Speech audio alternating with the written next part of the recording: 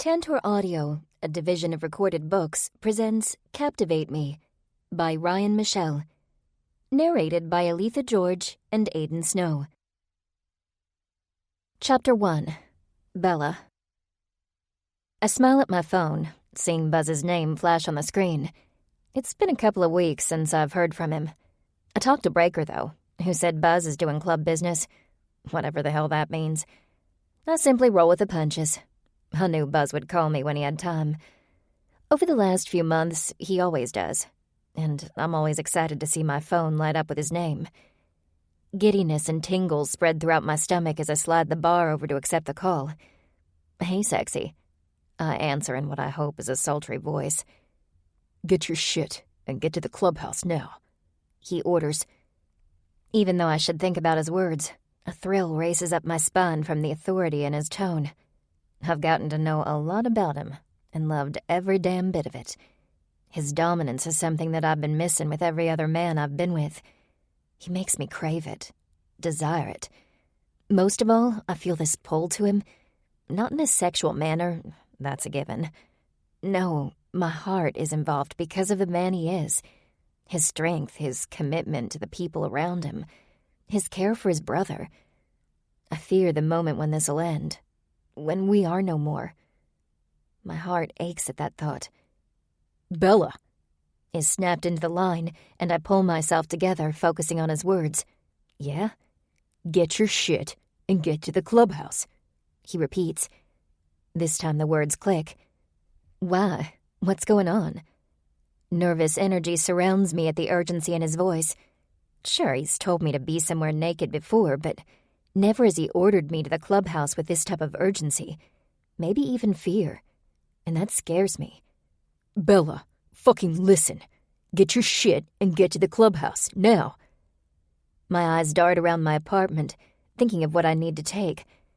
"Buzz, tell me something," I say as I dart to my room, open the closet, and pull out some bags. I toss them onto the bed and unzip them. "Shit's going down, Bella. I need you here to keep you safe." I still momentarily as my chest tightens. Am I in danger? "Could be. I'll explain once you get here." "Is Breaker with you?" He lets out an exasperated sigh. "Yes, he's upstairs. Bella, get your shit and get on the fucking road." Losing patience is another thing that's not like Buzz at all. He's the most patient man I know. Okay, I'll throw some things together and be there. I rush to my drawers, not really looking at what I'm tossing into my bag, just scooping up several pairs of shorts and jeans, shoving them in. I wad up some underwear and bras, tossing them in before I go to the closet and begin to pull things off the racks. No folding here, just stuffing. "Be safe," he tells me, then disconnects. Hastily I finish in the closet, then raid my bathroom and grab all my school books. Buzz's tone has me on edge. There was almost a fear there that I haven't heard from him before. That right there has me propelling to get my stuff and get to him. While I'm curious to know what's going on, I trust Buzz and I trust his club. They protected Casey and me before. I know they'll do it again. I lug my stuff to my car, turn over the ignition, and then fly to the clubhouse. My mind races with the memory of the first time he brought me to the clubhouse.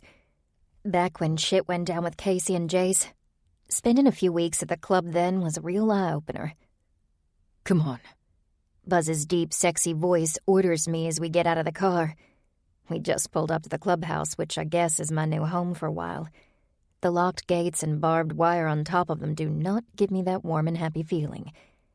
Jace, that fucking asshole. I can't believe him attacking Casey, so she had to fight with everything in her power to get away. She barely did, jackass. But I've learned over my years that a lot of men are assholes. Some are just better at hiding it than others, such as Jace, the clean-cut guy who turned into a raving lunatic. It's usually the ones you least expect who are the biggest danger. This entire situation is overwhelming, but Casey told me to trust these men, and I trust her. I follow Buzz through the parking lot, my eyes darting this way and that, trying to take in as much as I can. My adrenaline pumps through my veins from my world being turned on its axis in such a short period of time. One moment, I'm going over to ask Casey to get coffee at the campus cafe. The next, I'm being swept away to the Ravage MC clubhouse. My eyes move to the man in front of me, and holy hell. The glorious globes of perfection that are his ass and faded blue jeans that hang on his hips are completely visible for enjoyment. I take the brief reprieve from my anxiety-filled life to scan up and take in the leather on his back that has Prospect written across it. His black t-shirt peeks out of leather at the arms where tattoos are painted on his skin. Somehow, someway, even with everything around me crumbling to the ground in a pile of ash, with one look at him, my mind feels at peace. I don't understand that. From the second I laid eyes on Buzz the first time he came to Casey's apartment to get her for Diamond's funeral, I knew he was a real man. I'm not talking about physically or any of that. No, I mean a man who takes what he wants and expects his woman to comply. A man who knocks down walls and barriers to get exactly what he wants. A man who's strong, independent, and knows his own head. Not some boy man who knows nothing about what their future holds, let alone how to take care of a woman. His mere presence exudes it. I've had my fair share of boy men while living it up during college. Most I wish I could erase from my brain. Really, only a handful stand out. But the funny thing is that none of them had the strong dominance and confidence Buzz shows just by walking in front of me. That alone is a huge turn-on, which is better at this moment in time to focus on than the freak-out I should be having. Buzz swings a large door open, holding it for me as I pass through. The smell of cigarettes and stale booze instantly assaults my nostrils. The space is gloomy in that dark wood paneling and tiled floors kind of way, but the lights are bright, showing every cigarette butt and beer stain around. Some tables are turned upside down and chairs are propped up against the walls. It looks like someone had a hell of a party, and judging by the women with only enough fabric on to barely cover the essentials, looking totally passed out, it was recent. Your stuff is going down here. Buzz motions to a set of stairs, and I descend them, giving Buzz a swish of my hips as I go. The wide space I walk into has couches, a television, and what appears to be a hallway full of doors that my first assumption believes are bedrooms. As Buzz opens one of them, I see I'm right. The room has a nice-sized bed, dresser, and 2 doors. Buzz goes to one door after dropping my bags on the floor. Bathroom. He points and moves to the next. Closet. A man of few words. Thanks. I brush by him, my long hair sweeping over his shoulder flirtatiously as I check out the bathroom. It's clean and has the essentials. This is more than I need. I'm a simple woman. Always have been. Always will be. When heat presses into my back, my body reacts immediately as my pulse thumps. I reach out for the doorframe on either side of my body, stabilizing myself, or at least trying to. Strong hands grip my waist, and I'm thrust back hard against Buzz, noting the solidness of his body. My breath catches as his lips come to my ear. You want this? He presses his hips into me hard, allowing me to feel his strained erection nestling in the crook of my ass. Don't fucking start something you can't finish. He growls, biting his fingers into my flesh, the pain turning into warm heat moving up my body. I shouldn't want this. Not now. Not when everything is a mess. But when he shifts, hunger burns through my veins. I need this. I need this reprieve from the last few hours, just to feel alive and free. I give my ass a shake and listen to his intake of breath. You couldn't handle me, biker boy. I taunt as I turn my head mere inches from his delectable mouth and inhale him. The scent of his pheromones and leather set me aflame. Boy. His breath is hot on my lips, and I feel the sudden urge to lick them. Buzz watches me, his sexy blue eyes flashing in lust. Nice to know I affect him, too. He snakes his hands up my body, first around my waist, then my abdomen, up my chest between my breasts, then to my throat.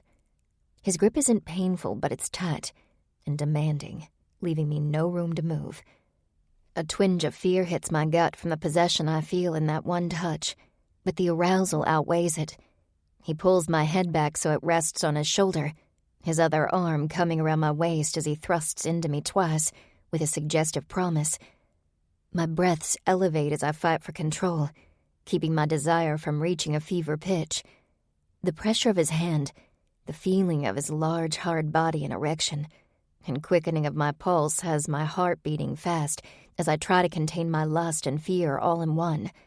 It's an intoxicating combination that I find irresistible. See, I like things that would scare the fuck out of you, Bella. You sure you want to open that shit up? He growls into my ear, sending shivers up my spine. Heat pulls as images flash through my head. Some of my deepest and darkest fantasies make their appearance, and instead of a faceless man, it's Buzz who fulfills them. I groan, unable to hold it in as wetness pools in my underwear. Yes, I whisper softly, needing him to erase everything. Buzz tightens his grip. You don't seem to get what I'm saying to you, so let me make it clear. He moves his hand around my waist, coming up and cupping my breast roughly. I arch into his touch as he begins to tweak my erect nipples through the fabric. I stifle a groan as shots of pain and then pleasure hit me. I fuck hard, rough and deep. I'll take exactly what I want from you, and you will only be able to come if you please me. You will follow every command I say, never refusing me. If I want you down on your knees with my cock down your throat, you will do it willingly and love every fucking second of it. I quiver at his words, my knees almost giving out. It's as if he dug into my mind and pulled out those images that flashed only moments ago. I'm not giving in that easily, though. Been told that before, big guy. I have, by two other guys who came off as so domineering I thought I found what I was looking for, only to be let down and discouraged. I pushed my ass backward and forward, trying to gain some space as my frustration grows. He doesn't allow that, keeping me locked in place. The difference is my actions are louder than my words. He turns me unexpectedly, and I reach up and grab his broad shoulders as I face him. I have to look up because of his height. His face is so intense that I believe him all the way down to my core. He threads one of his hands through my long, dark locks, while the other's on my ass, kneading back and forth with growing pressure. I've wanted to fucking do this since your tight ass was in front of me on the stairs at your apartment. Why didn't you? I say in a breathy shiver, letting the entire day melt away. His grip on my ass tightens to a delicious pain. Wasn't the time. Since when does a man wait? I know I'm egging him on, but with each word one of us says, the air in the room crackles with an electricity I've craved for so long and never experienced. I can't stop myself, not wanting the feeling to end. His sky-blue eyes flame. Not good to poke the tiger, he warns, giving my hair a yank back so my head is straining just on the side of slight pain, but I keep my position. Guess I'm gonna have to show you. It gets to be too much, you say red. Everything stops at red. I gulp, remembering what I looked up online while in search to find what I needed, what turned me on. It's like Buzz knows exactly what's in my brain, and I love it. Answer. His sharp voice cuts through my thoughts, and I jump.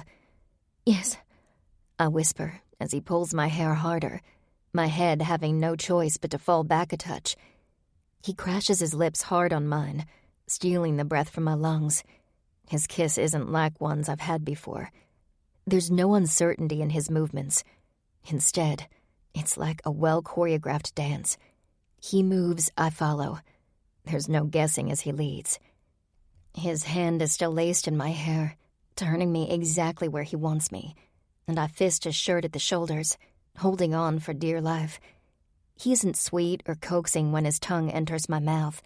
No, it's fierce, as he sweeps in and his taste explodes inside me. I drink him in. I keep up with him, movement for movement, my body turning into a live wire, every nerve ending igniting. He tugs my hair and pulls my lips from his, and I gasp in, feeling the cool air invade my lungs that I desperately need but don't want. Clothes off.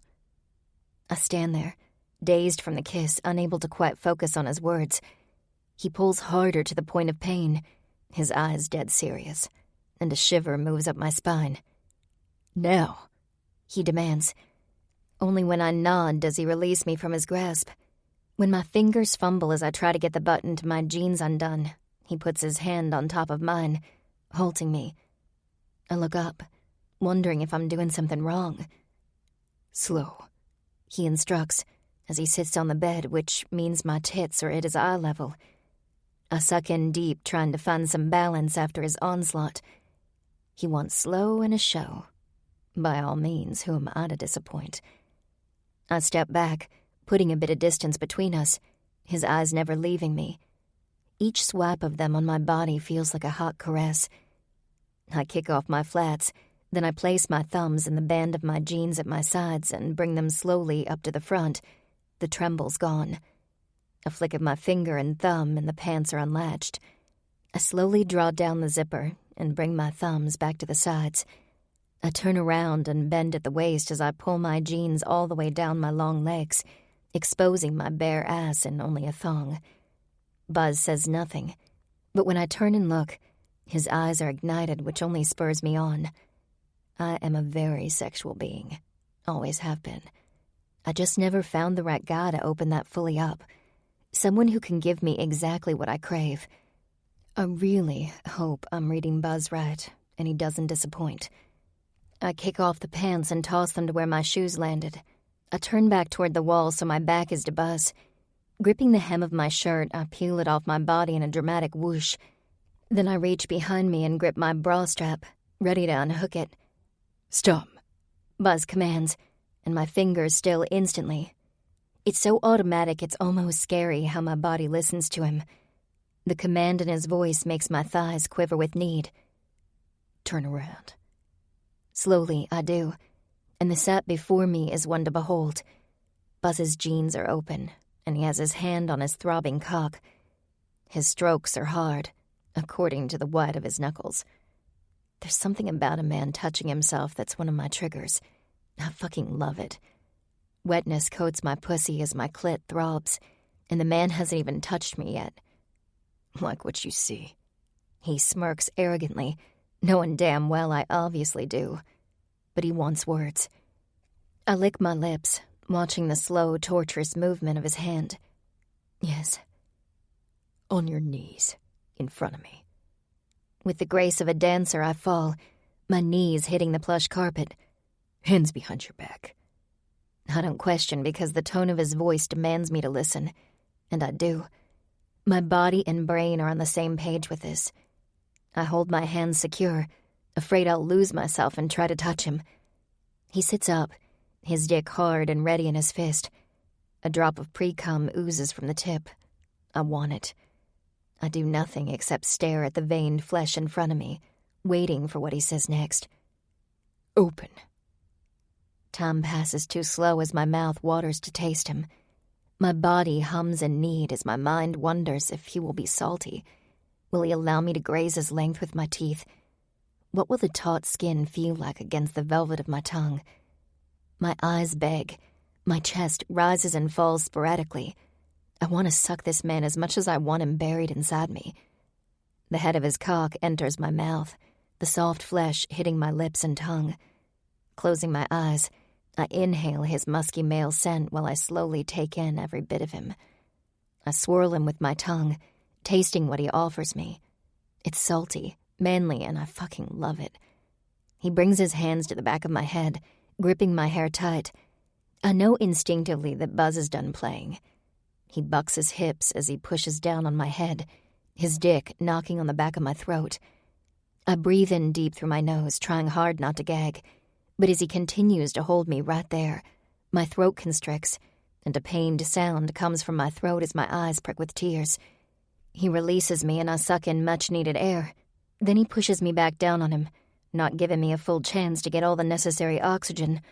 Regardless, I'll take him back down, pushing the tears out and away. He controls the movements with his hands and hips, and it takes all the control I have to keep my hands clutched behind my back. "Good girl," he praises, and something inside me warms, loving it. He fucks my face over and over as I surrender to him. "Take it." He orders as the hair at the base of his cock tickles my nose. God, the vibration, the tone, the command. Everything in this moment with Buzz has me on fire, burning from the inside out. Take it. No two words have ever had me this hot in my life. I do take it, this time keeping my gagging in check. When he pulls away again, freeing himself from me, I suck in deep and stare into his eyes. Approval shines brightly in them, warming me in a way I've craved for years but never received. He cups my chin, his cock still bobbing in front of my face. I let go of my hands and place them on his knees. The approval I saw before instantly dies, and I feel it like a punch to my gut. Without him saying a word, I clutch my hands back behind my back, and a puzzled look comes across his face. But as quickly as it comes, it's wiped away, and he rises from the bed. I move back quickly, making room for him. He drops his jeans down to his booted feet, leaving them pulling at his ankles. He then takes his leather off and places it on the corner of the bed, farthest from us. He reaches behind him and pulls the shirt free from his body. All the while, I sit back on my heels and stare at the specimen in front of me. Holy fucking shit. Corded muscle spans his chest, each peak and valley defined. His abs are so well developed I want to lick a path through them. But it's the V, that wonderful thing you only see on a select few men that draws a woman's attention from the abs to a man's cock, that has always been a huge turn-on for me. Several of the men I've been with didn't have anything close. But Buzz, holy hell, Buzz has it and it's fucking perfect. Also, the ink on his skin is sexy as all hell, and I can't wait to get a closer view. I push my legs together, the ache between them almost unbearable. If I could just get a little bit of friction. On the bed, face down. He leaves no room for questions or discussion. While my mind is saying, what? My body rises and lies flat on the softness of the bed. The sound hits me before the sensation as his hand comes down on my ass. I let out a deep gasp as the pain from the slap is immediately replaced by warmth. Fuck. I can't wait to redden this ass. He pulls my knees up so my ass is up in the air and my head is down on the bed. After 3 more quick slaps on alternating cheeks, my ass is on fire. He then rubs my globes, the pain flaring from the touch, and I let out a small shriek. A normal woman would probably be irate that a man she just met was spanking her like a petulant child. But not me. I'm anything but normal. The more he touches me, the more my skin comes alive. Every slap, every rub, every fucking breath only makes me more aware and more in need. I fucking love it. Fuck, you're so damn hot, he says, pulling down my thong from my hips and stopping at the knees, the fabric pulling tight, not allowing me to move. Do you want them off? I ask and instantly get 2 more slaps to my ass. I groan, knowing I shouldn't have asked, or maybe I'm happy I did. He squeezes my ass hard with both of his hands. If I fucking wanted them off, I'd have told you. I nod against the sheet. Now give me that pussy. He pulls my hips, and then his hot mouth attaches to the lips of my pussy like the suction of a vacuum. I convulse, feeling it in my lower belly as he attacks me with a vengeance. Buzz nips, licks, bites, and tugs at me, but completely avoids my clit where I so desperately need him. I move my hips, just needing a little more to take me over the edge. When he pulls away and slaps my ass hard, I close my eyes as the sting radiates down my legs. You take what I give you. You do that shit again, you won't come for hours. My heart thumps so hard, I swear the bed rattles from it. I knew in my gut he would do it, and not think twice about it. Damn if that isn't sexy as hell. His words hit me hard and I can't wait. I need to come right now or I'm gonna explode. So I still my movements. As the cool air from the room hits my sensitive wet flesh, worry overcomes me. Is he going to stop and leave me like this? Is he that upset with me? It rocks me how much that fear takes over me. I don't want to disappoint him, I've only met him, but it's like my body is programmed for this. He brings his mouth back to my pussy and I jolt. The pressure and heat hitting me with such force, I'm surprised I'm still able to stay on my knees.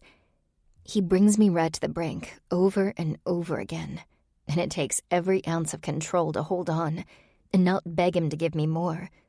I fist the sheets and scream into them, the frustration getting to me. His lips leave me as he grabs his jeans from the floor and I hear the rip of foil. I need to fuck you, Bella. Need to hear you fucking scream. On the last word, he thrusts inside of me, not allowing me to accommodate his large dick, and I do exactly as he wants. I scream. The bite of pain quickly turns into pleasure. My entire body is primed and ready to explode as it expands for him. His thrusts are brutal as he pistons his hips in and out of me rapidly. The sound of our flesh hitting echoes throughout the room, turning me on even more. You're so fucking wet. So goddamn tight. He thrusts. I could fucking stay inside you all damn day. The noises, along with the smell of both our desire, invade the space. My mind turns totally off as I give myself over to Buzz, letting him hold the reins. My mind begins to float as Buzz reaches around, moving his fingers swiftly over my clit. My body sets off like fireworks, exploding with such heat my skin feels aflame. Breathing is non-existent because the air has evaporated. Buzz continues to thrust as my pussy clamps around him, and each stroke lets up my sensitive nerves. My body is completely awake and alert to his touch, ready to go again. Your fucking ass looks so hot. Red, swollen. I can't wait for my cock to be inside that tight hole of yours. He thrusts. Fuck you over and over and over. Shards of light form behind my eyelids as I implode. This one is so much more than the first. I scream into the bed, my throat vibrating, body shaking. Buzz demands more. He thrusts and stills above me. My knees give out, and I collapse, unable to hold myself up, Buzz's weight following me down onto the bed. I turn my head, needing air and sucking it in like I've been underwater for hours. My throat is raw and scratchy as I gulp it in. My entire body is sated in a way that it's never been before. And I relish the feeling of finally feeling alive, the feeling of finally getting what I want from a man. Long moments pass before Buzz rolls off of me and onto his back. I turn my head to see his eyes are closed. His arm is over his forehead, and sweat beads from every inch of exposed flesh. He moves his arm from his head as he turns to me. Thanks. He slaps my already sensitive ass, shooting pain up my spine. Then he rises from the bed, puts his clothes on, and leaves, shutting the door behind him. The loss of his heat hits me like a sledgehammer. I reach down and pull the covers over me, my ass burning from his touch. I run my fingers through my hair, still feeling him inside of me. Well, I didn't expect him to cuddle or any of that shit. I didn't expect him to dress so quickly and get out. I know how this routine goes, and I don't want to feel hurt by it. After all, this was only sex, nothing more. Unfortunately, I haven't felt what Buzz gave me with anyone before. Where others have tried, none succeeded like he did, and I crave more. Casey told me so many stories back at school about how the guys use women as their playthings. She even told me this exact scenario about fucking and laving. If he used me, is it wrong that I used him too? Because this moment he just gave me is the best I've experienced. Maybe we can use each other for a while. Every moment since the first, I continue to crave more from this man. Unfortunately, I've let my heart get involved too. I didn't want to, but over the past few months, I couldn't stop it. Each time I'm with Buzz, he breaks me a tiny bit. Each time is something new and exciting. It's also because after that one night of leaving me, he never left me again after sex. He held me for as long as I needed, and I felt the pull, not to the sex but to the man. Even trying to push it away, it plows over me, scaring the shit out of me. I drive like a bat out of hell, determined to get to Buzz. Chapter 2. Buzz. Son of a motherfucking bitch. I stare at the computer screen, not believing my eyes. I can't believe all the trails lead back to one man. One fucking man. A single individual has been behind all the bullshit our club has been through over the years. I checked. I cross-checked and checked the cross-checks. When it comes to this kind of shit, there is no way I can be wrong when I take it to Pops. I'm 100% sure, and all my ducks are in a row. Everything lines up perfectly. There is no error. None. My information is correct. Too correct. I went so far as to spend time painstakingly tracking IP addresses, all to dig for the money trail. Money. It always shows the way. And it all leads back to him. This is going to rock our club to its core. Ravage will never be the same when I tell the guys. The answer stares back at me from the screen, mocking me. I close my eyes, getting my anger under control. A big part of my life is keeping everything I have power over under control. I've learned many things with the club are not. Those are given to my president, Pops. I get that. And I let it go. Bella, on the other hand, is within my control, and fuck if she doesn't drink that shit up. Fuck, that woman is something else. And I need her safe. Never met a sexier woman who gave themselves to me so damn freely. It's been a while since I've seen her because this damn computer has been so tough to crack. Now I did it, and my aching cock feels the loss of Bella. Sure, I could have some club mama suck me off, but the thought of it didn't sit right. They're all too willing, yet not one of them have the fire in their eyes that Bella has.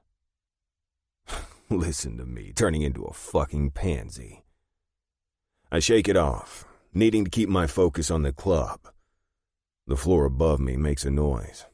I know the old ladies are up there getting ready for Dagger's welcome home party, but it's grating on my nerves. I look at the time. Fuck, I groan, needing to get upstairs before Bella gets here. I make my way up and hear Bella's frantic voice. Where's Buzz? Fuck, I'm too late. I take the stairs 2 at a time, hoofing my ass fast. What's going on, Bella? Pops asks. Shit, he's gonna be pissed. Buzz told me that I needed to get here now, so I did. What's going on? Her voice is panicked as I move as quick as my body will let me. I burst through the basement doors and move directly to Bella. I scoop her in my arms and hug her tight. I place my nose in the crook of her neck, needing her scent to get me through the next few moments. I never wanted to admit it, but just her smell sends a calm through me. Never once has shit like that happened. Buzz? Pops asks from behind me. I pull away just as Breaker pulls Bella to his front, wrapping his arms around her. I breathe out deep, knowing my brother has my girl. He'll protect her with his life. Of that I have zero doubt. We need church. Now, I say, turning to Pops. Everything in the room comes to a dead halt, and all eyes are on me. Brothers, old ladies, even club mamas. Pops' eyes narrow, and those little lines around them become more prominent. The vein in his neck begins to tick, and I know I'm in deep shit. Calling my girl before telling the brothers is going to cost me dearly. I knew it, and I'll take whatever they give me for it. Pop raises his furious gaze to Bex and lifts his chin. Church. Now. Pops' voice rings out across the room. Ma slides up to Pops. You want me to cancel the party? His eyes shoot to me, looking for answers, trying to gauge the weight that I'm about to drop on them. I lift my chin and answer, not saying much with everyone around. This is club business, and there are too many ears. Pops looks away from me, obviously reading my seriousness, and tells Rise, Call Dagger and tell him to get his ass here. Rise lifts his chin and grabs his cell. Party's not happening. Pops orders. Ma nods her head and moves to the old ladies. Move, Pops barks at all of us. I rush over to Bella and give her a kiss on the lips. No questions, just stay with Angel and Princess. She nods, and I kiss her once more before lifting my head to my brother, who follows me into the meeting room. Shit, let me grab my laptop. I rush downstairs, grab it, and come back up. The air in the church meeting room crackles with intrigue as I take my seat at the end of the table. The guys stare at me, waiting for answers as the energy zaps through the space. It's also as if the pictures that hang on the wall are staring, waiting for the bomb to drop. Pops moves to the head of the table as Cruz shuts the door and takes his seat. Pops slams the gavel, his poignant stare coming to me. Why do I have a woman in my clubhouse because a brother called her here and it wasn't for pussy? Then you want to call church before a party with no explanation, so yeah, Buzz. How about you talk, son? And you talk quick. I know who it is, I tell him. Talk, he demands, as the tick in his jaw becomes more prominent. I place my hands on top of the table, no waver in my voice, no fear, never any fear.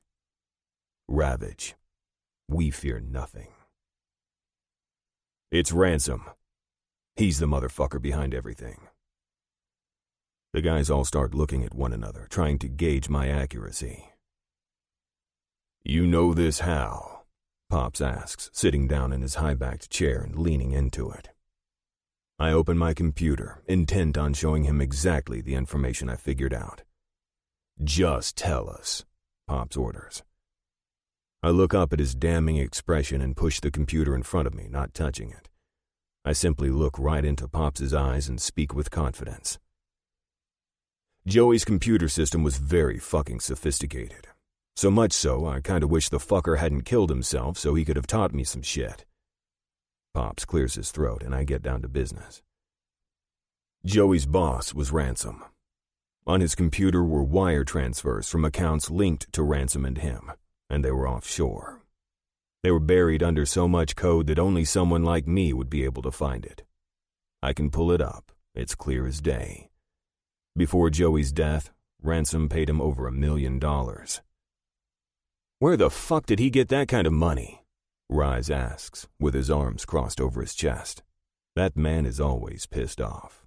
Well, except when Tanner is with him. That's the only time I ever see him not on edge. All the guys' penetrating stares would make a normal man quiver.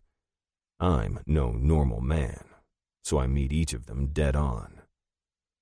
That I don't have an answer for, but lucky for us, there are files dedicated to Babs, Rabbit's crew, Payne, and the T-Darts, proving the connection to Ransom.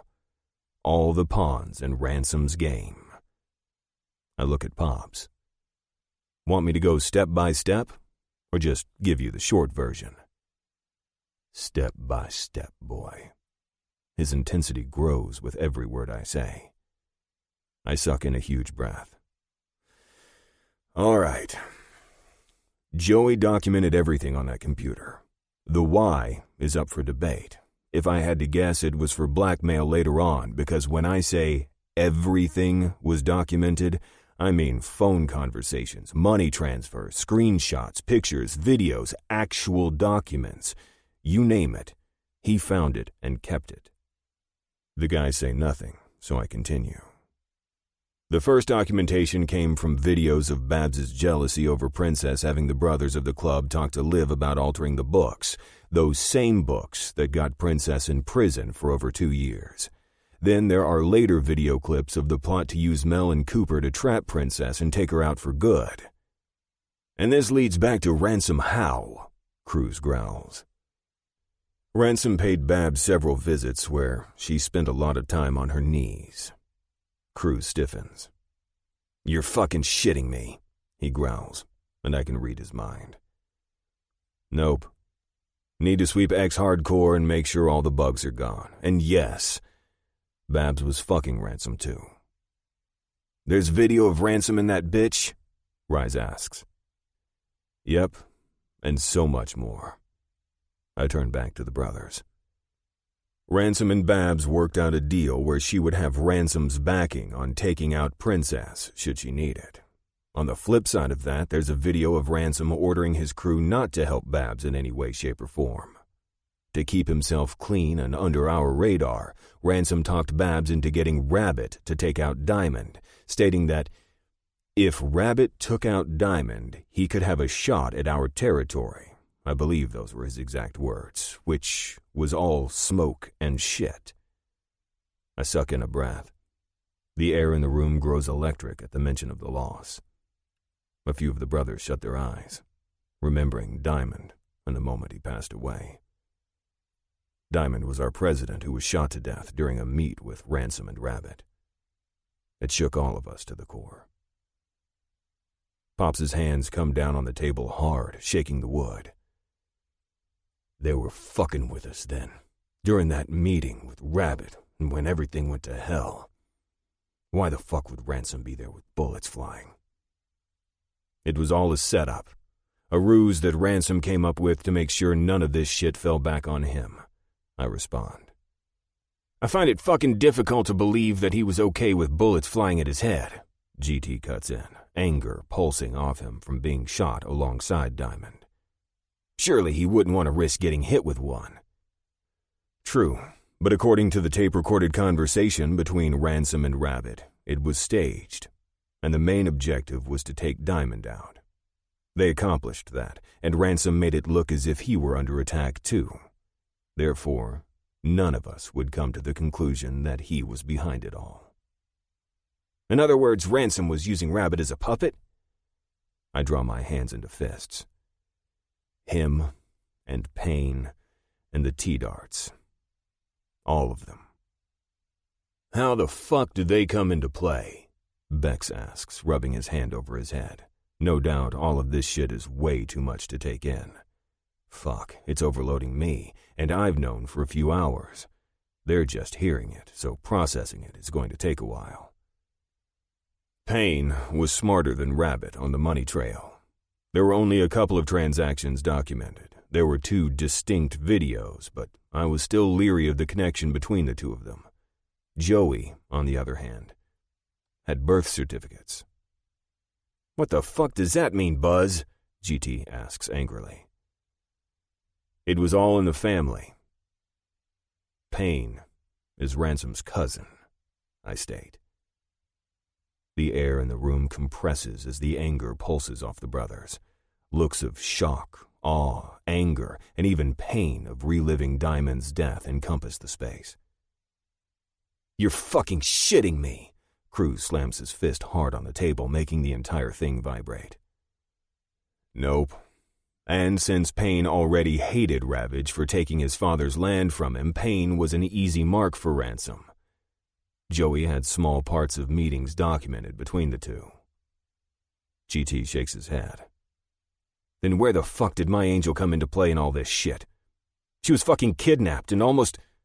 He trails off, unable to say the last of it, and I can't blame him. I breathe in deep through my nose. Payne's a twisted fucker and didn't go by Ransom's demands. According to phone calls between the 2, Ransom was livid with Payne after taking his own path. That included Jace being Angel's neighbor and her and Shania's kidnapping. Ransom threatened to find him and take him out. But we got to him first. Fucking hell. Pops swipes his hand across his face. What else? I cross my arms over my chest. You're not going to fucking believe this one. I shake my head, not even believing this one myself.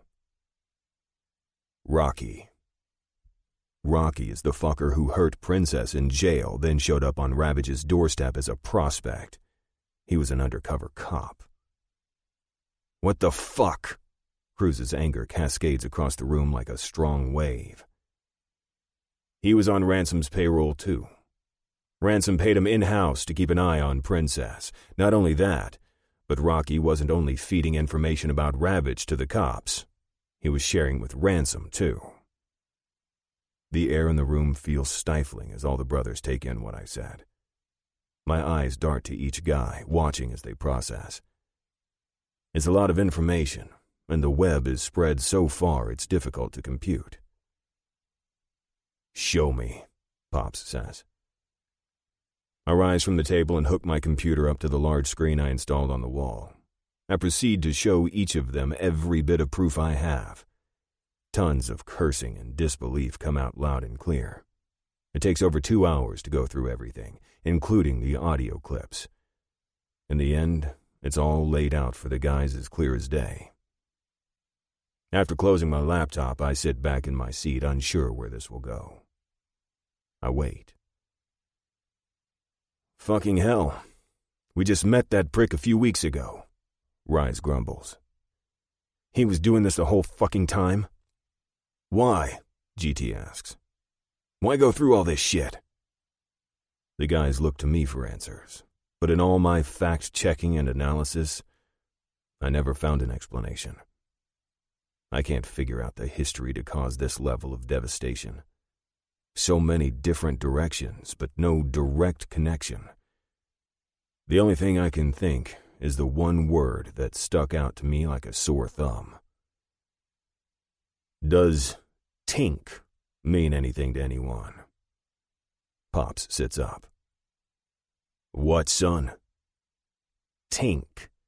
It was on the computer and some of the files were attached to it, but none of them made much sense.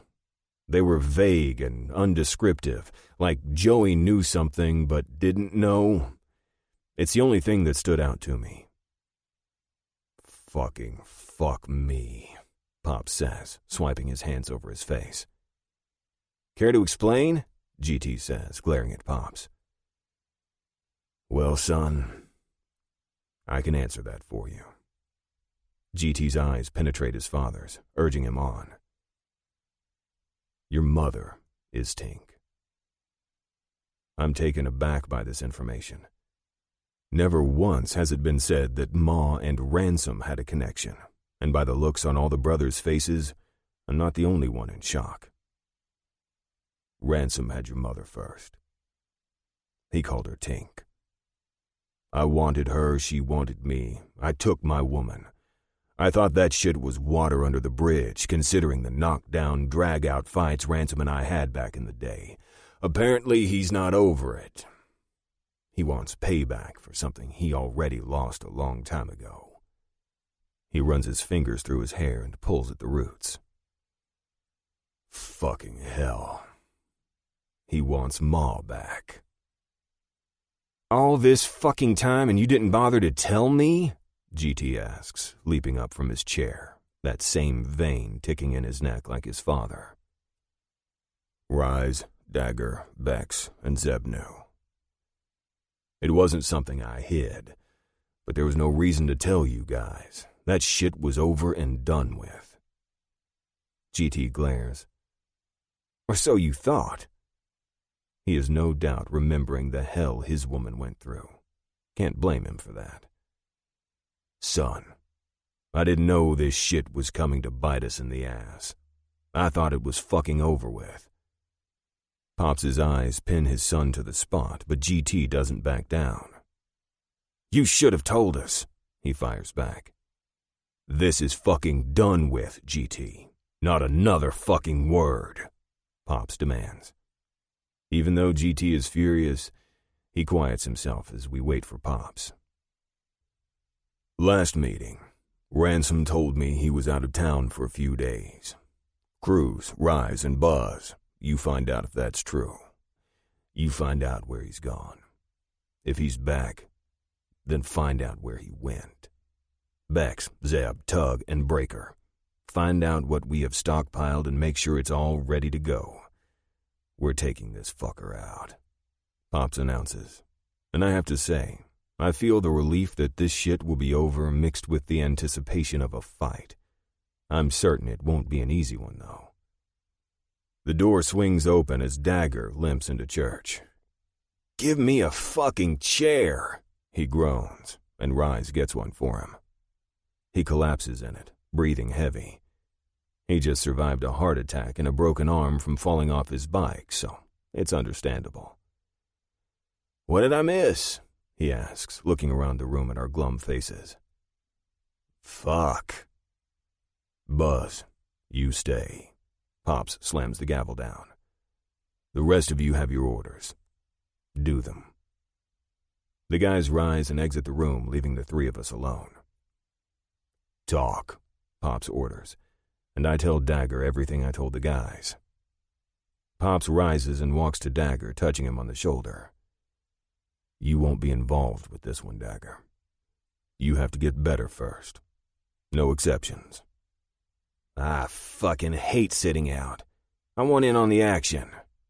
Pops chuckles. I know, brother, I know. He turns to me, still talking to Dagger. Give Buzz and I some time. Oh, fuck.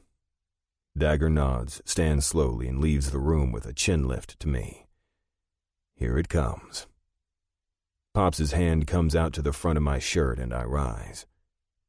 You will pay for not telling me the second you suspected something and then calling your girl instead of me. You will pay for that. But not now. We have too much shit going on. But later.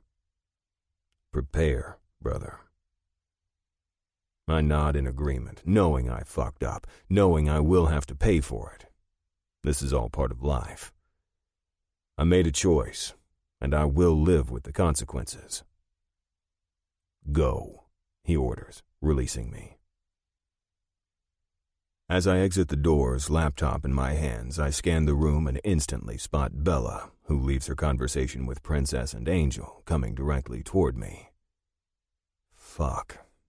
She is so damn beautiful. Long, shiny, dark hair and curves that go on for miles, and a face more gorgeous than any other. I don't fucking deserve her, but I also don't care much. She wraps her arms around my neck, and mine, including my computer, come around her. I hold on to her tight, inhaling her, letting her exotic scent flow through my body. Fuck, I miss this woman, and I haven't claimed her yet to everyone. I don't like the pit that forms in my gut at the thought that one of the guys could touch her. That can't happen, or I will lose my shit. What's going on? She whispers softly. I put my lips to her ear. I'll take care of everything. You hang out here. Stay with Princess or Angel. I have some shit to do, and then I'll come find you in about an hour. I didn't want to leave her, but she can't know any of what I have to do and search. I mean it, Bella. You have to stay with them.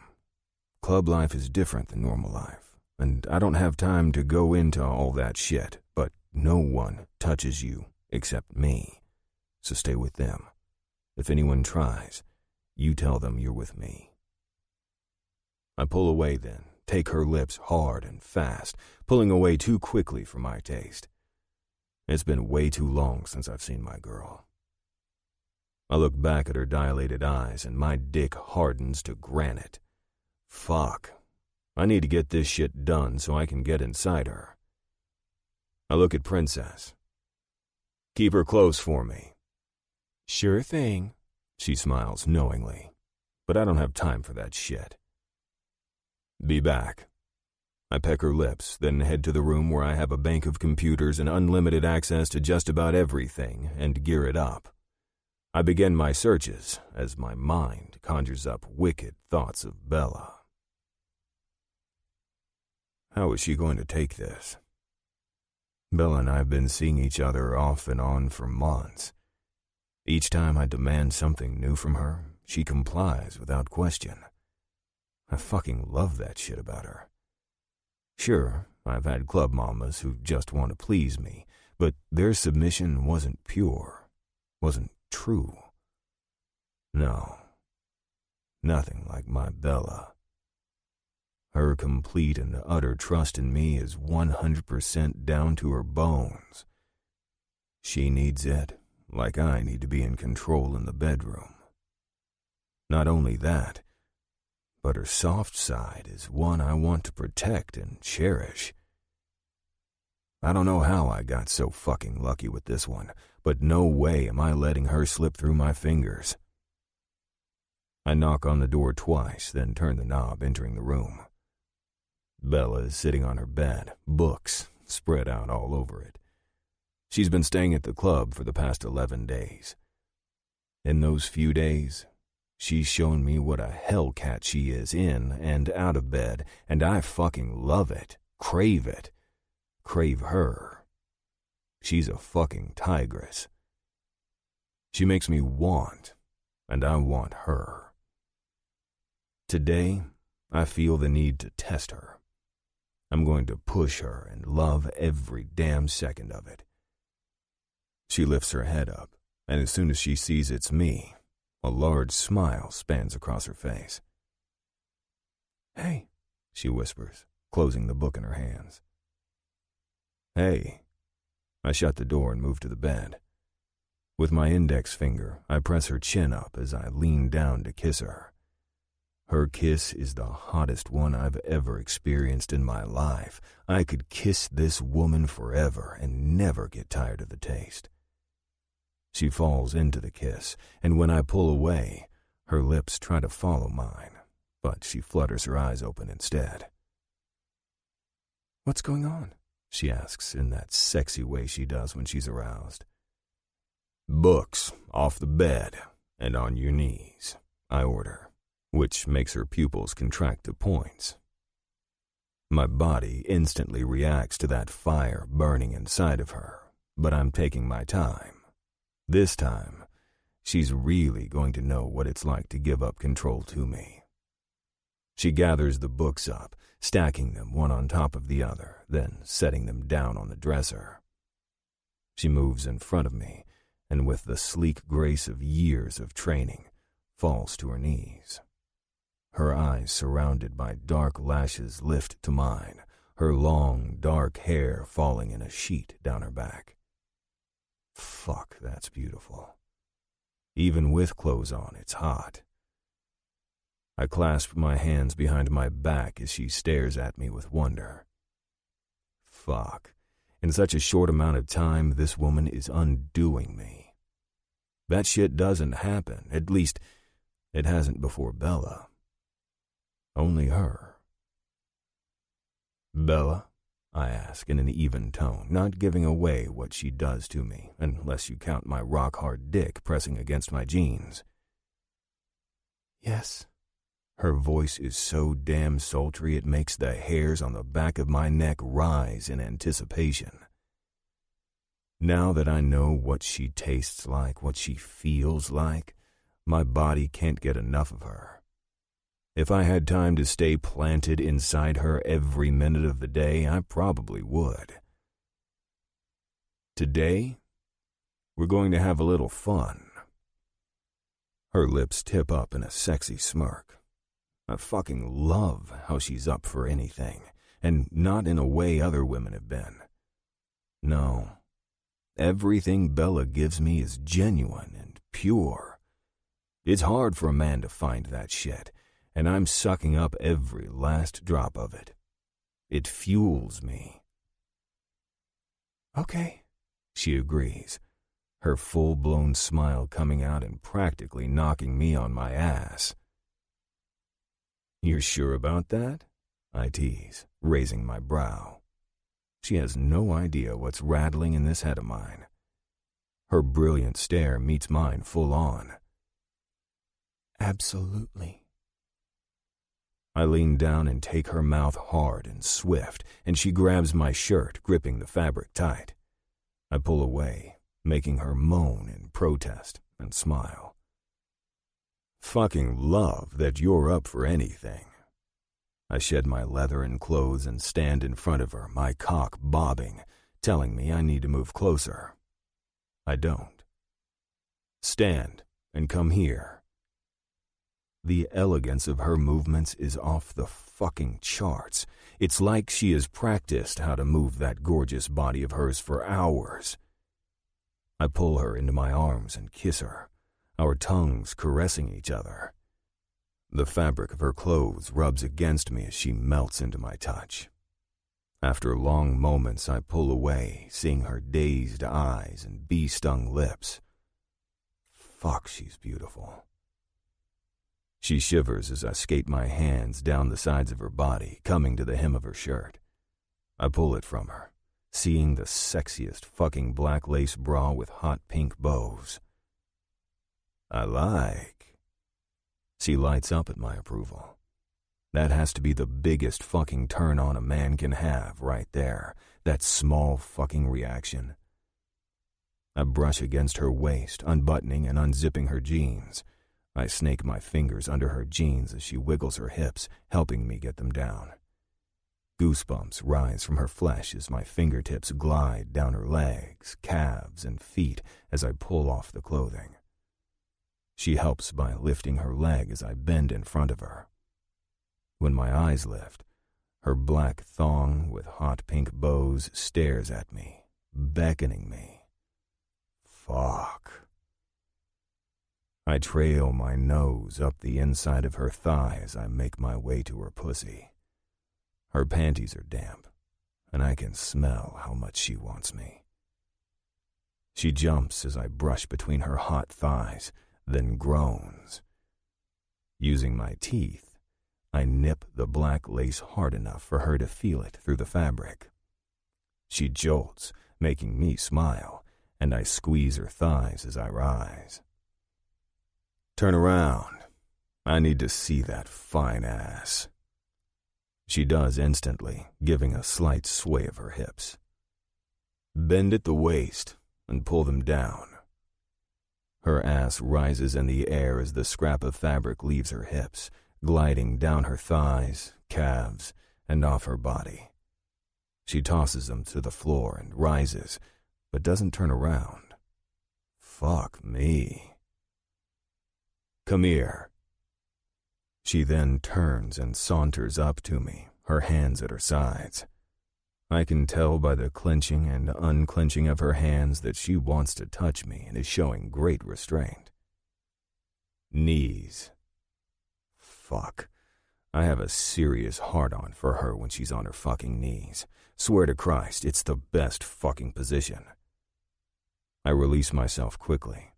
Then, holding my dick at the base, I order, suck.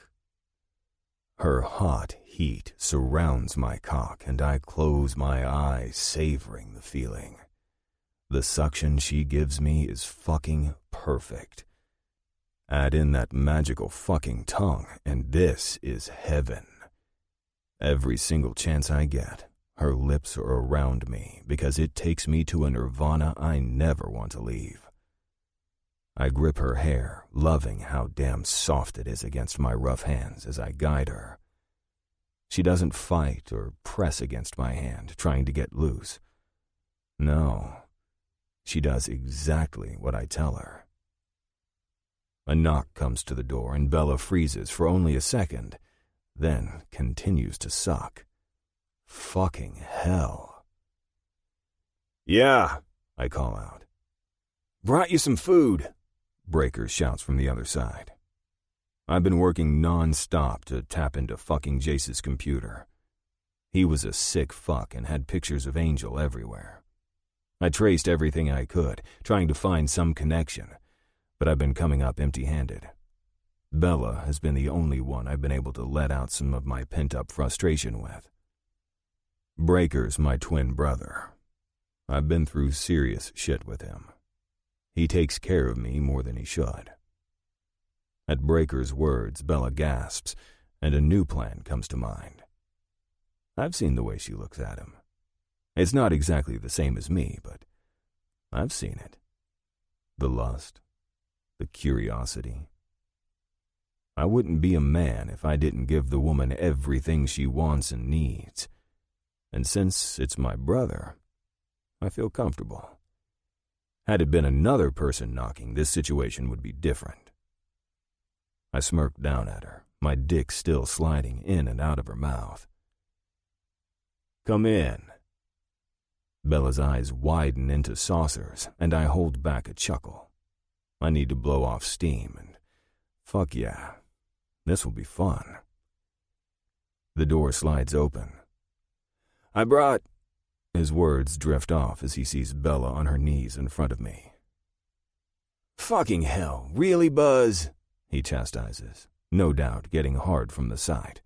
What man wouldn't? Set it over there.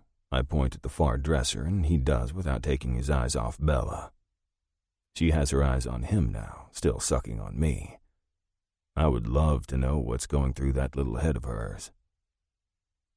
I'm out, Breaker grumbles. Hang on. As the words escape my mouth, Bella gasps around my cock and pulls it out as she starts coughing. Tears well in her eyes as I kneel next to her. You okay, baby?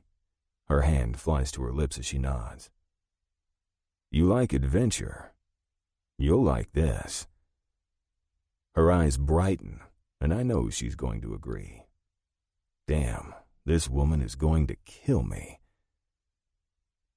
I trust you, she says, nearly knocking me on my ass.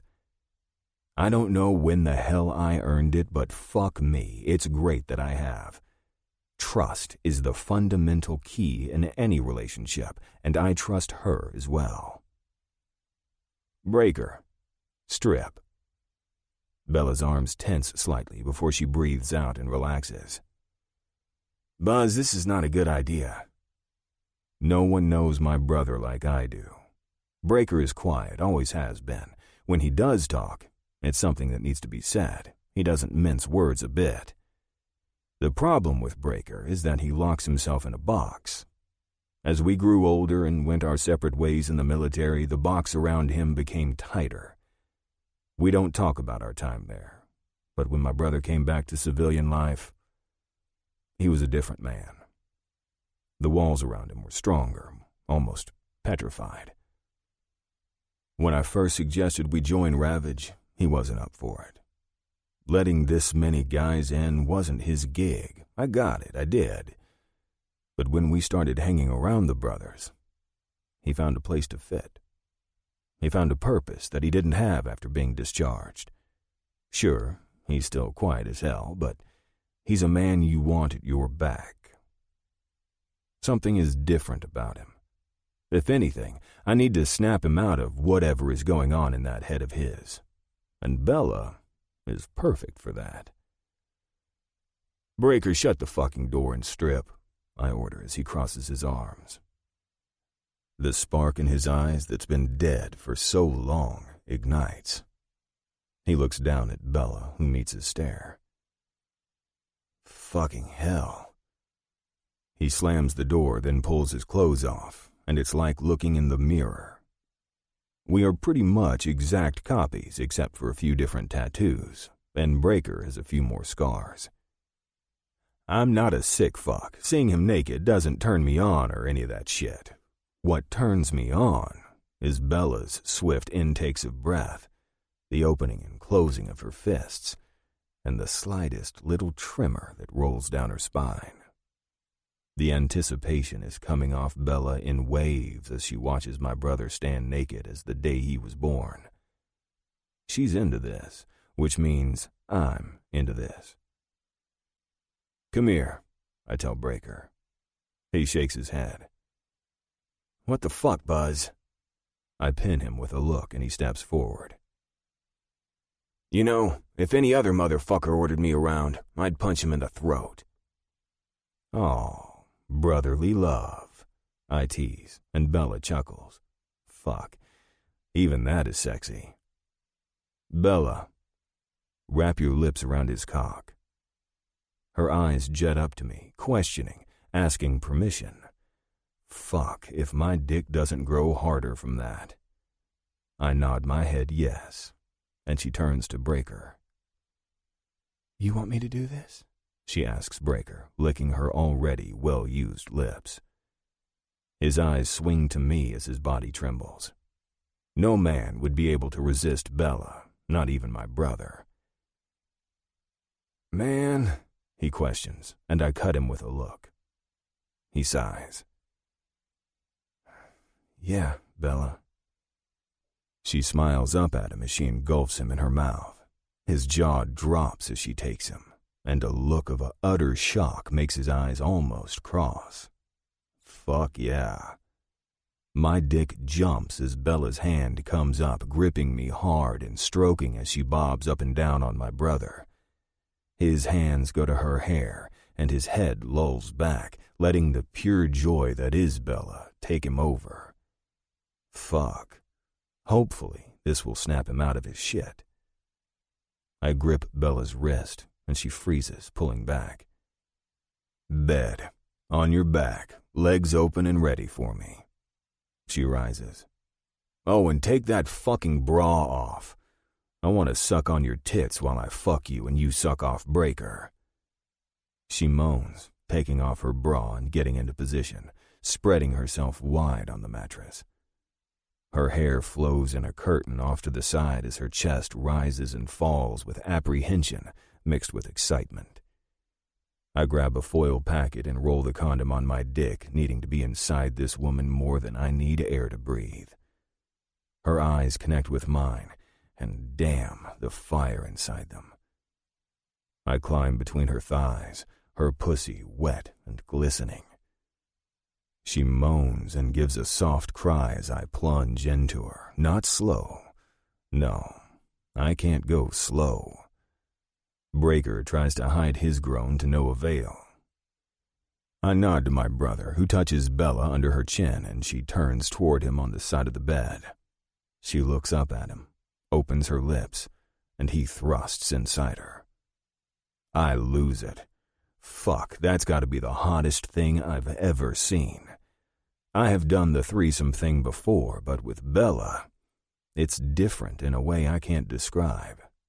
It just is.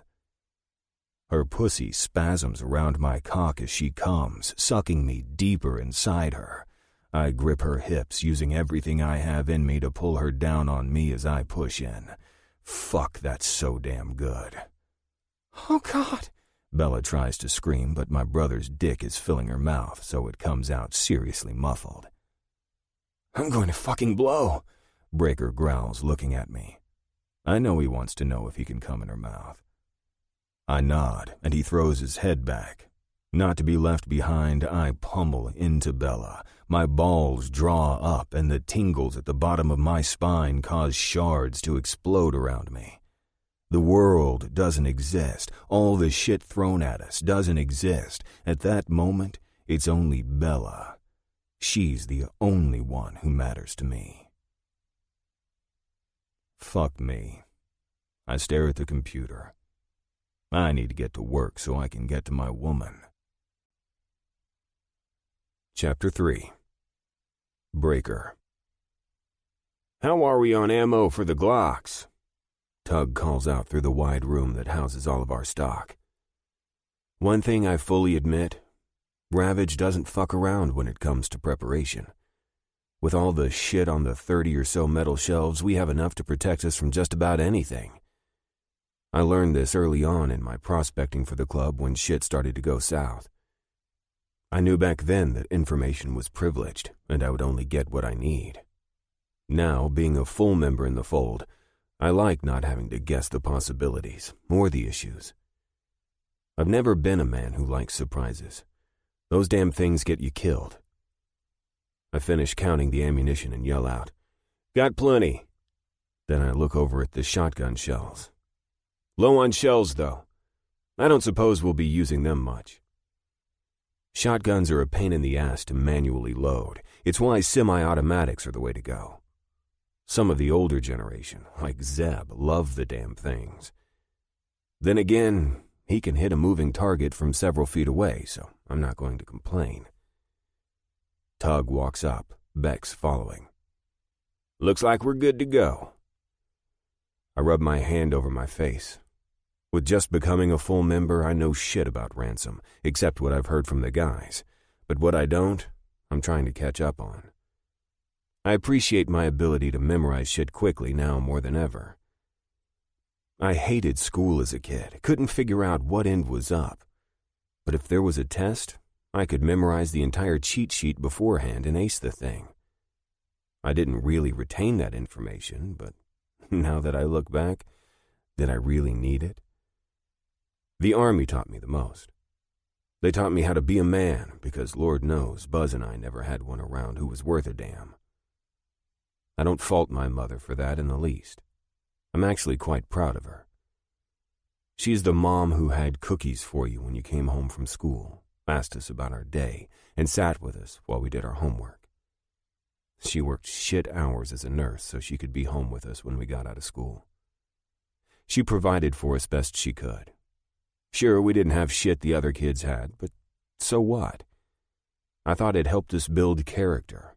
Most of the assholes who had all the nice shit had asses for mothers and fathers. No thank you. I knew at 5 I had a kick-ass mom. Still do. Bex strides over with a spiral notebook in his hand, making notes. To the normal person's eye, it looks like scribbles and sketches. To a Ravage's eye, it shows each weapon we have and the amount. Once I figured out the code for it, it was easy to recognize. Bex pulls up a wooden crate, scraping it along the concrete floor before he plops his ass on it. He looks drained as he rubs his hand over his face. Fucking hell, he grumbles. This shit is going to get so much worse before it gets better. I can't believe it was that dick this whole time. Our runs, fuck, he paid us money for that shit. And all this time he was after us? It's like a slap in the fucking face, and Pops is gonna feel that most of all. Tug looks at me. I lift my chin in acknowledgement. Neither of us have been privy to the story of Ransom since we recently just patched in, but we want to know more. From the look on Beck's face, he's not going to be the one to give it to us. What do we need to do? Tug asks, pulling up his own crate and taking a seat while I continue to stand. Need to get everyone locked down here at the club. Need to get our other charters here too. Need to find where in the fuck that fucker is and take him out. I know that shit already, but he continues. Look, this is on Pops. I'm sure he's going to pull us in and tell everyone everything, but we need to give him a little time first. While Buzz tries to track the fucker down, we'll give him that. Then we take him out. Beck rises and strides to the door without another word. I look at Tug and shrug. Going to find Buzz. He nods as I leave the room. I head through the clubhouse, straight to Buzz's command central, or whatever you call it. It has a bunch of computers where he does his shit. The Army honed his computer skills, but they didn't think he'd be using them to hack. Buzz sits at the bank of monitors, his face set in concentration. I know you're there, Breaker. What do you need? He asks as I stride in. Since Buzz and I were kids, we've been able to read each other and have our own ways of communicating. Some say it's a twin thing. I say it's a brother thing, but whatever. Find him? I ask, sitting down in the lone chair next to Buzz as he types away, entering some kind of code into one of the black screens. Fuck. He's underground. I've pulled all the damn feeds from the street cameras around his place and the bar. I got nothing. If I had to guess, he cut them off while he was on the move. I don't know how he knows that I'm on to him, but he does. My mind races. You think we have bugs? My gut tightens at the thought. It's a strong possibility, especially if he cut out right when Buzz solved the puzzle. I think we should do a sweep. He keeps typing. I think Joey's computer may have had something built into it that alerted him when I broke into a certain point. I don't know for sure because there's so much freaking code and shit. But I'll look. Where's Bella?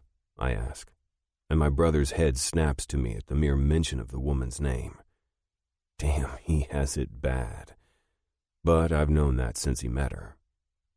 Buzz has always been the type of man to know exactly what he wants the moment he sees it. It's only a matter of time before he claims Bella. Hell, the only reason he hasn't is because of all the shit we've been dealing with at Ravage.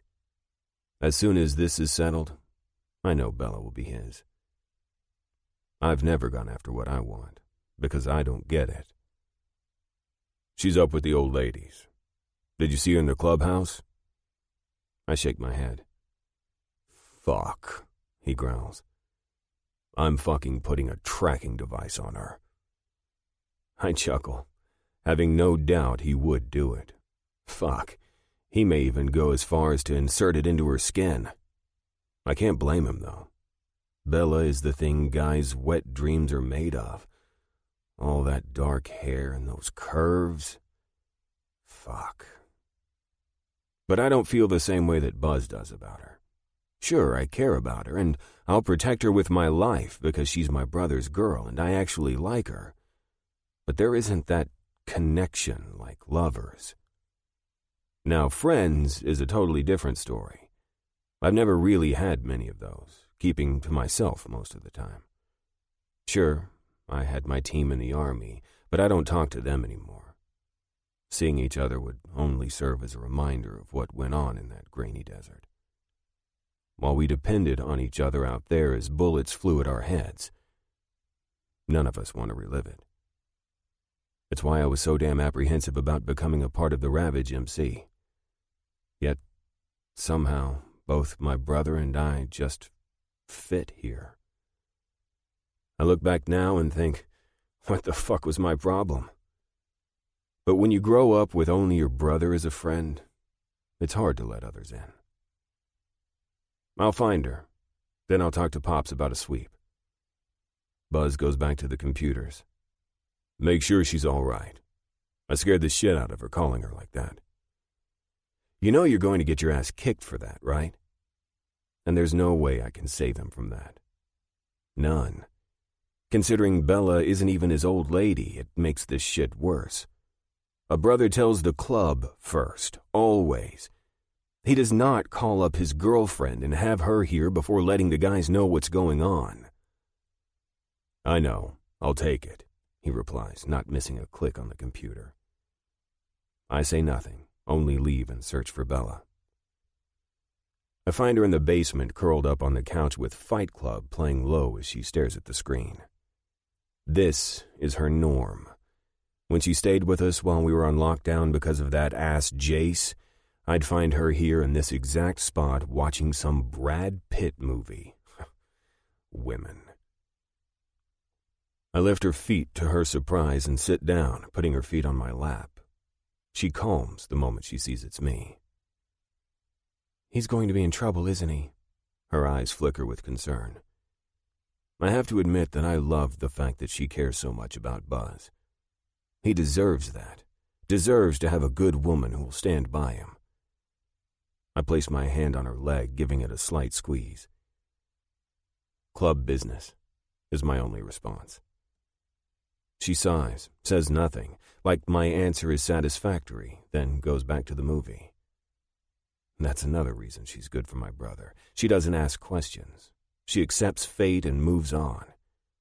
It takes a strong woman to do that without giving any shit for it. Why aren't you with Princess and Angel? I ask. She turns her head my way. I'm tired. The adrenaline from getting the call and racing here crashed, so I told them I wanted to lie down for a bit. They've been taking shifts, coming down here and saying they're making sure I'm all right. But I know it's because Buzz told them to keep an eye on me. That's a good thing, Bella. We don't want another man trying to take what Buzz considers his. Her eyes come to mine. Huh? Just let them keep checking on you. What about school? I have one exam left. I called my professor and told him there was a family emergency, and he said I could take it online. She shrugs. It's open notes anyway, and then I'm on a break for a while. I pat her legs. Then you're good. I've got shit to do. She nods, moving her legs from my lap as I rise, and she continues watching her movie. From her droopy eyes, I know she'll be out soon.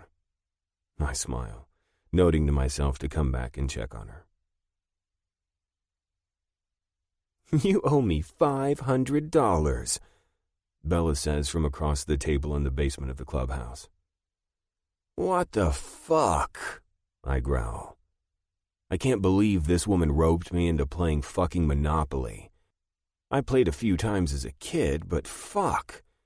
I had to do a quick read of the damn rules. Rules. I fucking hate rules. But Bella's a damn stickler for them.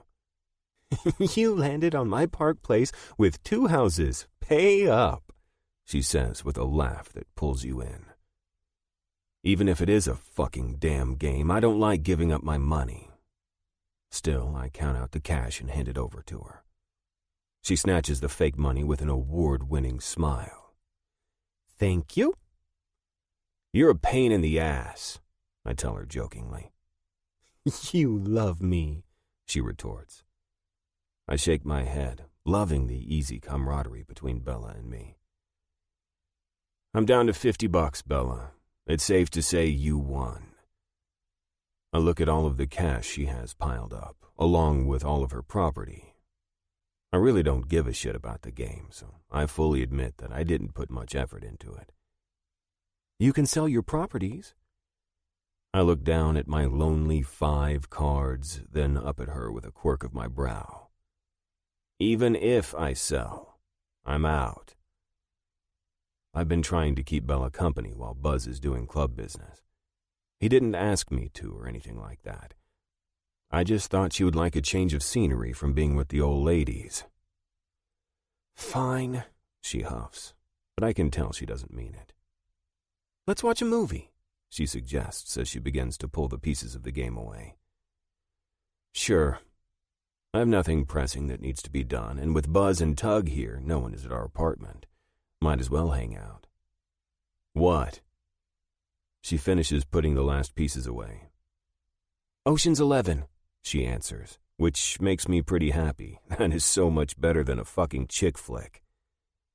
She puts the board away, and then we move over to the couch. She lies on one end, resting her head on the arm, and I sit on the other with her feet in my lap. She cues up the movie, and it begins. A while into it, she shifts, looking down the couch at me. Can I ask you something? I feel the urge to smirk, but don't. Sure. Why don't you kiss me or touch me? I'm not going to lie and say I'm taken off guard by her question because I'm not. I've been sexual with Bella once, and my brother was there. He has to be. Because you're my brother's girl, I answer. Her brows scrunch together like she's thinking really hard. But we've been together. Once. With Buzz there. If I've learned anything over the past few days about this woman, it's that she's stubborn as hell. Because I don't fuck women by myself. That's the first time I've ever told anyone that little tidbit. She's so damn easy to talk to, and granted, I don't talk all that much. But she takes the edge off. She sits up on the couch. What do you mean? I can't give her more. That bit of information was a huge step for me. She doesn't know it, but my past is too fucked up to tarnish her head with. I squeeze her bare leg gently. Exactly what I said. I don't have sex with a woman unless my brother is there. But why? She challenges. Babe, that's as much as you get. I give her a stern look. Either we sit here and watch the movie or I'm out. She must see it in my eyes because she lies back down, puts her feet back on me, and we watch while the Ocean's 11 team takes out a casino. I move to Pop's door and knock twice. In, he calls, and I step through the door, seeing Pop's hair is disheveled every which way like he runs his hand through it 100 times, no doubt feeling all this shit on his shoulders. What you need? He asks, popping down in his chair. Talk to Buzz. He thinks we should do a sweep of the property. Pops sits up at this and puts his elbows on the desk, looking at me intently while I explain what Buzz said earlier. Then he wipes his hand over his face with a growl. Do it. Check fucking everything. I nod. He's got too much shit going on in his head, and no way am I adding to it. I leave and get to work. Chapter 4. Pops.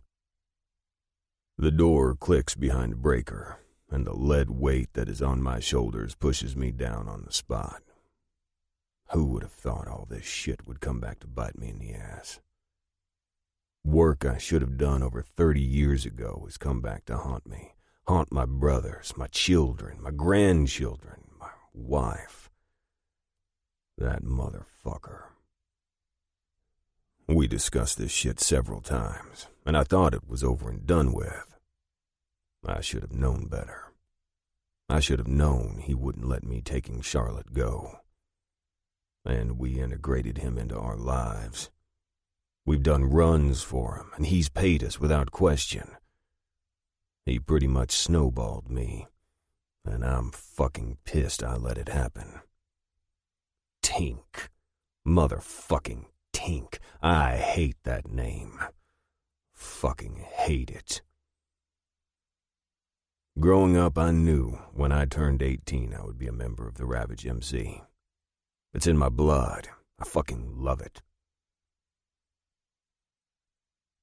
The pussy is plentiful, and I have my brother's backs. It isn't easy, that's for damn sure. Being the president's son puts a fucking target on my back, and not a good one. I proved I was worthy of the rag I wear today. I did all the shit jobs without complaint. Hell, I did anything I was told without thought. I've been wearing this leather for 4 years now. And the only way the rag comes off is if it's pried off my cold, dead body. I follow behind the brothers as we pull into the large motorcycle rally.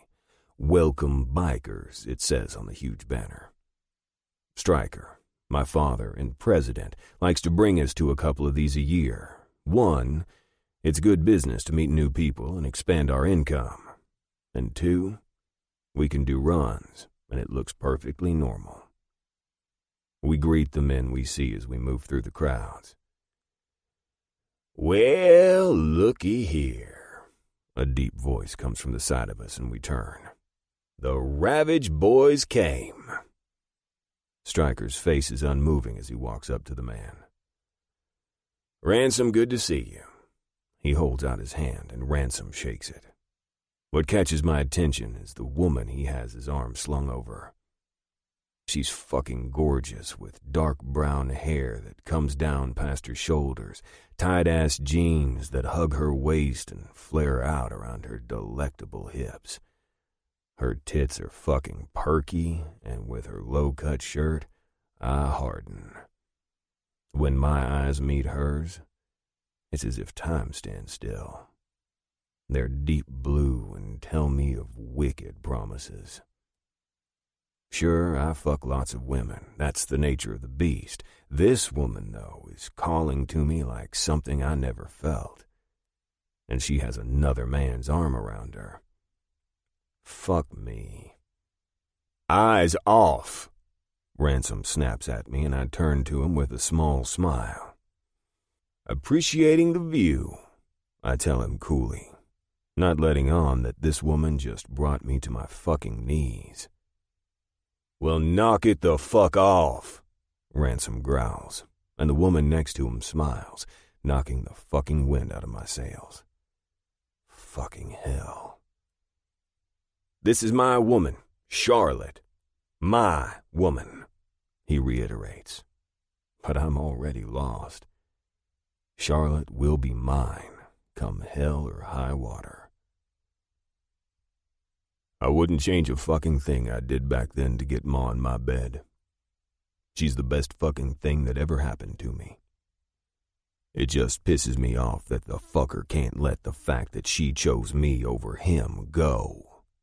Instead, he's trying to bring down my club. Fuck that. I beat his ass once. I'll fucking do it again. I slam my fists down on the desk as a soft knock comes to the door. Yeah.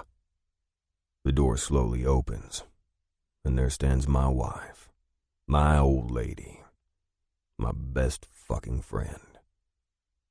My heart expands as she shuts the door and enters the room.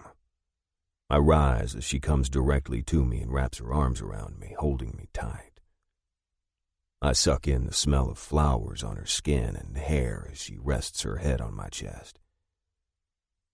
Ma knows me better than I know myself, and damn if that isn't the way it's supposed to be. "What can I do?" she asks. Not what's going on, demanding to know. She just asks what she can do. Fuck, I love this woman. I kiss the top of her head. Get ready for a full house. I'm calling in everyone and their families. They'll be here as long as it takes to fix this shit. She squeezes me. Ransom is back in our faces. Ma pulls away abruptly and looks at me, her eyes wide.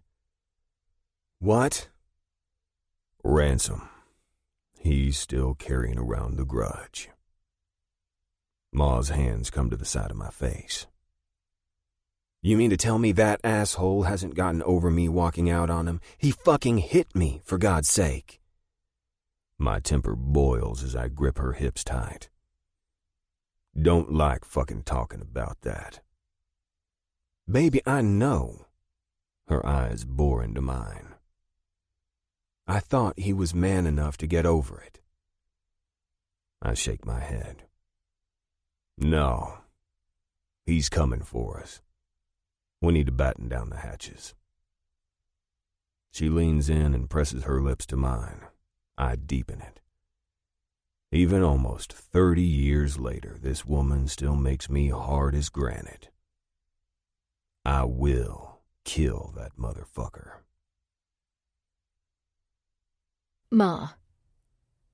I exit Pop's office and head directly to our room. We've had this same spot since we got together. It still feels like home, even after all this time. I quickly make my way to the bathroom, shutting then locking the door. My body begins to tremble as I move to the toilet, put the seat down and sit. It isn't fear. No. What's hitting me is anger. The fiery stuff that says everything I touch will blow. Instead of letting it, I sit on the commode, breathing in and out, slowly. "I don't want to be with you," I tell Ransom. "He came to my home, unannounced, and I don't want him in my space. I rent a small space, needing to get out from under my parents' thumb. I like it here. It's quiet. But not at the moment, as Ransom's voice picks up. "You're fucking with me until I say different, Tink," he barks. I always hated that name. I am not a small, fragile fairy. I cross my arms over my chest, standing in my doorway and blocking his path to enter. "No, you don't make my decisions." Being with Ransom for the past few months has been interesting, to say the least. At first I thought he was something special, but as the days ticked by, the real him started to come out, and I didn't like what I saw. The demands were downright mean sometimes. While I like the whole knowing himself thing, Ransom takes it to a level that isn't healthy for either of us. I knew then I needed to leave, so I did. Unfortunately, Ransom doesn't feel the same. Even though I told him, flat out, that I didn't want to be with him anymore. He's back. Again. I think this makes the 4th time he's come back. He slams his hands into the door. "You're fucking him, aren't you, you little slut?" Well, I've not screwed Pops. We have spoken a few times. Not gonna lie, we talked on the phone before I was fully released from Ransom. Regardless, I never did anything more than talk to him. For Ransom to accuse me of sleeping with him proves he doesn't really know me. Probably never did. Whenever I went out with Ransom, I always felt like arm candy. Never a real person. My self-respect runs stronger than that. And I refuse to be with someone who doesn't see me for me. I did not leave. I order. Ransom doesn't budge. Instead, rage slices across his face, and fear snakes through my gut. I move to shut the door, desperate to put a barrier between us, but he keeps it open. "You fucking bitch!" he roars, his fist coming out and plowing into the left side of my face. My head snaps hard as I fall to the ground. I have never been hit before, especially by a man. The sting, the burn, the shock, the throbbing ache building below the skin surface, it all shakes me from the inside all the way out. This is worse than anything I've ever felt. My eye stings, and I feel wetness beneath my fingertips. I scurry backward as Ransom steps in, towering over me. Seems I need to teach you a lesson. He kicks me hard with his booted foot in the leg, and I yelp. As he bends down, I fight with everything in me to get away from him, but he gets a hold of me, pulling me up by my hair. Please, don't. I beg him, but he laughs. You want to be a whore, Tink? I'll treat you like one. He slaps me hard across the mouth, and my lip splits from the blow. I taste the copper of my blood as I swallow and run my tongue over my teeth to make sure none have been jarred loose. Then I hit, kick, and scratch with everything in me, getting in a few licks. One is enough for him to let me go briefly. It isn't long enough, though. His body is on top of mine. One of his big hands has my arms locked down, while he holds me down with his hips. I register each punch and smack as they come, trying to fight but being subdued. I close my eyes, hoping for it to end, wanting the pain to stop. Then suddenly it does. I open my eyes to see Pops picking Ransom up by his neck and throwing him out the door of my home. Pops doesn't look back at me. No, his focus is solely on Ransom. "Oh, come to save your little fuck toy," Ransom teases. "She needs a real man." "A fucking man, huh? Could have fooled me. Beating up a woman. That says pussy in my book." Pop says, "Fuck you. Only pussy here is you," Ransom retorts. Pop charges Ransom, his shoulder hitting Ransom's gut and pushing him to the ground. I try to keep track of what's going on, moving closer to the door, but all I see is two men beating each other to a pulp. Pops has blood running down his face from his eye, and Ransom has a busted lip and brow. I want to stop them, but I know I can't. I'm just thankful that Ransom is away from me. Somehow Pops gets the upper hand and lands 3 blows in quick succession to Ransom's head. Ransom's body falls limp to the ground. Holy shit. Did he just kill him? Please, no. Pop stands over Ransom, looking down at him, then spits on him. He strides to me, the look on his face fierce. But as he takes me in, they soften. "Where are you hurt?" I don't hesitate to answer. My head inside. "Let me call the boys," he says, and I step to the side, letting him into my home before closing the door and locking it. Even though I've only known him for a few weeks, something about Pops makes me trust him. "In the kitchen," I call out. He grabs the phone and starts dialing. I feel the blood running down my face, so I tell him, "I'll be back," and move to the bathroom. As I look at my face in the mirror, tears well. My eyes are starting to swell, and I have 3 cuts on my face. With trembling hands, I wash my face, knowing I should use soap, but the thought of the burn takes me away from it. The water in the sink swirls red, then pink, then clear. I grab a towel and blot my face gently. Looking back in the mirror, I vow to myself that I will never let another man treat me the way Ransom did tonight. There were no other men to treat me that way, because I grabbed onto Pops, or he grabbed onto me, whichever way you look at it. We've been together ever since that night. Well, I probably should have been scared of him. I never have been, and never will be. That man would lay down his life for me in a moment. I love him to the depths of my soul. Not only did he give me 2 beautiful children, but also a lifetime of smiles and laughs. Then this asshole tries to come and take all of that away. Not happening. I support my man 100% and will do what I have to in order to help him in any way possible. I blot the water off my face. The shakes still have me as I look in the mirror. I had my moment. Now it's time for action. I have a club that needs to be ready for guests. No man will ever come after me again.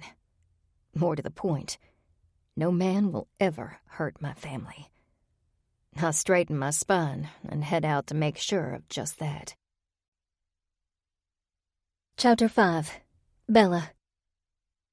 I fell asleep last night on the couch while the movie kept playing, but I wake up in Buzz's room with a very warm man wrapped around me. Man, I've missed him. I haven't physically seen him in way too long, and my body hums being this close. And my heart, well, I'm ignoring it because if I don't, I'll end up getting hurt at the end of all of this. And I'm Bella Stenger. I don't get hurt. No, the hurt of losing my father was enough for me to never allow myself to be hurt again. When he left me, I had no one. Well, I still have my father's brother and his family, but I'm mostly alone. That's why Angel, my old college friend and GT's old lady, and I got along so well, she lost her father too. She never talked about her mother, and I couldn't. Why? Because I never met her. Her name is Lucia. She disappeared as soon as I was born, leaving me with the only man I've ever loved. My father, Chad. My dad never spoke ill of her. I think he actually loved her, although she ditched us. Over the years, I thought about tracking her down. Surely there's a way to do that, but I never have. I don't see a point to it, really. She didn't want me then, so why on earth would she want me now? Besides, some things are better left untouched. The funny thing is, once I met Angel in one of our classes together, I didn't feel so alone anymore. Sure, we went through some shit when she lost her baby and then with Jace, but we held strong, even after she moved back to Sumner from Cherryvale. For that, I'm eternally grateful. There's nothing worse than feeling alone in the world with so many people. I know what you're thinking. She always has a man. True, I do, but I've never been in a relationship. Before the whole Jace turning out to be an asshole debacle, I like to have fun. If that meant bringing home a man or even dating one for a period in time, I did it. I like sex, so sue me. My therapist said I was trying to fill a void because I missed my father. It could be true. Who knows? What I do know is that since Buzz came into my life, not one of those idiots holds a candle to him. None. And I don't even want to try. Every single time I've been with Buzz, it's drawn me into him more. I never realized how much I need to have the dominance of a man, one who tells me what he wants so I don't have to guess. Buzz tells me everything, step by step. It's not like I'm a robot or anything like that. No, not even close. It's that I don't have to think.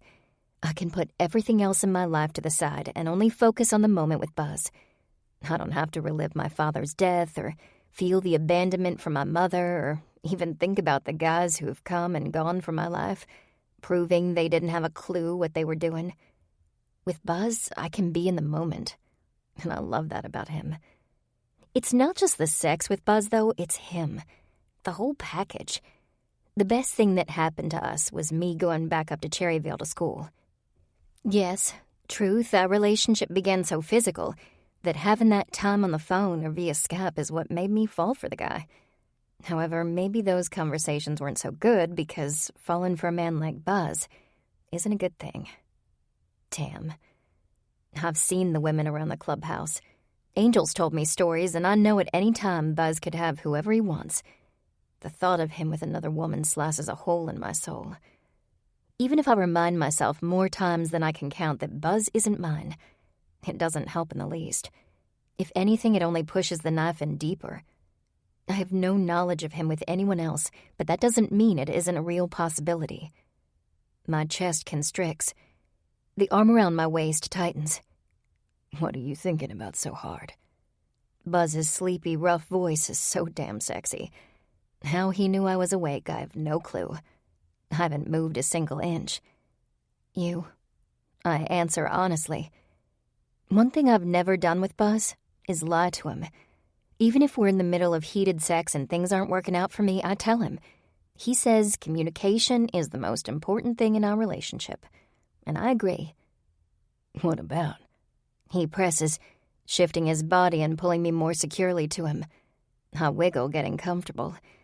How I like being free. What do you mean free? He asks, moving his body down and aligning our faces so we look into each other's eyes. His are sexy blue, and the more I stare at them, the more they draw me in. They're like a drug, pulling me and making me addicted to this man, which isn't good. But in this moment with his attention fully on me, I can't help letting the pull captivate me. I like that when I'm with you, I don't have to worry about anything. I can let my mind go blank, and I know that you'll take care of me. He reaches over and plants a kiss on my forehead, sending tingles down my neck. I know I can trust you, not to push me beyond what I can take. I like that too. He whispers seductively, and I can't stop the smile from forming. I love it when you bite your lip like that. I release it with a pop, not realizing I was doing it. So fucking sexy, Bella. Oh, yeah? I tease. That the only thing you find sexy about me? He brushes the hair away from my forehead, placing it behind my ear, the touch soft and comforting. Nah, I find pretty much every move you make sexy. The sway of those fucking hips, your eyes when you're pissed off, your laugh. Pretty much everything. My heart stops for a moment, and then I will it to stop beating so damn fast. He's never said these things to me before. Sure, while we're fucking, he'll say something about my body, but never just lying in bed, looking into one another's eyes like this. Ever. My heart wants to read so much into this, but my brain is smarter. You cannot fall. You'll get hurt. You're pretty sexy yourself, big guy. I say back instead. Fuck. Give me those lips. My body full out shivers as I lean into him and let him take my mouth. And take he does. I try to give it back to him. With any other man, I could hold my own. But this is Buzz. He is the dominator. He's the ruler. And I love it. I get so lost in the kiss that I don't feel him roll me, so he's on top. I also don't register my legs involuntarily opening for him to fall between, or that he's sucking the air out of my lungs until he pulls away and I gasp, trying to get oxygen inside of me. He stares at me. What I wouldn't give to know what's behind those eyes. Just a small little imprint into his brain. I think about asking him, but fear of the answer stops me. He bends down and rubs his nose along mine in a move so tender, I close my eyes briefly and enjoy it. You're so damn beautiful. He tells me as I open my eyes again, happiness warming me. Fucking love when you smile. At that, my smile widens. You're not too bad yourself, stud. I say playfully, and when I get his smirk, my insides melt. Damn, I love when he does that one little movement. Stud. He raises his brow, his tone teasing. Yep, like in Grease. Sandy says, tell me about it, stud. I full out laugh.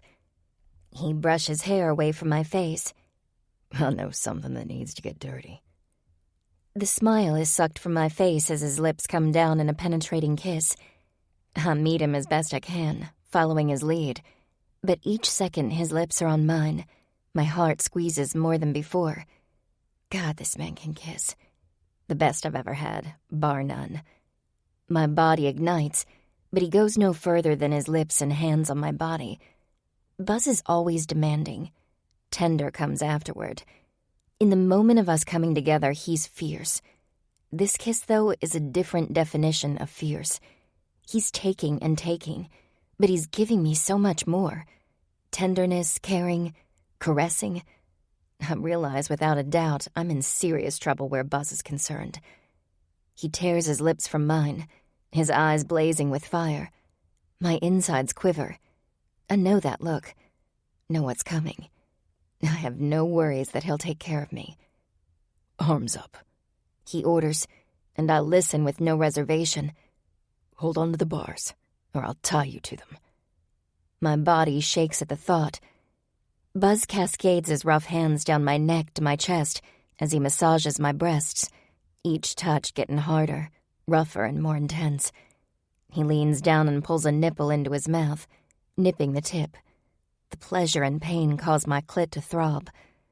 As I shift my hips, I feel his hard length at my entrance. Each time I want him more and more. Spread those legs wider. I spread out as far as I can open myself to him. Not gonna play this morning. I've got shit to do and can't give you the time I want. Disappointment hits me in the chest like a boulder. After all this time, we haven't seen each other. He's not going to play. Babe, he calls, and I look at him. Later tonight, when I get shit sorted, we'll play. To that, I smile. Now, I need to fuck you. I need that too, I whisper, wanting to kick myself for how needy I sound.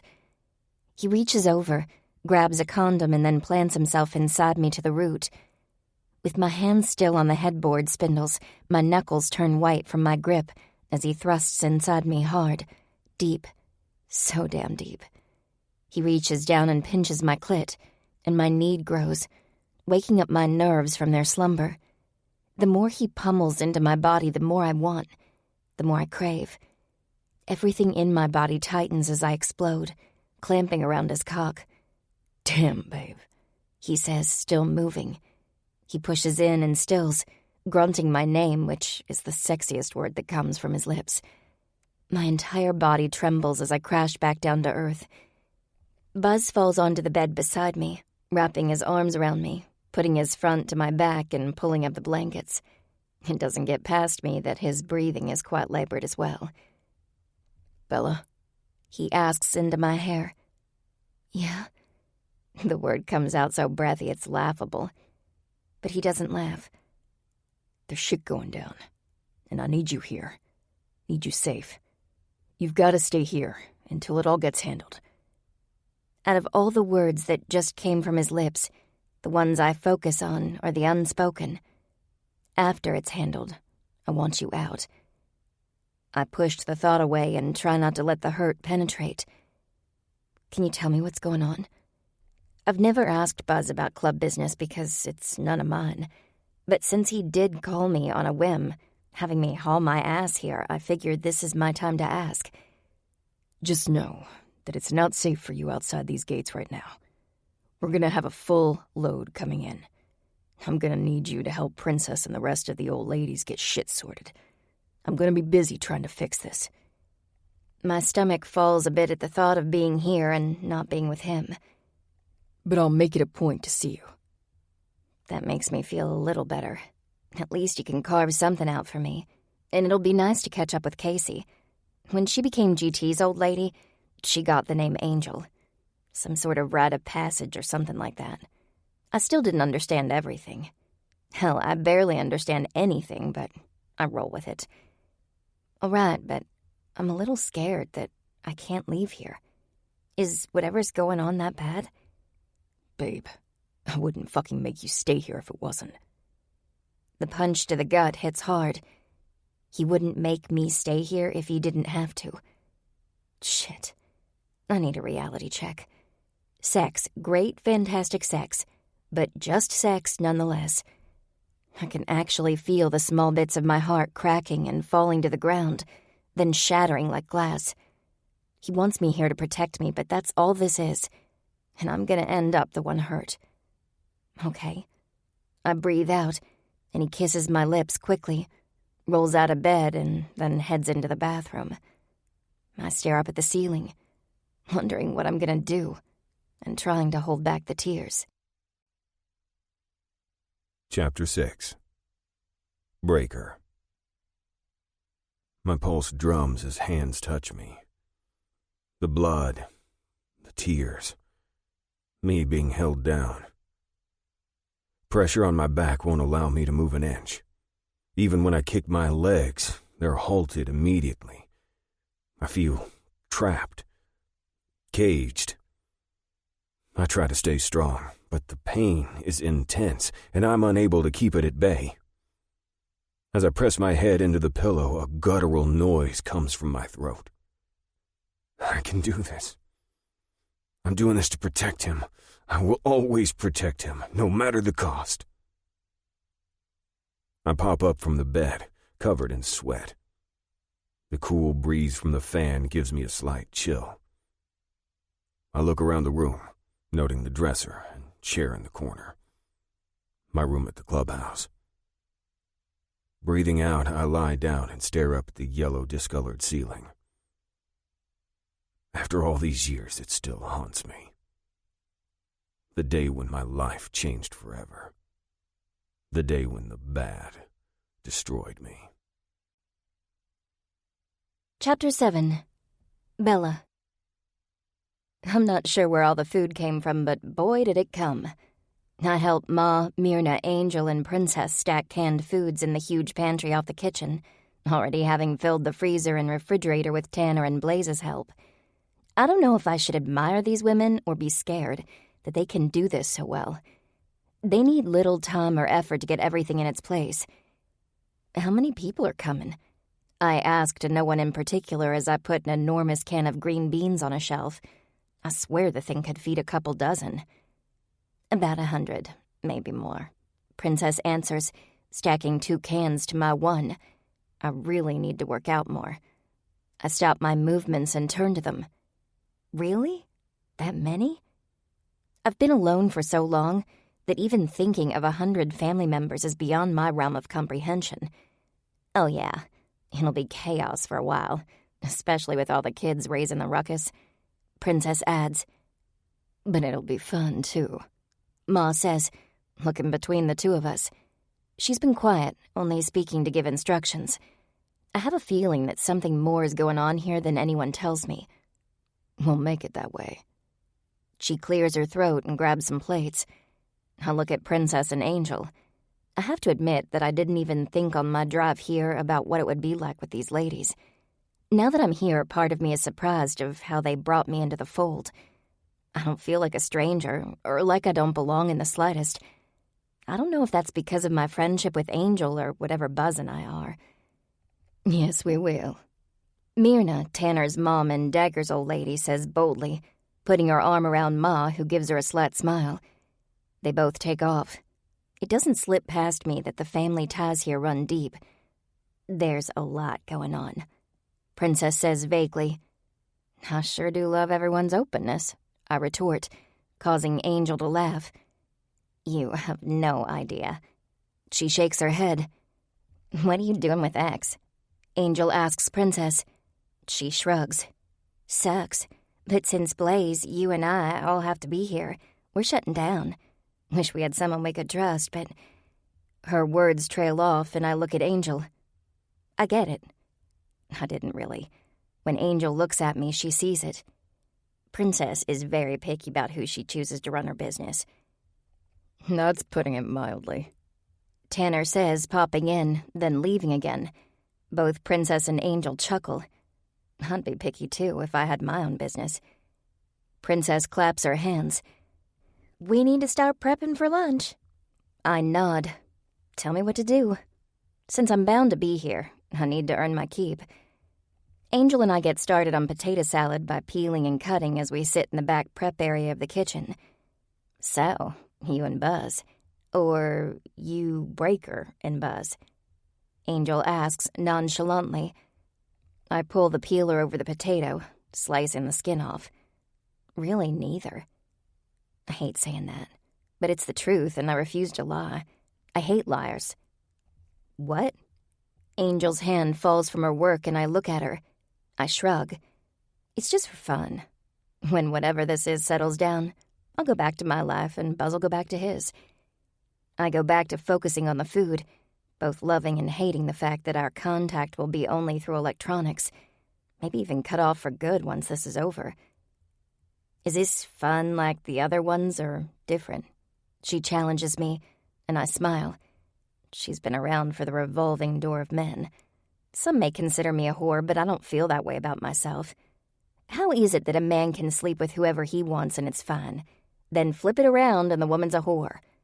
I was safe every time and even get checked regularly. Unfortunately, none of those men made me feel a fourth of what Buzz does, and the bigger problem is that he doesn't feel the same. I look into Angel's eyes, then let out a deep breath. For me, it's very different, but that doesn't matter. Why wouldn't it matter? She asks, and my stomach falls. The one time my heart feels anything, and I know it'll be over soon. The ache grows. I wave my hand with a peeler. It's no big deal. You explained this life to me, Angel. I shake my head. Feels weird calling you that, but whatever. She gives a soft smile and I continue.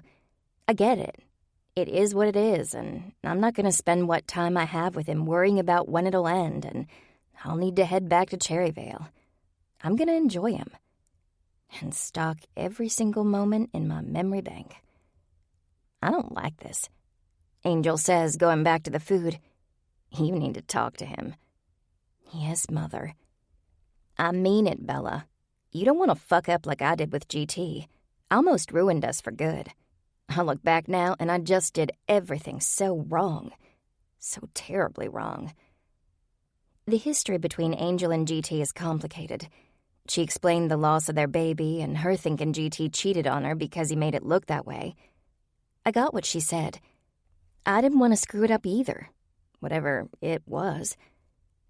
The difference between you and GT and us is you have history and we're destined to be together.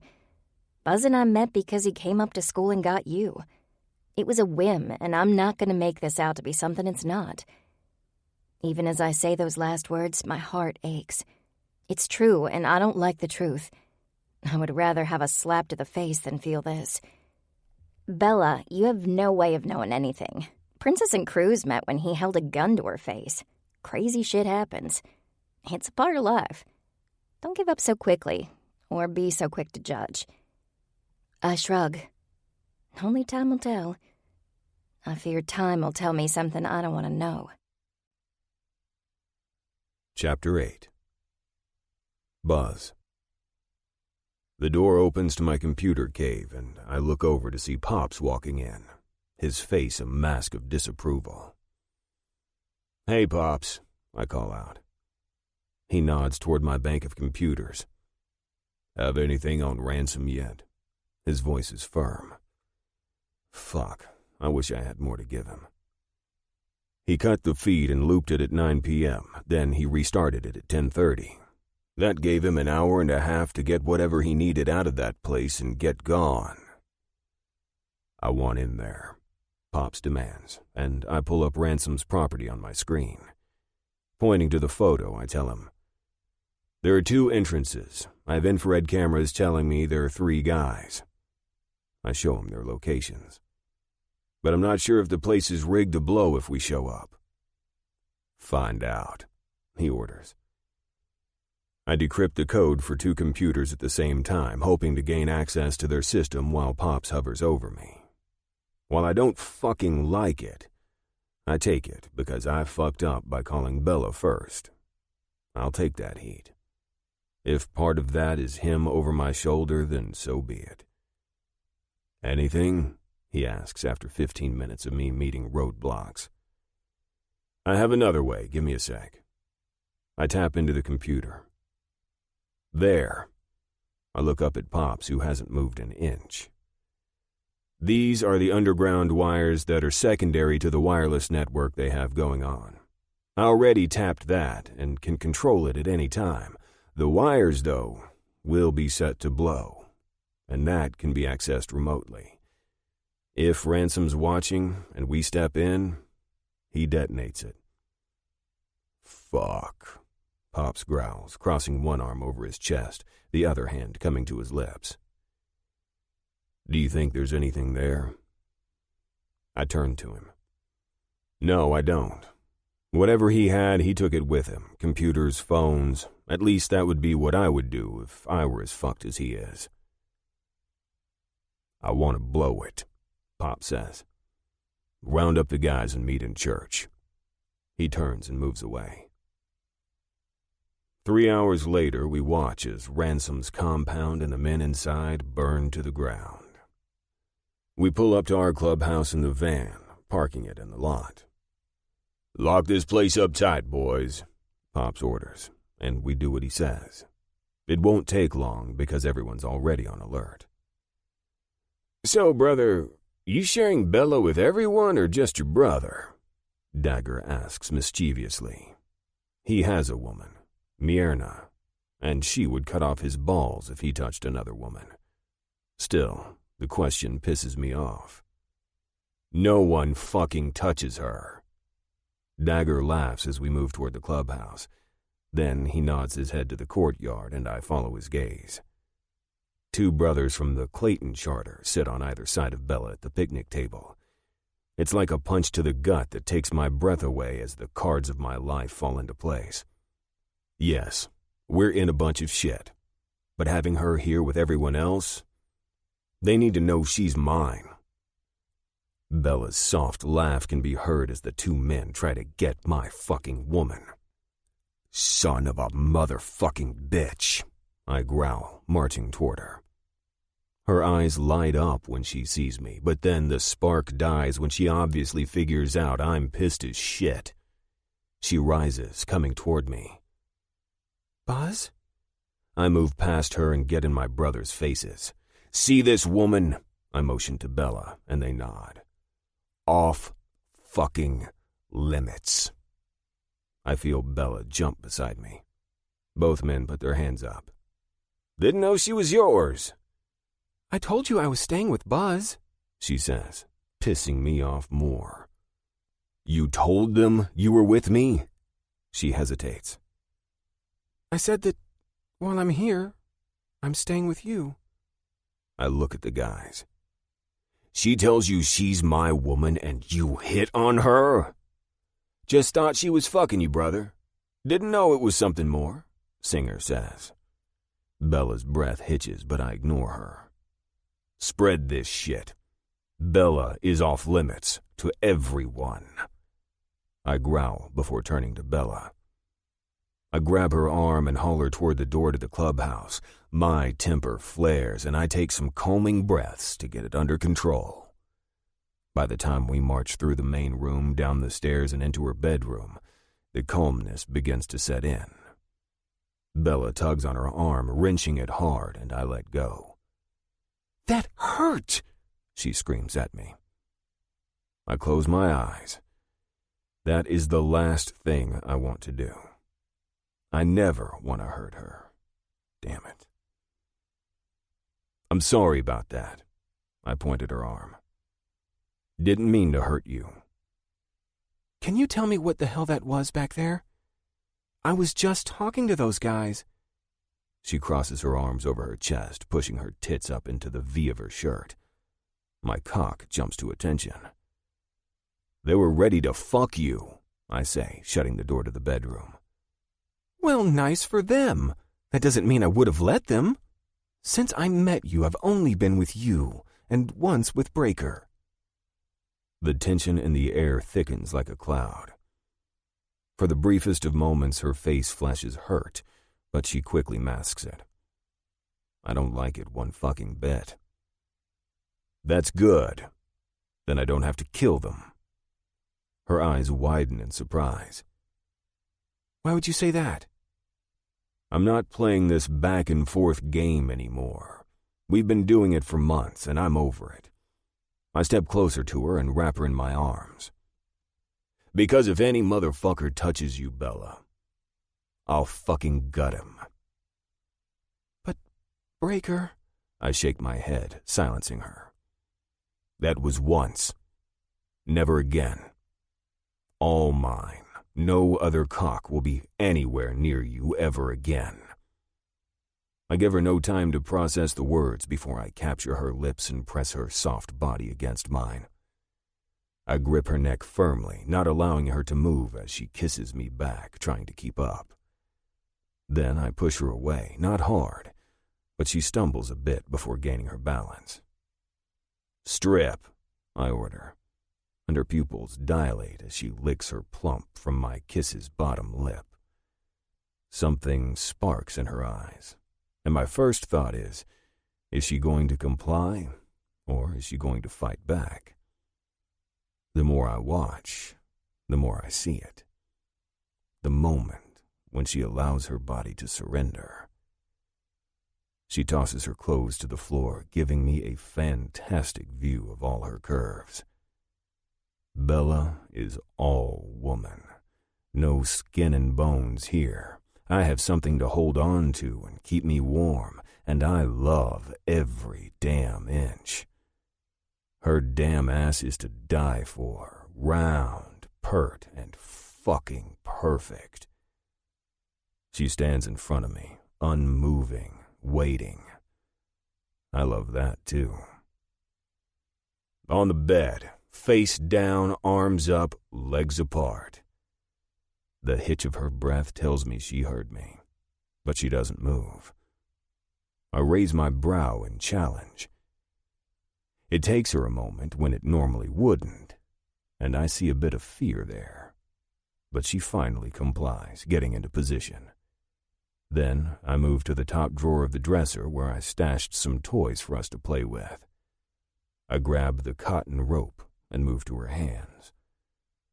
A slight tremor goes through her, but it's not a turned-on one. No, it's fear, and that tears at my gut. Tell me why you're afraid. She blows out a breath. You're pissed at me. That bothers me. Good. I want it to bother you. You want me to be scared of you? I sit on the side of the bed holding the rope. That's not what I said, Bella. I said I'm happy that me being pissed bothers you. It means you give a shit. You care. You want to do good for me. Just like I want to do good for you. She closes her eyes, and when she opens them again, pain comes through, but she replies with nothing. I'll have to get it out of her another way. Ready to play? I ask. Yes, she shakily says back. I'm tying your hands and feet. You don't move unless I say. I grip the rope and her wrists. Yes, she answers. I begin to circle the rope around her wrists, knotting them in a way I learned from an old buddy of mine, who was deep into the lifestyle, which I'm not. I just like to play. I don't have titles or anything like my buddy has. I go with what suits me. I practiced the technique over the years, but wrapping Bella, I take extra care to make sure nothing will chafe or hurt in any way. She shivers as I tie her last leg. How does that feel? I ask as I finish the last knot. Good, she replies, sounding a bit foggy. I walk over to the drawer and pull out my flogger. The long rod with a leather strap at the end feels erotic in my hand. This little tool can bring pleasure, and it can bring pain. Tonight, Bella will get both. She needs to learn once and for all that she is mine. No more games. With a light touch, I run the leather tip across her skin, watching goosebumps form with each movement. Each time her flesh rises, a jolt of excitement hits me, making my already hard cock painful. I ignore it, knowing when I get done with Bella, the end will be worth it. Chapter 9. Bella. Something soft caresses my skin, causing shivers to flow through my body. I close my eyes and the worry about upsetting Buzz floats from my mind. Everything dissipates, leaving only the feeling of Buzz remaining. This is the place I love to be. I crave it. A place where only Buzz can take me. A place I only want Buzz to take me. A sharp sting comes to my ass and my eyes spring open as a yelp escapes. When I turn to see him, he has the look on his face he gets when we play. I love that I can give that to him. He lifts the long rod in his hand before bringing it down hard. I jolt but lay my head down, the burn from the thwack lighting up my globes. We need to get a few things straight, Bella, he says, as the leather comes back down, leaving more fire in its wake, and my pussy quivers in anticipation. He rubs the leather over my skin, my arms, my legs, bringing my nerves to attention. My mind begins to float again as I feel. First, you're mine, Bella. Thwack. No one touches you. No men flirt with you and try to fuck what's mine. Thwack. The burn intensifies, and not just from the leather, but from his words, which make my heart swell. Does this mean what I think it does? You don't talk or flirt with other men because you're mine, Bella. Thwack. Do you understand? Yes, Buzz. I say as I float. That means the only cock you ride is mine. The only one you see is mine. Thwack, thwack. The burn mingles with the pleasure, and I close my eyes again, letting it take me away as it prickles over my skin. Nice. I hear him mutter. Fucking love seeing you like this. I lick my dry lips and whisper a broken, "Yeah." Do you love me, Bella? He asks, and it sounds like he's drifting away, or I am, I can't tell. This right here is euphoria. When I don't answer, he brings his hands to my back, rubbing up and down. Bella, answer me. Yes, I respond. Good. That means you're not going anywhere, Bella. By my side. That's where you'll be. My legs are pulled apart. I thought I had rope on them, but I can no longer feel them. Buzz plays with my clit, rolling his fingers around the nub, and my instinct is to ground my hips.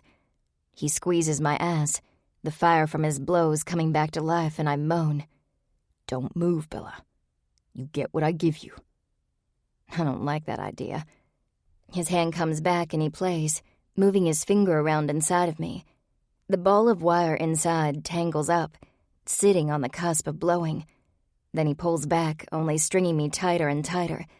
I need to come, need to release this. But he continues his torture, and I take every bit of it. I float higher above the clouds as my hips are raised, and then Buzz is inside me. His thrust set me off as white lights flash before my eyes like fireworks in the sky. The pleasure touches every inch of my skin, practically radiating off me. I scream, but I can barely hear it as he continues his thrusts. He grips my hips hard as the buildup begins again, even though I haven't fully come down from the first. With a hard pinch to my clit, I explode, this one more powerful than the first. Buzz pushes in deep. Fuck, Bella. He grunts as he releases my hips and I fall to the bed. I soar the high, the one that only Buzz can give me, and allow it to take me away. Moments later, I lie there, my mind racing, the fuzziness receding. Buzz? I ask quietly as he kisses the top of my head. Yeah? I get that you say, I'm yours. I start, not exactly knowing how to word the next part. You are, Bella. And I'm yours. My heart warms at this, and my train of thought takes a minute to get back on track. What about the future? I mean, I have to finish school, and... He pulls away from me and looks down. Bella, we'll work all that shit out. Promise. One day at a time, 1 second at a time. We'll work it out. From the fierceness in his tone, I believe him. Down to my bones, I believe that whatever future Buzz and I have, we will work it out.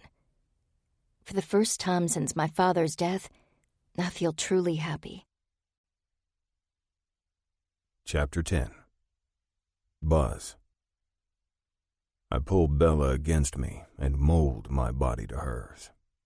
Her breaths are heavy and her eyes glassy. I hold her secure to me, loving the feel of this woman. I was pissed at the other men trying to get Bella.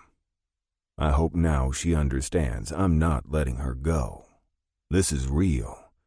It's been real for a long damn time. Now I need to convince her of that. Her telling me she loves me sealed the deal.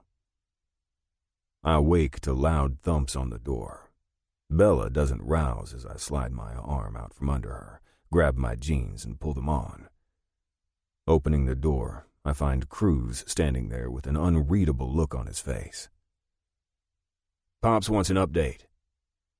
I look at the clock. It's only 2 a.m.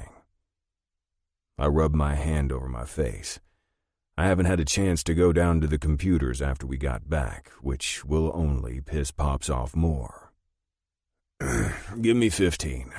I'll run and check the feeds, then be up. Cruz looks into the room, then at me. Better make it quick, he growls before stomping off. Fan-fucking-tastic. I toss my shirt on, then start to head to the computers. I hate leaving Bella, but it's a must at the moment.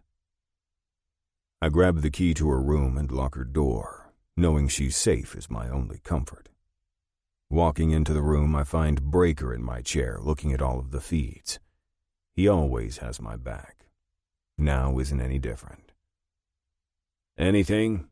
I ask, pulling up a chair next to him. "New?" "No. But we sure did blow the fucking place." He hands me a disc. "I saved it on here." "Thanks. I need to figure out where this asshole is. There has to be a clue somewhere," I say, racking my brain, but getting nowhere. Chapter 11. Breaker. I told myself I would stop coming here, yet here I am again. My boots crunch on the grass as I walk along the path, the sun just coming up, brightening the sky. The air is damp with dew, and I inhale the scent of it deep. I find where I need to be and look down at the granite staring back at me. Jerry Albert Redgrove. Beloved father, uncle, brother, and friend. I kick the dirt, and it scatters across the stone before settling back on the earth. The urge to crumble up the flowers on each side of the tombstone compels me, but I refrain. Whoever put them there has their reasons, just like I have mine for being here. "Hey, asshole," I say to the ground, and like always, no one answers back. Just once I wish he would so I could put him back in the ground. "Don't," I tell him as I cower in the corner of the room. Jerry comes closer with a smile on his face that is anything but happy. It's evil. I know firsthand. "Do we have to play this game every time, Little Tim?" I hate when he calls me Little Tim. Tim is a strong name, a stand-up name, and being 14, I'm getting closer to being bigger. "Go away," I order, but he doesn't listen. Instead, he grabs my arm as I fight back. I know he likes it when I fight, and I shouldn't do it, but I can't help it. Instinct kicks in. He crashes my puny body against his and moves his lips to my ear. "Either you put out, or your brother does. You pick." The fight leaves. I won't let anything touch Trey. He's my best friend. And if I can protect him from this, I will. I close my eyes and wait for it to start. "This is the last time I'm coming, you worthless piece of shit. This time I mean it. I'm done." I unzip my pants and pull out my cock. Then I piss on the fucker's grave. Always said I was going to do it, yet never have. Now I can check that off the list. Coming here is totally pointless. It gives me no closure. Even putting him in the ground with his eyes wide as he saw me take his life didn't give it to me. I'm not sure anything will. For years, I put up with him touching me, never saying a word to anyone. There were 2 reasons I couldn't. 1, my mother loved him. And 2, he said he would kill both my mother and Buzz. I believed he would. Now I don't, but as a stupid kid I did until my mother got fed up with him and got rid of him. Then it all stopped. I spoke not one word until I got out of the army, and when I did, it was to Buzz and only Buzz. Ever. The only reason I told him was because I had to finish Jerry. I knew he would latch on to some other kid, and I couldn't live with that fact, especially when I was able to take care of it. The Army did a lot of things. Training me to kill was high on that list. Buzz helped me, and the death was so clean nothing was found at the scene. His case was ruled an unsolved crime, It will stay that way for the rest of my days. No way will I spend a second behind bars. He already took way too much of my life as it is. Somehow, I need to figure out how to let this go and move on. I just don't know how. He's dead and can't come back. He will never hurt another soul again. But he branded mine. I wish I could get it off me. Get his filth off. But I fear I never will. Sighing, I put my cock in my jeans and zipped them up. At least you can't hurt anyone else, I say, turn around, and walk away. This time is the last. I won't ever come back. Commotion comes from every which way in the clubhouse. Anytime there's a lockdown, we have more bodies here than beds, but we make do. I greet those I know, and the very few I don't. I lift my chin in acknowledgement. I come up next to Rise. Have you seen Buzz? He turns to me, his face impassive. Down with his computer. Look, I know you're pissed. Everyone is. I get it. I tell him, already moving away. He halts me with his words. You know you won't be able to save him. He'll need to pay. I clear my throat. I know. What I also know is that I'd do anything for my brother. I've proven that more than once in my life. I move down the stairs to the back room where Buzz sits, typing away.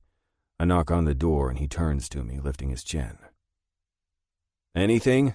I ask, hopeful he can find something to lessen his punishment.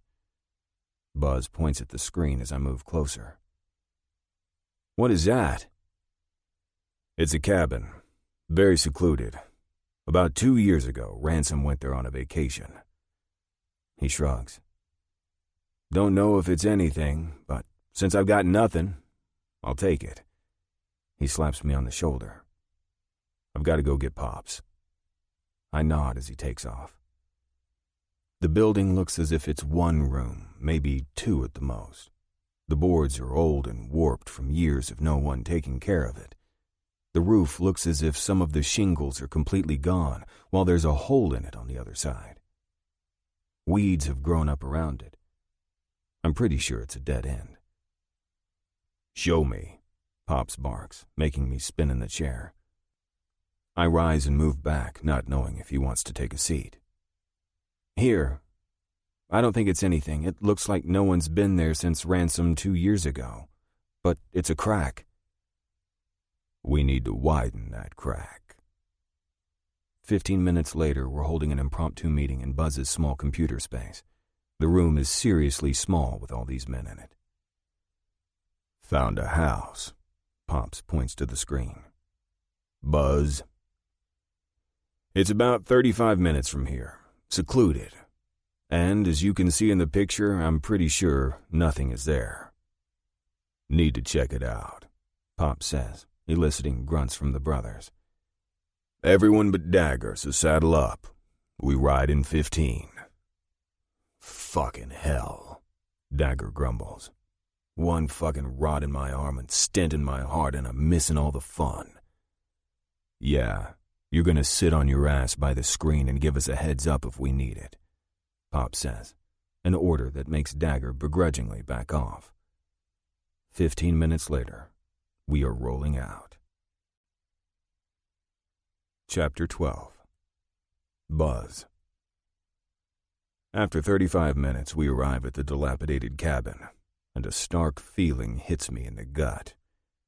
I can feel something isn't right here, and the feeling doesn't subside as we come to a halt down the gravel road from the place. I can see it through the trees, and it's the shit horror movies are made from. Go in there and you'll get yourself killed. Fuck me. Pops, something's off. His fierce eyes turn to mine. Yeah, this whole fucking thing is off. You check everything. Looking at my phone, I lift it to Pops. Nothing's showing up. But we go in with eyes open. Pops orders as we climb out of the van. I reach back and pull the gun out from the back of my jeans. There are 2 more on me as well. I don't come unprepared. None of Ravage does. The brothers stick together, and I watch the ground, looking for anything that may be rigged. I see nothing, so I nod to Pops. He motions Cruz, GT, and Rise back to the house, leaving Tug, Breaker, and me with him. Then, Pops nods his head to Breaker, who reaches out and turns the door handle. He gives no resistance or tension whatsoever. The feeling in my gut grows. Ransom wanted us to find this place. He has a message, but fuck if I know what that is. Tug goes in first, gun raised and ready. I follow with Breaker behind me. The smell surrounds us as Tug looks at me with a knowing expression. Something in here is dead, about to be dead, or both. I turn to Pops as he steps across the threshold and mouth, "Dead," to him. He nods. Turning back toward Tug, I see him lift his arm for me to go left while he goes right. As soon as I turn the corner, I find the cause of the smell. A woman is tied to a chair in the middle of the room. Her head hangs as if she can't hold it up a second longer. Her hair is matted to her face with dirt and blood everywhere. Her hands are tied behind her back with rope tied to the chair. Her feet are tied to each leg.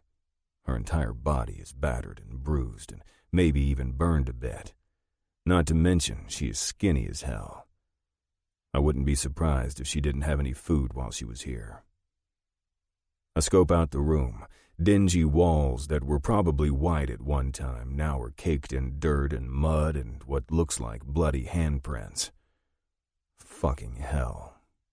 Otherwise, the room appears clear. I take one step back from the door as the brothers come around. "Clean," Tug and Rise call out at the same time. "Found the smell." I jerk my chin toward the room, and we all move in off to the side. "What in the fucking hell?" Cruz bellows as he takes in everything in the room. "Is she dead?" GT asks. I shrug. "Haven't touched her." "Hey!" Rise booms out, and the woman slightly twitches but says nothing, which is something, because when Rise speaks, people listen. Rise steps forward and pushes her leg with his boot. This time, a groan comes out. "She's alive," he says unnecessarily. We step closer as he lifts her chin with his hand. "No." The word breaks out through cracked lips. Her face is so sunken in she's practically blue. "Fucking hell," Rise says, looking closer at her. "It's fucking Flash." Pop steps closer. "You're fucking shitting me." "Nope." Rise taps Flash on her face, and her eyes slowly open. Flash. Fuck. Flash was Dagger's old lady for a very long fucking time, until Mirna came back in his life. Then he kicked her out. She was a bitch who tore Dagger's shit up. That was when Dagger laid down his bike from a heart attack that he is still recovering from. "Flash, wake the fuck up," Rice says, slapping her hard. Her glassy eyes slowly open. "She has to have been here for a while," I tell Rise. "Bitch should have been long gone with all the fucking cash I gave her," Rise replies, looking down at the woman. "Why the fuck are you here, Flash?" She moves her mouth only a twitch. Her cracked lips open so damn slow it's like watching it in slow-mo. Her tongue darts out and runs over her lips. She winces. "What?" is all she can get out, and from the looks of her, she isn't going to give us much else. "Breaker." Pop snaps and my brother takes off. We have a stash of water in the van. "Getting you some," Rise says a little more gently. "Now, why are you here?" Fuck. Looking at her is like looking at a dead body. I swear her entire frame has a blue tint. "Let's untie her," Pop says. I go to move, and I hear it. The small, almost imperceptible tick. There's a bomb, I tell my brothers, who still. I search the floor looking for it. If I had set it up, I would make the trigger detonate if she was removed from the chair. I kneeled down on the dirty, wet carpet and brushed some of the debris away. Sure as shit, there it is. If you move her, this place blows, I tell them, reaching into my cuts pocket for my small set of tools. Checking the other legs of the chair, I find the front right is the only trigger. I look at Tug. Bust that floor over there. See if you can see under to where this shit is connected. The sound of wood cracking happens a second later. Good thing we Ravage men are good when it comes to destruction. Eyeing the detonator, I see it is standard and not sophisticated at all, but for its intent, it doesn't have to be. Under her chair, Tug says, shining a flashlight into the hole. Looks like the wires run directly there. No alternate. If we bust the boards here, does it look like it'll set it off? He shifts. I'd go about a foot. The wires run tight. Thank Christ, Tug knows his shit from his time in the army with me. Need your knife, I say, and Tug tosses it to me. You guys may want to move out for this, I tell my brothers. There's no way in fuck I want us all to die today. Everyone out except for Buzz and Rise. Get far back in case this shit blows, Pops orders, and a small bit of myself feels relieved that they will be safe. Now, to keep the brothers with me safe. You got this, Pop says, nodding toward the carpet. Don't want you blowing up your president and all. Nothing like a little more pressure to add to the heaps I already feel. Shaking all that off, I cut through the dingy carpet, pull it back, and hack at the wood. Being thin, it doesn't take much hammering to get it apart. Yeah, Pops, I blow out a breath. Light, I call out, and one is placed in my hand. Simple setup. The package is secured to the top of the floor with duct tape. There are 2 wires coming out of it, pushed up into the floor. That is the connector. What's going on? Breaker asks from above me. I pull my head out of the hole in the floor, a little pissed the guys didn't tell him to stay outside. Bomb. Rise, don't let her move. He grunts, and that's as good an affirmation as I'm going to get. Fuck, Breaker says, kneeling down. What do you need? My kit. Grab the small needle noses. He hands them to me. They're much smaller than I like, but I can only fit so much in a small kit. I gauge the wires and find the right one. Sucking in a deep breath, I retrace my thoughts to make 100% sure I'm right. Wait, Pops calls out, and I pull my needle nose pliers away, looking up at him. First, she talks. I remove the pliers. Rise holds the bottle of water to her lips and some dribbles to the floor. But I'm already disgusted, so who gives a shit? Flash, tell me what's going on, Rise says, taking the bottle away. More, she demands. No, a little at a time, Pops tells her. Talk, Flash, Rise orders as Pops moves to stand next to him. I sit up on my ass, seriously not comfortable with the fact that there is a huge-ass bomb below me that could take my president and brothers in a heartbeat. Nothing to tell. Her voice is so damn raw it grates on my skin. Fucking talk, bitch, Rise orders, yanking her hair back. She screams out in pain, but the scream isn't as loud as I think she intended it to be. You're all gonna blow! Flash tries to move in the chair. Luckily, 2 things are on our side. 1, Rise has a great grip on her so she can't move. And 2, she's so fucking weak she can't do much. Regardless, it's her damn intent that has me up on my feet. Chapter 13. Breaker. I move fast, grabbing both ends of the chair to keep them steady on the ground. Explosives of any type will tear a person up.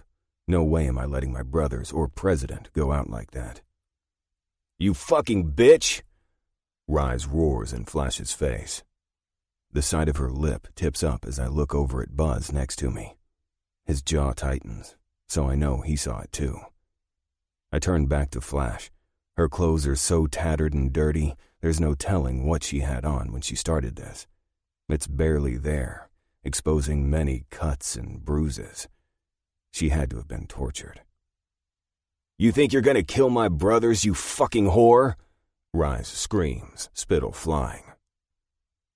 Die. Bitch, the only one who's dying here is you. Rise growls before turning to Pops. What the fuck? Pops turns his head and evaluates Flash, something working behind his eyes. You're pissed Dagger kicked you out and is with Myrna. He pauses, rubbing his hand over his face. You're either working with Ransom to take us out, or you set all this up yourself. I'm going with the first. Bitch ain't smart enough for the second. Rise puts in, and he's right. I remember when Flash was around the club before. She would fuck anything that would take her. She had a mouth and thought she was queen of the castle, having some of the guys wrapped around her pussy. We knew better, but she was Dagger's old lady. We don't screw with that shit. That's their business. Fuck you, she chokes out. No, fuck you, Rise says flatly. Club's all I had until that bitch came. She wheezes through the words. Fuck you all. She's working with him, Pops announces. Let's blow this place. You gonna kill me? She croaks. He'll get you all. And those bitches. Move, Rise, Pops orders. Rise releases Flash's head, and it falls down instantly. Then a gun fires, and blood splatters down on me. Fuck! I grunt out and move back from the chair. It'll wash, Rise comments. Figure out a way to get this place to blow when we're out of it. Pops orders, then leaves the room, his gun clenched in his hand. I don't fucking like seeing him this much on edge. Thoughts? Buzz asks. Get the rope and tie her evenly to the chair, then tie it to the legs, punch a hole in the wall and run it through the hole, tie it to the van, pull, boom, Rise says as if this is a normal occurrence. Who am I shitting? It is. After securing the rope, Cruz backs out the van and the place explodes in front of us. The beer cools me, but it doesn't stop my brain from running through all the information over and over again. Ransom is a slippery fucker, and we need to find him and get this sorted. Hey! Bella comes up to my side at the table in the clubhouse. Music plays in the background, but nothing crazy. There are too many kids here now. While most are downstairs, we try to tone our shit down for them. Well, I should say all of the guys have women now, so they're all more toned down. Hey. I take another pull of my beer, then set the glass on the table with a clank. What's going on? Bella shrugs. Nothing much. Just kind of crazy how many people are here.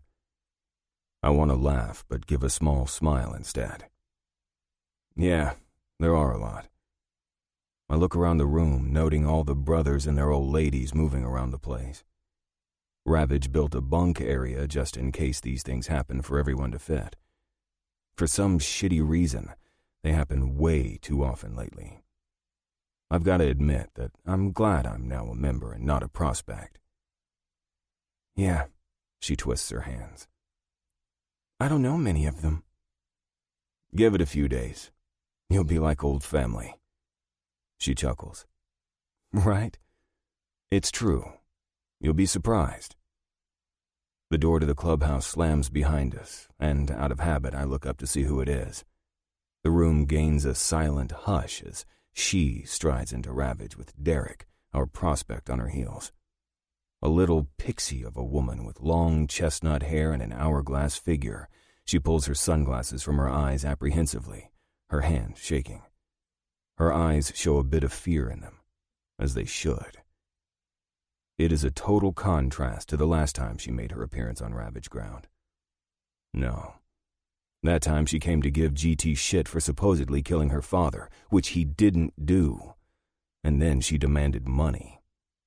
Not the best way to get in with the brothers, and the circumstances at the time were the only way she lived through it. "Shayna?" Angel says from somewhere in the room. My eyes stay on the beautiful woman. I should say, locked on her, because she captivates me. Different isn't even the word I would use for how she appears now. Before, she was pissed and throwing her attitude around. Now, not so much. "Hey," Shayna says as Angel engulfs her in her arms. Tentatively, she puts her arms around Angel, giving that back to her. Serious shit went down with Angel and Shayna while they were held captive by a crazy man. Angel got it bad, but word has it, Shayna got it worse. So much worse. After that happened, she snuck out and disappeared to her mother's cabin, and I hadn't heard anything about her since. Looks like she's back. Angel pulls away.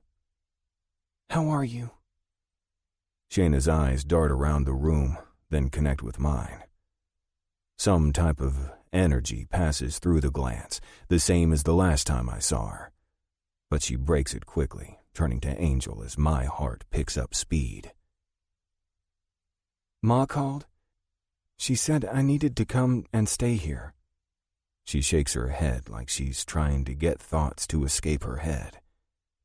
Angel engulfs her in another hug and whispers something in her ear. Shayna's body sags and curiosity hits, making me want to know what she said. I turn to Derek and he says, "That's what she says. Need to confirm it." Pops steps up with his arm around Ma. He looks down at his wife, then up. "Yeah, she's good," he states, confirming that Shayna is in fact supposed to be here at the club. Derek nods, then strolls out of the room while all eyes continue to watch. "Breaker?" I hear and turn to Bella. "What?" "I've said your name like 3 times. Where did you go?" I blink and clear the fog, clear the memories that want to bombard me, which I won't allow. "Nowhere. I'm here." Bella's focus drifts to Shayna, then back to me. "Who is she?" "Shayna. Diamond's daughter." Her eyes squint, then open wide. "Oh, Angel told me about her." Bella leans in close. "Is she okay?" I have no clue, but my gut tells me no way in hell.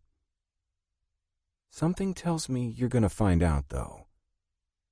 Bella isn't wrong. I watch the little pixie dash off from the room and start down the hallway, like being in the room with this many people is too much for her to handle, which means she isn't any better than before. Damn. That's such a change from the Spitfire she once was. Those fuckers screwed her royally, and time hasn't seemed to heal old wounds. Something ticks inside of me, telling me I need to go, like a magnetic pull.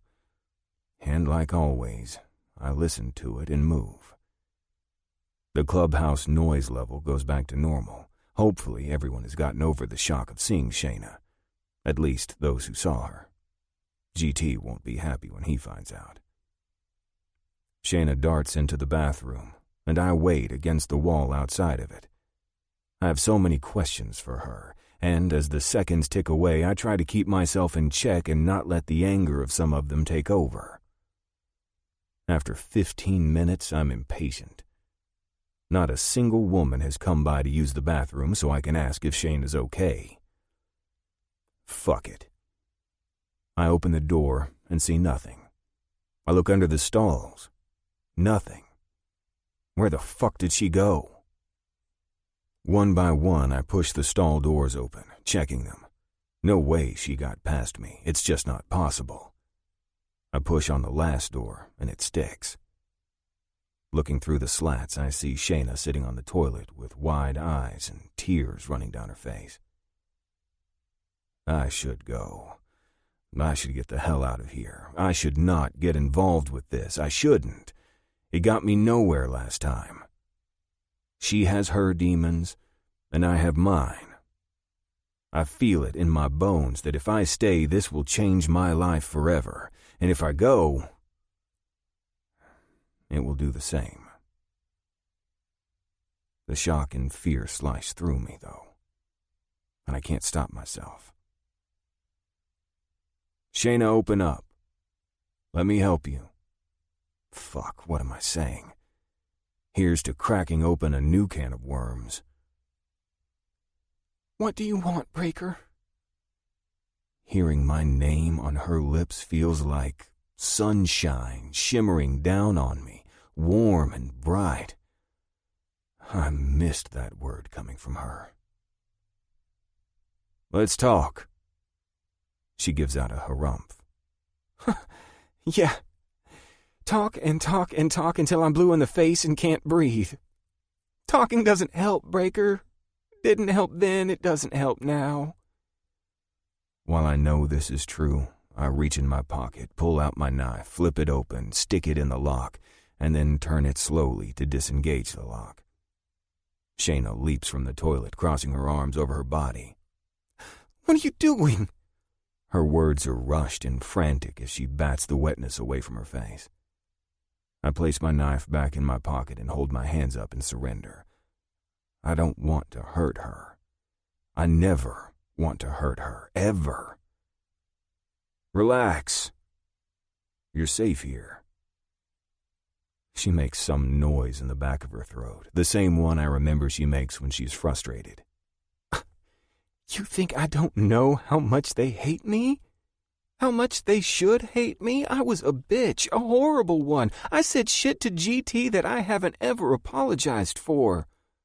I led Casey or Angel or whatever you call her now to suffer a long time. I deserve to be dead, Breaker. So nothing you can say can help. No one can help me. Babe, I'm not here to fix you. You know I can't do that shit. She rests her shoulder against the wall. You know, I never thanked you either.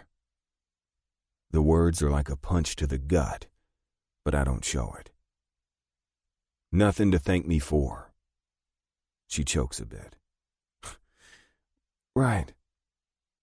While I never expected to thank you, her leaving without a goodbye really clawed at me.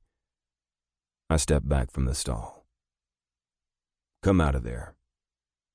Shayna bats at her face again, getting rid of the new wetness, but she comes out. Now what? She asks like I have some grand answer. Like always, I go with the first thing that pops in my head. Let's go to my room and talk. She sucks in a breath, and a beat passes. Then another. Then another. Finally, she nods. It isn't as if Shayna has never been in my room before. She has.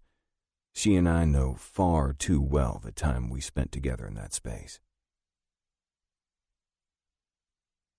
Shayna screams in her sleep so hard I wake up from the couch in my room and roll over to look at her. She thrashes in my bed, twisting into the sheet, pulling it tighter and tighter. She's having another nightmare, and they're getting worse. Shit. I spring up and move to the bed. Her screams of stop and don't echo through my head, putting me back in a place I don't want to be. I don't want her there either. I want to erase it from her head, even if I can't erase my memories from mine. Shayna, I say quiet yet firm, placing my hand on her arm. She proceeds to fight me off, which I expect since it has happened the last few nights. I hold tight and give her a squeeze, not letting her go. Not with enough pressure that will cause a mark, but enough to hopefully engage her thoughts. It takes several minutes of me releasing her arm, then squeezing before her eyes begin to flutter open and the sleep begins to dissipate. Then she jackknifes from the bed, her eyes darting frantically around the space, and I move back a few steps, letting her realize where she is. "You're safe, Shayna," I tell her, calming her frantic gaze. She chokes out a sob, then sucks in deep. Safe? I don't even know what that means anymore. A pang in my chest hits hard, and I can't stop the protective mode my body goes into. She's so small and fragile and beautiful. "I'm going to sit on the bed." She nods as she shrinks herself into a little ball up at the headboard, wrapping her arms around her bent knees. She's terrified and scared, and I absolutely hate it. I would have loved to be there when the brothers took out those assholes who hurt her. Should I be pissed at her? Hell yes. She lured Angel so that fucker Payne could get to her to hurt the club. On the flip side, Shayna also came to Princess for help, and we turned her away. Sure, she was a total bitch to GT at Diamond's funeral, demanding money, so there was great reason to turn her away. But if we would have helped her, she wouldn't be where she is now. An Angel wouldn't have been where she is. That is on us. It's all a vicious circle of would've, could've, should've. "Talk to me." I've said the same words to her every night she's been in my bed. Princess wanted to put her downstairs, but after hearing the possibility of what those fuckers did to her, I couldn't. So I told Princess I would look after her. She didn't question it. She simply told me she was grateful, that she didn't really want her alone. Unfortunately, I knew what her nights would entail, and I couldn't in my right mind allow her to deal with it all by herself. Shayna shakes her head as tears well in her eyes and fall from her long lashes. "I can't," she whispers, the pain leaking from her voice.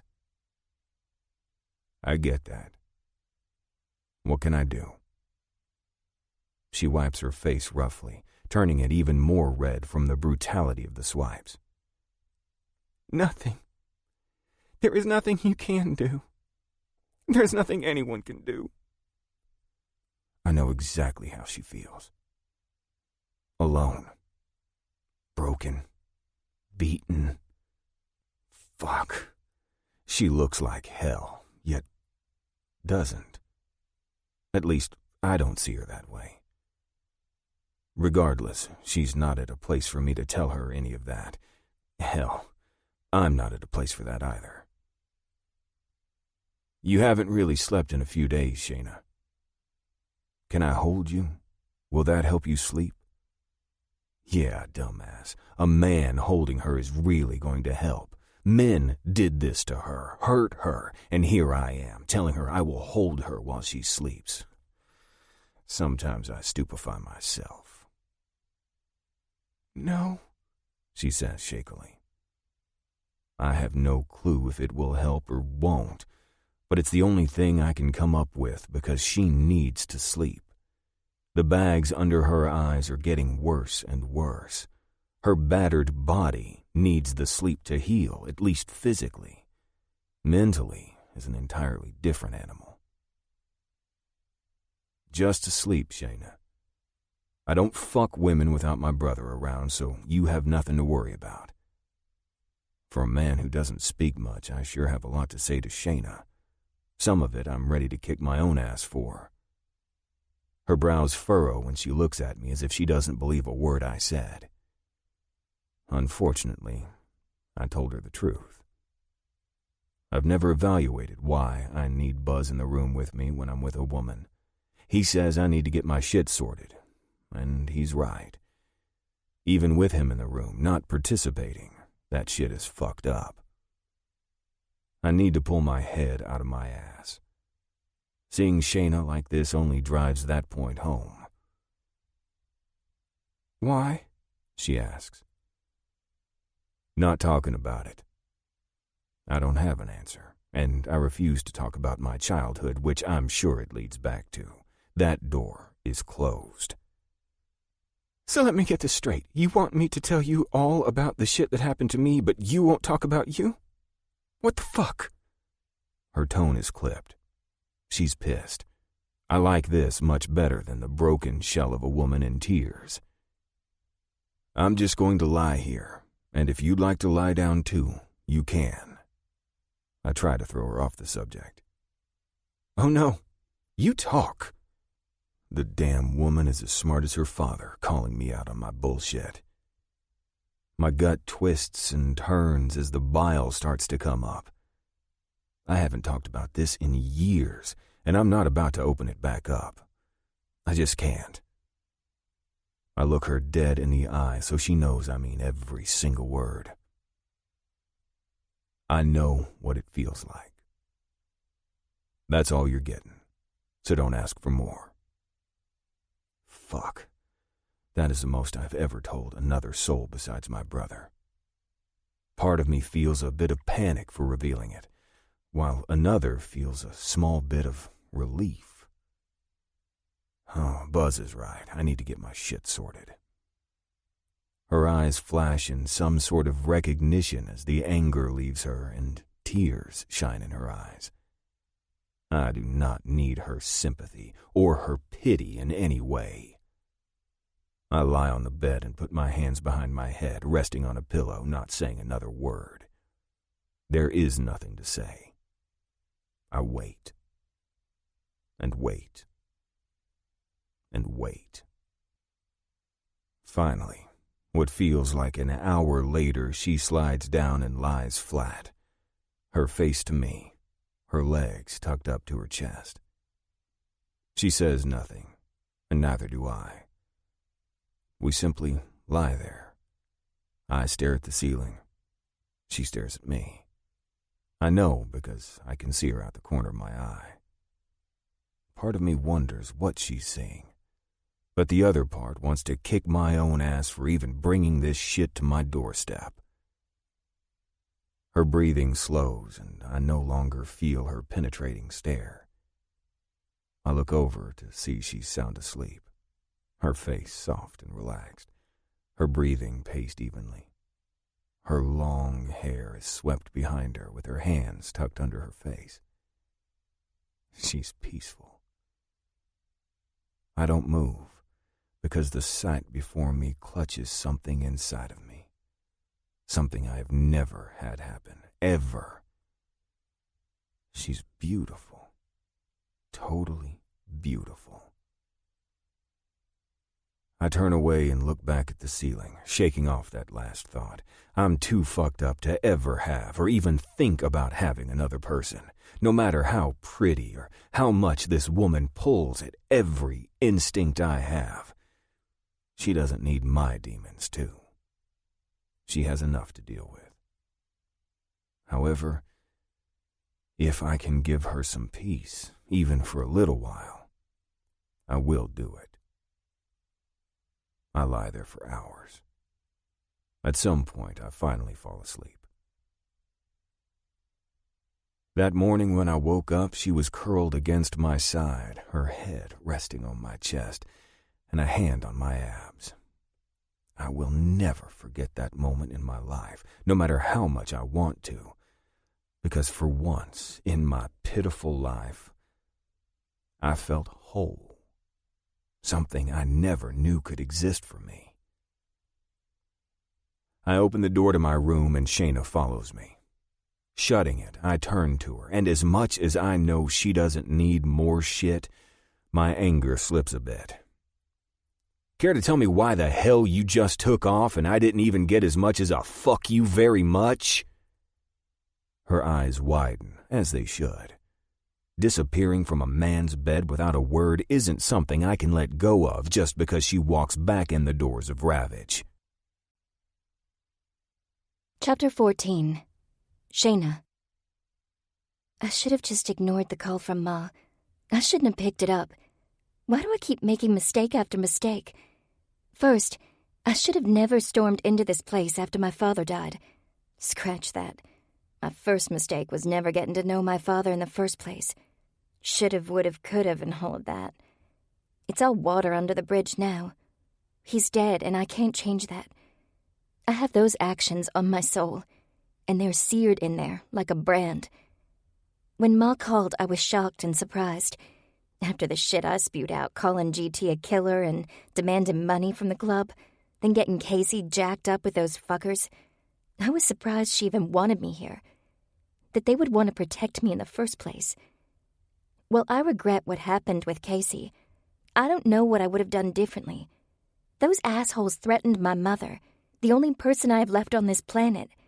Protecting my mother was and is my top priority.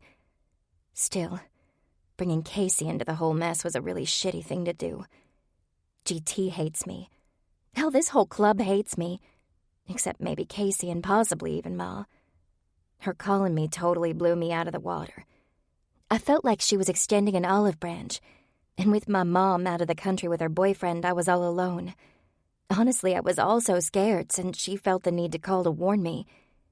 I grabbed that branch, knowing what could happen to me if the bad people got me again. I cringe at the thought and focus on the man in front of me instead. That's a much better thought than the former. Breaker stares at me, pissed as hell, and he has every right to be. Not only for what I did concerning the club and Casey, but also for leaving the way I did. That's another check mark on the long list of mistakes I made. Strong arms wrap around me, cocooning me in warmth and safety. I expect the fear to hit like it has every other morning I've woken up this exact way, but it doesn't. For the first time in weeks, it doesn't come. The fear is on the outside of these arms. Here in this spot, I don't have to be afraid. No, Breaker will protect me, just like he's proved every night I've slept here with him. I inhale his scent, and a small part of my body comes alive, but I shut it down quickly. I'm not ready for any more intimacy than what Breaker's given me right now. He gives it without expecting anything in return. Who does that? What man does not expect anything in return? Just being someone's rock when they can't seem to stand on their own. Therein lies the problem. Not only is he my rock, but he's also gained a place in my heart. A heart I didn't think would ever beat or feel like this ever. A heart I thought was shattered in a dingy room where my hands and legs were tied. A room I never thought I would escape alive. Him holding me in this position every night has made my heart beat again, which scares the hell out of me. The weight of this realization hits me. Breathing becomes difficult, and I try to get some air, all while not waking Breaker up. "Are you okay?" He asks into my ear, and I jolt, never feeling a single change in his breathing to know he's awake. "Yeah," I say instantly, hearing the slight shake of my voice. I clamp it down and say, "Yeah, Breaker, I'm good. I need to go to the bathroom." He releases me, and I immediately pause, my chest tightening to the point of pain. This pain is so much different than the physical I endured. No, this is so deep on an emotional level, it's scary. I need to get out of here. I can go up to my mom's cabin. It's secluded, and she has a security system in place. I can go there and find my safety. I rise from the bed, grab my clothes, and take them in with me. After I close the door, the reprieve I hoped I would feel doesn't come. Instead, my anxiety strengthens, feeling like it's pulling me down. I do my business and dress, then I suck in a breath. The only way I'm gonna be able to follow through with this is if I act like everything's normal for me, whenever that is. Opening the door, I find Breaker's already dressed. "Gotta run," he says, coming toward me. He lifts my chin. "You okay?" he asks, and his concern nearly has me coming apart at the seams. "As always," I tell him, not wanting to lie. He steadies me, and for a moment, a brief second, the look in his eyes tells me he wants to kiss me. But then it vanishes. "Right. I'll be back later." He releases me, then leaves the room. Once the door clicks, instant sorrow punches me in the gut, and I feel the tears exploding from my eyes. I allow myself to get them all out as I sit on the bed. After what feels like forever, I rise and pack my things in my lone duffel bag. I look at the bed and at the indentation where Breaker's head lay on the cream pillow. Without thinking, I walk over and pull the pillow out of the case and tuck the fabric inside my bag. I may not have him with me, but at least I have this piece. After talking briefly to Casey, I leave and don't look back. I wrap my arms around myself, wishing like hell it would put a protective shield around my body, around my emotions. It's a no-go.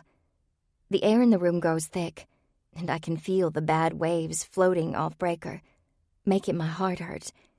I never wanted to make him mad, but like everything else in my life, I screwed that up as well. I'm sorry. I should have told you I was leaving.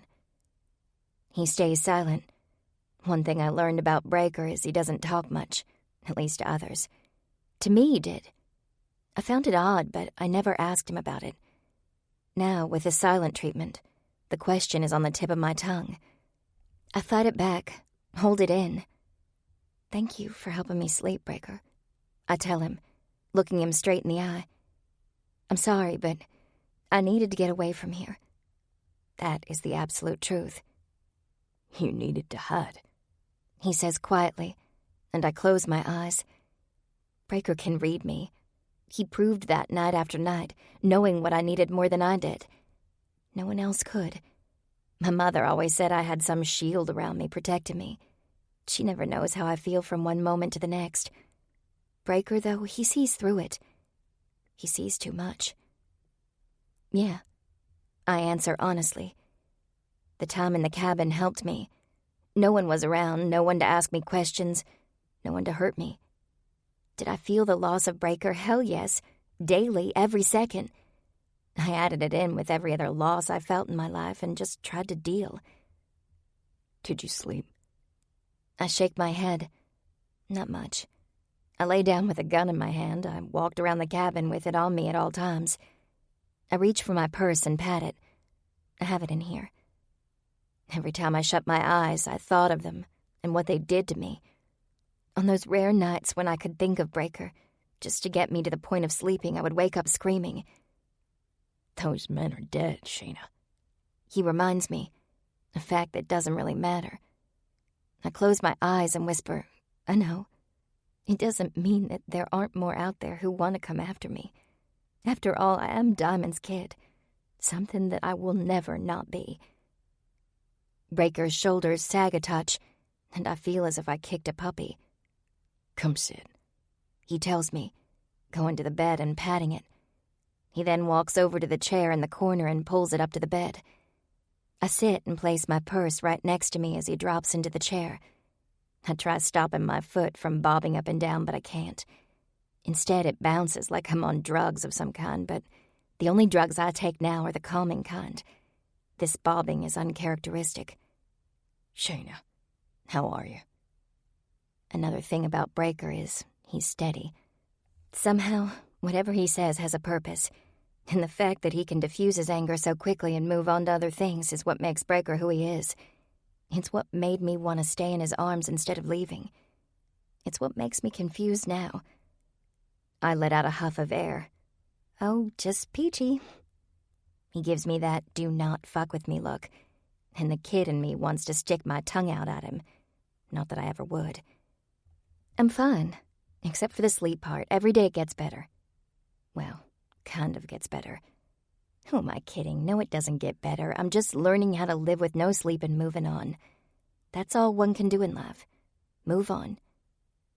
Don't lie to me. See what I mean? He can read me, which makes me more nervous. Believe me or not, Breaker, I don't care. Wait, did that just come out of me? Shit. It's been forever since I've been able to feel some resemblance to the woman I was before. Not only that, but it's a lie. I do care. I care way too freaking much. He stays quiet again while a burn hits my chest. The same burn that struck when I left. The same burn I thought about every moment I was away from him. the same burn that's eating at me right now. Sighing loudly, I tell him, I'm learning to deal. I'm working a lot. That keeps my mind off it. Working. I let out a little noise, not believing I let that part slip. I never told him what I did for a living. I'm not embarrassed. I'm proud of it. I just never know how people are going to react. Before, I could brush off anything thrown my way. Now it's a little harder to do. I also care about what he thinks of me, of what I do. What if he thinks I'm demented or twisted for some of the stories I have in my head? Like everything else in my life, I power through. I'm an author. His brow tips up. Like kids' books? Even in this situation, with everything around me a mess, with this man standing in front of me, I smile at the comment. What's so funny? Breaker asks. I can hear a bit of relief in his tone. It's everyone's first question. I don't care who asks, it's always the first. I shake my head. It doesn't matter if it's my mother telling it to her friends or someone asking me directly. Everyone's first thought is children's books. No, Breaker. I don't write kids' books. I write romance books. You do? Yep, I've been doing it for years. I look down at my entwined hands in my lap, not liking having to speak this part. Lately, it's harder. The stuff I write isn't as happy as it was before. It's different. That is saying it mildly. I went from writing romantic comedies that would make you laugh out loud to darker, killing, torture, bloodshed. It doesn't take a shrink to know I was killing my tormentors with every click of the button and making them feel what I felt. It also makes every word vivid, pulling readers into the darkness I felt in my soul. I've missed 2 deadlines, though, unable to write the happy. When I sit at the keyboard and let my mind wander, I come up with this weird and twisted world. A world where I can do whatever I want. A world where I feel like I belong. I wrote a full novel, pumping words out faster than I ever had in my life. When I sent it to my publisher, they denied it, saying it wasn't mainstream enough. Right now it sits on my computer, and that will more than likely be where it stays. I shrug. It's like therapy of sorts. Good. You need that. His eyes dart from me like he's remembering something. Whatever happened to Breaker is bad. I can tell it from his expression every time we discuss what happened to me, even if it is vague. I remember him telling me that he knew what it felt like. I ran those words through my head every single day in the cabin. If he knew, that means someone took from him what he wasn't willing to give. My heart aches for him. No one should have to have this kind of weight carried on their backs. Boom, boom, boom. The sound comes from the door in rapid successions, and I jump from the bed. Unknowingly or knowingly, I'm not sure which, I move behind Breaker as he rises from the chair, his strong, lean body only inches away from me. Yeah? He yells, not taking a step forward. Open the fucking door. GT bellows, and my heart thuds like a jackhammer. His tone isn't an, oh yay, Shayna's back. No, it's a, where the fuck is she? I'm gonna kill her one. I tremble, my arms around my waist to still the movements, yet providing no relief. Breaker takes a step back, and I collide with him. I fist his shirt, balancing myself, and don't remove my hands. Why? Because the contact of his warmth helps the tremors, and I need them to go away, especially with what I'm about to face. He's the only one I feel safe with. GT, calm down, Casey says, reminding me the doors here are not thick. Fuck that. Open the fucking door, Breaker. The pounding continues. I look at the handle, seeing it's locked. I don't know when he did it, but I thank God that Breaker turned the little piece of metal. Not that GT couldn't break through it. He could. The man's built like a tank. But I've learned that something is better than nothing at all. You'll be fine, Breaker says, taking a step away from me. My grip is so tight on his shirt that when I don't let go in time, I move with him. He swings his head around and looks in my eyes. You'll be fine. I do believe him, but the hellfire that's waiting for me on the other side of that door is deserved, unfortunately. Breaker! GT growls with more thuds from his fist. Casey says something, but I can't make it out. I breathe in deep, then release Breaker as he strides toward the door. I can do this. I can do this. I can do this. Breaker opens the door. One look at GT's furious face and I realize I can't. I can't do this. He's gonna hurt me. My hands sweat, and the trembles come back 10 times harder than before. I can feel my lip quivering, and I can't stop it. I can't do anything but stay rooted to the spot like a 100-year-old tree. Flashes of what the men did to me, the memories I tried to lock up, fall through my mind. The tearing of clothes, the smacks, the smells. I step back and back and back until I hit the wall hard and glass rattles. There's nowhere for me to go. Nothing I can do. I'm trapped. Just like before. I can't breathe, and whatever I do isn't enough. You bitch!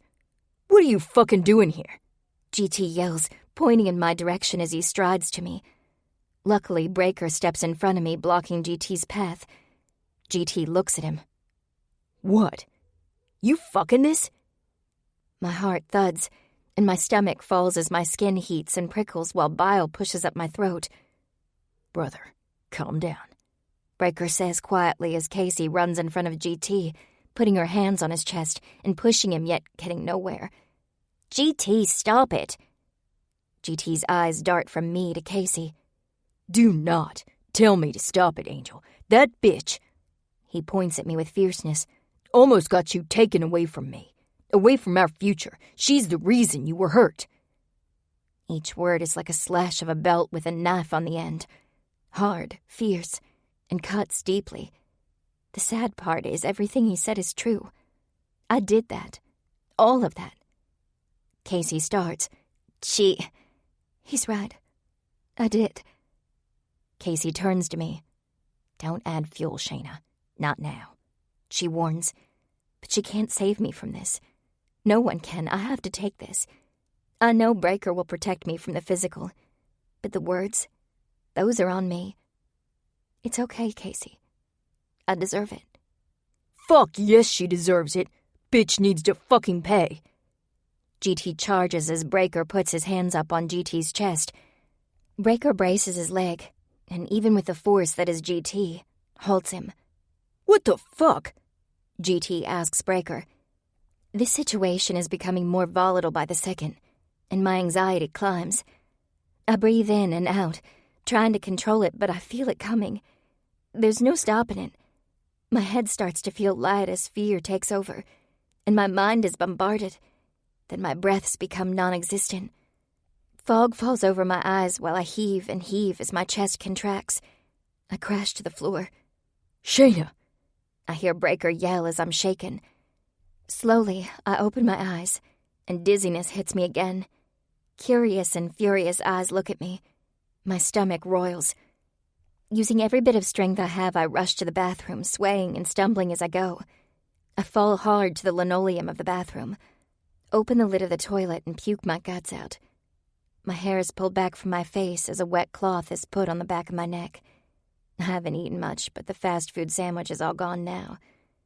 I lean back, wiping my mouth as the wicked acid taste invades my tongue. Then I look up to see Breaker beside me, Casey not too far, and GT glaring at me from the door. I get it. I'm not a stupid woman.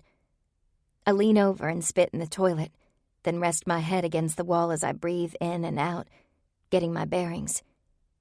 You have every right to be pissed at me. Ma called telling me to come.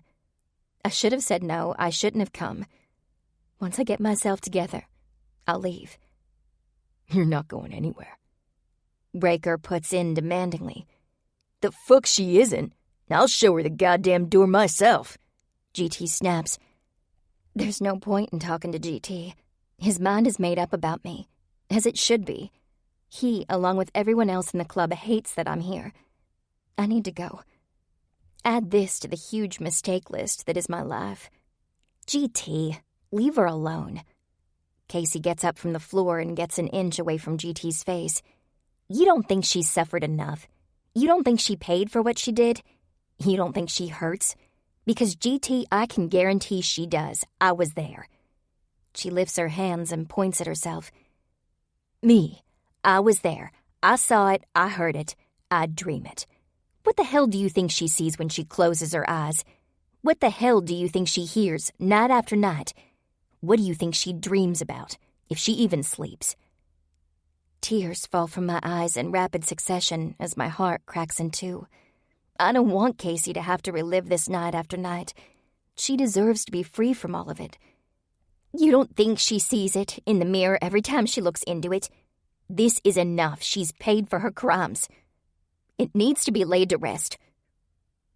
The last of her words come out in a broken sob, and GT's face changes instantly. He pulls Casey into his arms, wrapping her in his warmth. She shakes uncontrollably as GT closes his eyes, the pinched lines of his forehead telling me the pain he feels from all of this too. The gesture only makes me cry more. I fucked up so damn badly. Breaker's arm snakes around me, but I pull away and get up from the floor. Breaker eyes me but says nothing as I go to the sink and turn on the water. I splash it on my face, allowing the coolness to wipe away the tears that still flow. Cupping my hands, I rinse my mouth out over and over again, not getting the taste out. It doesn't matter, though, because I'm out of here. Back to the cabin, back to the stories no one will ever read, back to what my life is now. The ache in my heart hits when the thought of leaving Breaker again enters, but I can't let it bring me down. This is the best for everyone. I turn to the couple, seeing Casey's head turned toward me, tears streaming down them. If I had known it would be this hard for her to see me, I really wouldn't have come. I'm sorry, I fucked up royally. I'm leaving and I won't come back. I take 2 steps. Can you please move so I can leave? I ask the 2 of them, keeping my eyes on GT, who takes a step into the bathroom, bringing Casey with him. I turn my attention to Casey. I'm sorry I brought all of that up for you again. I wasn't thinking. I should have stayed away. I lift my chin as high as I can, but it isn't much because I don't feel it. I'm a void, alone and empty.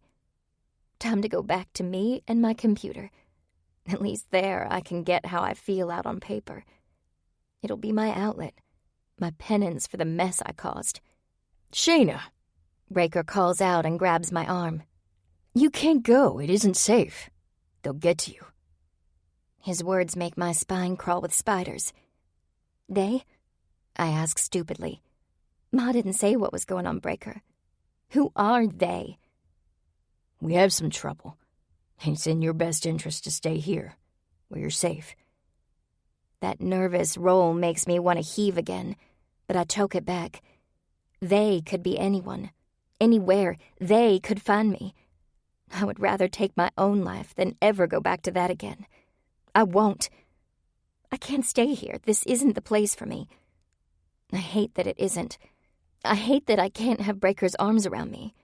I hate everything about this. If I have to cuff you to the fucking bed, you're not leaving here, Breaker says, shocking the shit out of me. And from the gasp of Casey and the slightly widened eyes of GT, this isn't a normal thing for Breaker. He means it. He's really serious about this. I don't know how to process that at the moment, so I go with what I know. Breaker, I'm not wanted here. Everyone here is gonna feel the same as GT. I fight the urge to look at the man. I can't. Even if I fear them. Yes, you can. And you will. He demands, moving over to a drawer, opening it and pulling out a pair of silver cuffs, dangling them from his finger. First, I want to ask why he has handcuffs. Second, I want to tell him that he's lost his mind. You decide. Willingly stay or cuffs. I look back and forth between Breaker and the cuffs, suddenly feeling like a fish out of water, unable to find my way. He opens the cuffs, and the distinct click fills the room. Fear paralyzes me. I can't be restrained. I can't. You can't cuff me, I tell him quietly, putting my hands behind my back so he can't get to them. So you're staying? I nod. Words, Shayna. And no fucking running off like last time, because this time your ass isn't getting far. His words tumble around in my head. Does he mean that he'll come after me? And find me? I look into his determined blue eyes and follow my gut. I'll stay. Chapter 15. Bella. Nervous butterflies flit around in my stomach as I juggle the 2 pops and bag of sandwiches and chips. I suck in a deep breath, put my big girl panties on, and knock on the door. Yeah? Buzz calls out. It's me. Damn, I sound so stupid. Why couldn't I sound cool like Julia Roberts in the movies? Cool and calm when doing things. The door handle twists and it flies open. Buzz stands on the other side with a shocked look on his face. Surprise? I try to keep the question out of it, but fail miserably, so I carry on. I know you're doing club stuff, but I thought I could feed you, and maybe we could hang out. Even if it's for just a few minutes, while you eat. Smack me in my damn head, I sound like a complete and utter tool. I stammer to his amusement. Thanks, babe. He grips my arm and pulls me gently into the room. With my hands full and trying not to drop anything, I go where he leads me. The room is stark with gray walls and fluorescent lights. A huge bank of computer screens line one wall, and in front of them is a desk with 2 chairs. I feel like I entered the Bat Cave or something. Buzz brings his hands to my cheeks and pulls me to him, landing a hard kiss on my lips. I have to remind myself that I have things in my hands and not to drop them. The more he kisses me, the more I want to say screw it and let it all fall to the ground. When he releases me, I gasp for breath. Then Buzz takes the food and drinks from me and sets them on a side table. Wow, I say to myself. Yeah, baby. Wow isn't the half of it. Come here. I go, and he shows me exactly what it means to get the ever-loving shit kissed out of me. His lips devour mine, and I try to keep up, but with Buzz, it's always him leading. I melt into him. He kisses me deeper. When he pulls away, my knees wobble. I have a hard time keeping upright, even gripping his shirt. That's a hell of a thank you, I say between gasps. Bella, that's nothing. He motions to the empty seat, and I take it. I notice all the screens are blacked out, which is good. It was the one thing I worried about when I put this plan in motion. Buzz is already in trouble for me. I don't need to cause him any more. And I didn't want to know. I can't help the nerves coming back. We haven't really been together in a few days. Yes, we spend our nights together, but he's been so busy I rarely see him. Not to mention I don't have a clue what I'm doing with this talking and hanging. This idea is a leap for me. I reach for the bag and pull out the 2 sandwiches and chips, placing them in front of him. Thanks, he says, with a smile that warms me from the inside out, helping to settle some of those nerves. So this is your hiding place, I joke, feeling the need to break the tension. Not the tension in the room, that's not there. It's the tension within myself. Yep, is all he says, so I try something else as I open my sandwich. You getting whatever it is done? Damn, it sounds like I want him to tell me what he's doing, and that's not it at all. No, I say before he can start. That's not what I leave the half-open sandwich on the table and look up at Buzz. I'm no good with this stuff, Buzz. You say I'm yours and you're mine, I get that. I like that, but I don't know how to do it. In the past... Stop, he orders harshly, and I jolt. Don't want to hear about your past, Bella. Can't stand the thought of someone touching you. I hear it, I'll want to kill him. Best to keep that to yourself. You're not getting what I'm saying. Frustration leaks out of me. Bella, I don't know the first thing about this shit either. The thing is, we don't change just because I've claimed you. We still talk, we still hang out, and do that movie thing you like when I can. Right now, shit's hard because I'm busy. Stick by me and we'll get through it. And once it's done, he lets out a breath. Then we finally breathe easy. I'd like that. Me too, babe. More than you know. We'll figure all that out in time. Right now, we live day by day, minute by minute. You brought me dinner and that sweet body of yours. Can't ask for more, Bella. Warmth spreads through me like ivy, and I cling to it. Right. Buzz digs into his sandwich, taking a bite that encompasses a fourth of it. I may have to give him mine. What's going on with school? He asks after swallowing. It's good. I took my last final online and passed, but it was open notes. Those don't really count. I shrug. The fuck they don't. You be happy you did that shit, Bella. That's an accomplishment. Damn warmth again. Thanks. Welcome. What else? I'm off for a while. I've been piling on classes and only have 4 left until my business degree. What are you gonna do with that? He asks, inhaling another fourth of his sandwich. I have no idea. Now that I've had all the classes, I really don't want to sit in an office all day. I'm good at strategizing and stuff. I thought about maybe trying marketing or planning or something. My dad wanted me to go to school and get my degree. Had it not been for him and leaving that shit in his will, I don't know if I would have stuck it out. Will? Yeah, in there he stated that I must finish college. Buzz raises a brow. I know, it's not admissible in court like that, but he wanted it. I want to give it to him, even if he'll never see it.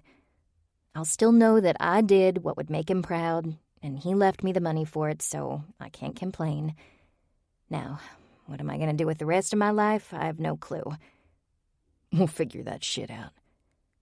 It feels nice to have someone here and on my side to bounce ideas off of and just talk. I love that it's Buzz sitting across from me. This right here is the best gift in the world, but it also scares the hell out of me. I never let the others in, ever. Yes, they had my body and I took pleasure from it, but I didn't have this with any other man. Talking, hanging out. None of the previous got that from me. I'm not sure what to do with that now. I guess I'll do what I always do and just roll with it. I'm obviously not going anywhere for a while. My heart thunders at the thought of being with Buzz here for the long term. Damn, my thoughts are so jumbled I'm confusing my damn self. Princess tells me that this Shayna woman caused a lot of shit to go down. I take a bite of my sandwich, which is so different from his bite. Buzz proceeds to tell me about Shayna, leaving out some big chunks of the story but giving me enough to understand the situation. And Breaker's with her now? At least, that's what Angel told me. Breaker hasn't been around much since she came, so I'm assuming that's true. Buzz shakes his head. I'm not sure what the fuck is going on with that shit.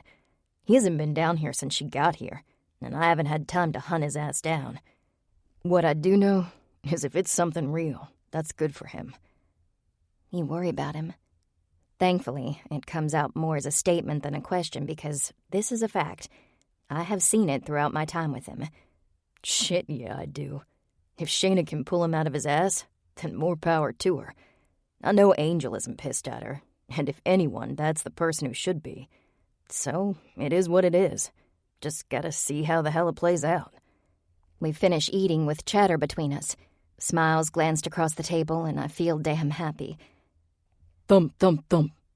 Comes from the door, and it swings open to reveal Tug standing there, his face a mask. Church, he says to Buzz. Hey, Bella. He waves, then takes off. Gotta run, Bella. I nod, picking up the discarded wrappers and shoving them all in the bag. Buzz leads me out the door, kisses me hard, and he's off. I'm left feeling happy, sad, and disappointed, all wrapped in one. Come here, Angel calls from the clubhouse. I just came up to get something to eat. It's been another one of those days. One I spent hanging out and not seeing Buzz much. While the girls are fun as hell to hang out with, I'm a loner for the most part. All that action makes me need a huge break. I go to Angel and she leads me down the hall to Breaker's room and opens the door. Princess, Tanner, Blaze, and Shayna's eyes all turn to me. Hey, I say stupidly, waving my hand.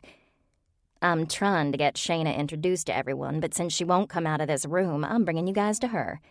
Angel announces, Shayna, this is Bella. Bella, Shayna. I give another wave. Nice to meet you. I then give a wave to the other women in the room. Shayna sits in a chair by the bed, her hands clasped together, holding them tight. Even sitting in the chair, I can tell she's super tiny, like her feet barely touch the floor. Her long hair has a beautiful shine to it and her face is gorgeous. But it's her eyes that capture me. They aren't cold, necessarily. More like vacant or lost. After hearing partially what happened to her, I feel for the woman. "So what's going on?" I ask the room. "I'm trying to convince Shayna to come out into the clubhouse with me, and I'm about ready to kick Princess out of the fucking room." Angel replies for the crowd. "I'm trying, Angel."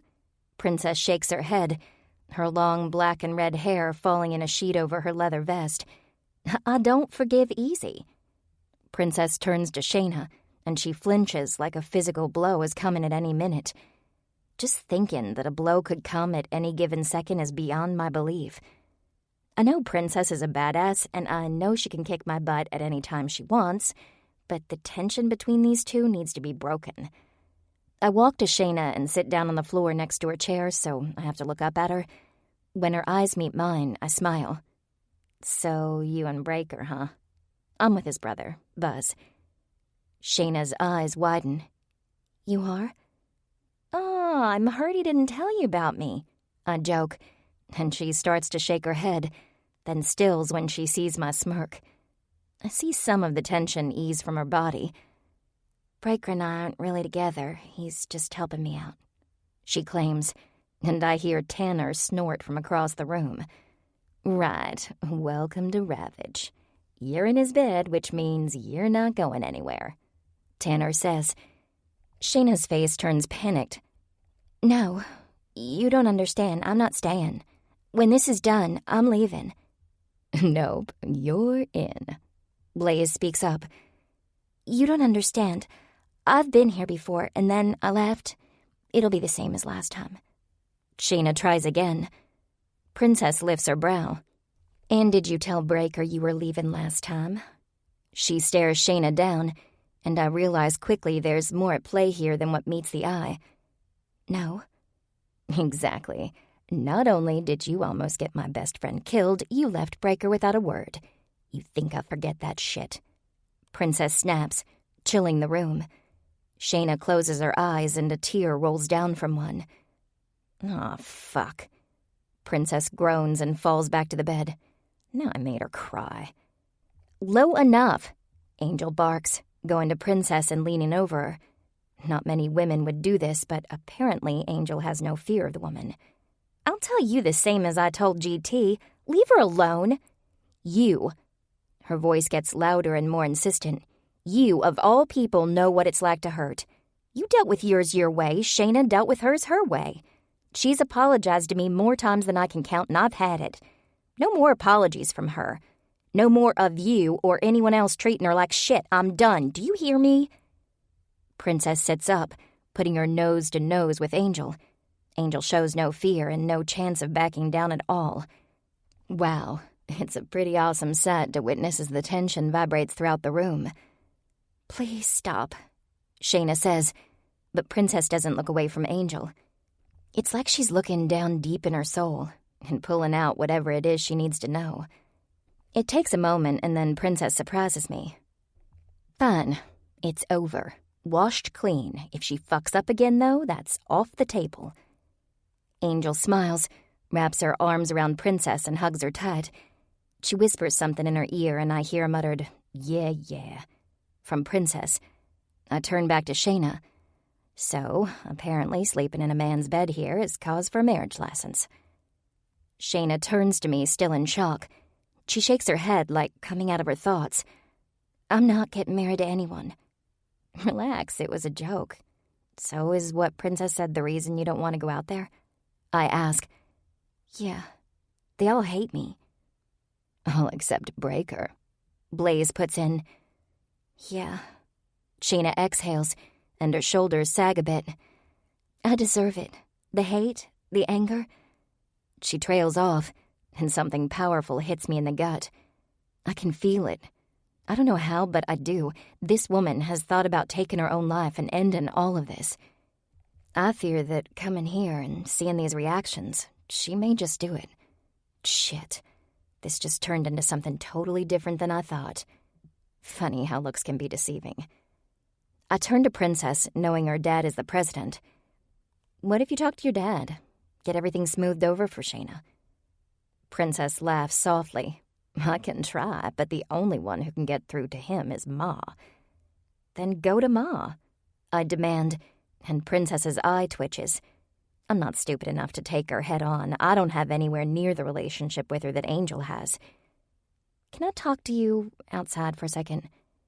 But I do have enough determination to help a sister when she's hanging on by a very thin thread. What? Angel asks, but I don't look away from Princess. I swear she has a built-in bullshit meter inside her because whatever she sees on my face, she rises from the bed and heads to the door. I say nothing as I follow her to the door. Walking out and closing it, I motion for her to follow me a little bit down the hall. She leans her shoulder up against the wall and crosses her arms over her chest. I swear she looks just like one of the guys around here with that move. Look, I see it. I can't explain how, but that woman in there is teetering between life and death.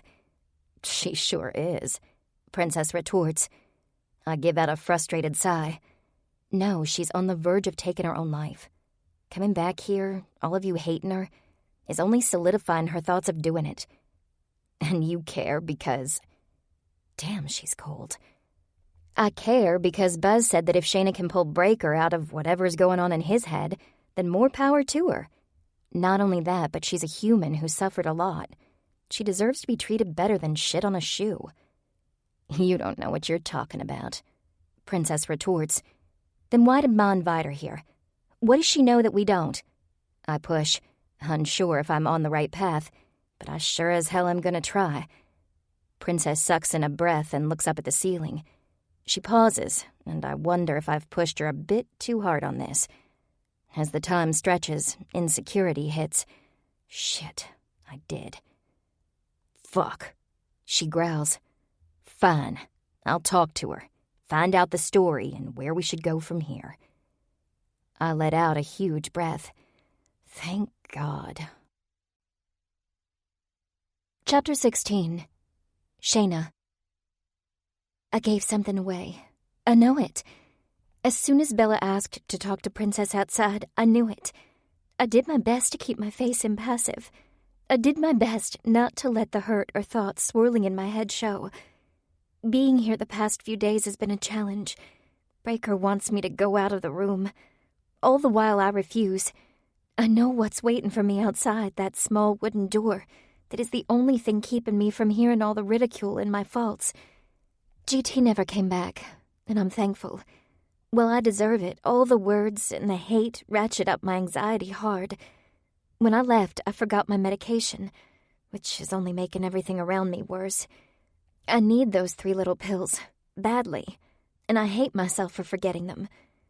I thought about asking Breaker, but he doesn't need to know I have to take medicine to keep myself together. He's seen the hurt, heard the screams, dealt with it all. Everyone here judges me, and letting them know I have to take medication to stabilize myself isn't on top of my list. I do trust Breaker, though, probably more than I should. I know he would go get them and keep it quiet. I just don't want him to know. Even with him seeing me collapse on the bathroom floor and puke my guts out, I can't let him see that it's worse, that small display is just the tip of the iceberg for me. I don't want him to know how bad it can get, because going from being here, wrapped in his arms at night, to being away, it got a hell of a lot worse. The biggest problem when I'm not on my meds is I can feel my moods going up and down. One moment I'm a mess, the next I'm okay. It's like I have these boulders, larger than myself and heavy as all hell, collapsing on me, pushing me down. The weight of them is so hard to bear that most of the time it crushes me. When the boulders win and the weight compresses, I'm flattened. The weight is so heavy, so forceful that it annihilates me and makes me think these thoughts that I don't want to have, but I can't help it. One is taking my own life. There have been a couple of these. Coming back here has burned that fire fiercely, because I will never live it down with this group of people. I know that, and it hurts. 1, because it's the only link I have to my father. 2, because they hate me. But it could all end. They wouldn't have to deal with me, and I wouldn't have to deal with the ridicule. As I continue to think, the pressure grows in my head. I look at the women still in Breaker's room, all of them talking, yet I'm not hearing a word. I need a break. I rise and head straight for the bathroom, close and lock the door. Putting the seat down on the toilet, I sit, practically collapsing on the darn thing. Head in hands, I try to clear my mind. I try to make everything disappear. I try to move the damn boulders off of me so I can breathe. I will them to go away, but they press harder, knocking the wind out of me. I lower my head and take in deep breaths, just as a bang comes to the door. "Shayna, open the damn door," Breaker says. I press my hands to my eyes. "Give me a minute," I call out, breathless, and hope he doesn't notice. "Now," he demands. Guess I didn't trick him. Go figure. I suck in a breath and slowly rise from the toilet, walk to the door and unlock it. It opens immediately and Breaker storms in. "What's wrong?" he asks, cupping my cheeks and examining me. "I'm fine," I lie. "Damn it. I thought we were over this. Tell me what's wrong," he orders, just as Tanner, Blaze, and Angel come in behind him. Embarrassment hits me. I'm fine, just a lot going on. I try to placate, not wanting to tell them anything, especially the women. "Shayna." His tone deepens. It's the one he uses when he's gonna push and push until I give in. He's only done it a couple of times, but each time he got answers from me. I let out a heavy breath and contemplate lying to him for all of about 5 seconds. I left my medicine in the cabin. "Medicine for what?" he asks, and I look at the women behind him, each of their looks appraising. I'd love to crawl in a hole now, please. Breaker must see it because he takes a step into the room and shuts the door behind him, slamming it in the women's faces. Damn, I love how this man gets me. "Now tell me." I blow out a huge breath. I have medicine I take to regulate my anxiety and depression. I haven't taken it since I got here, and now everything inside me is messed up. I watch his face, waiting for some kind of judgment there, some kind of taunt or something. When I get nothing, I continue. I have to take it twice a day, and when I left, I forgot to grab it. When I don't take it, I get... God, what's the word for it?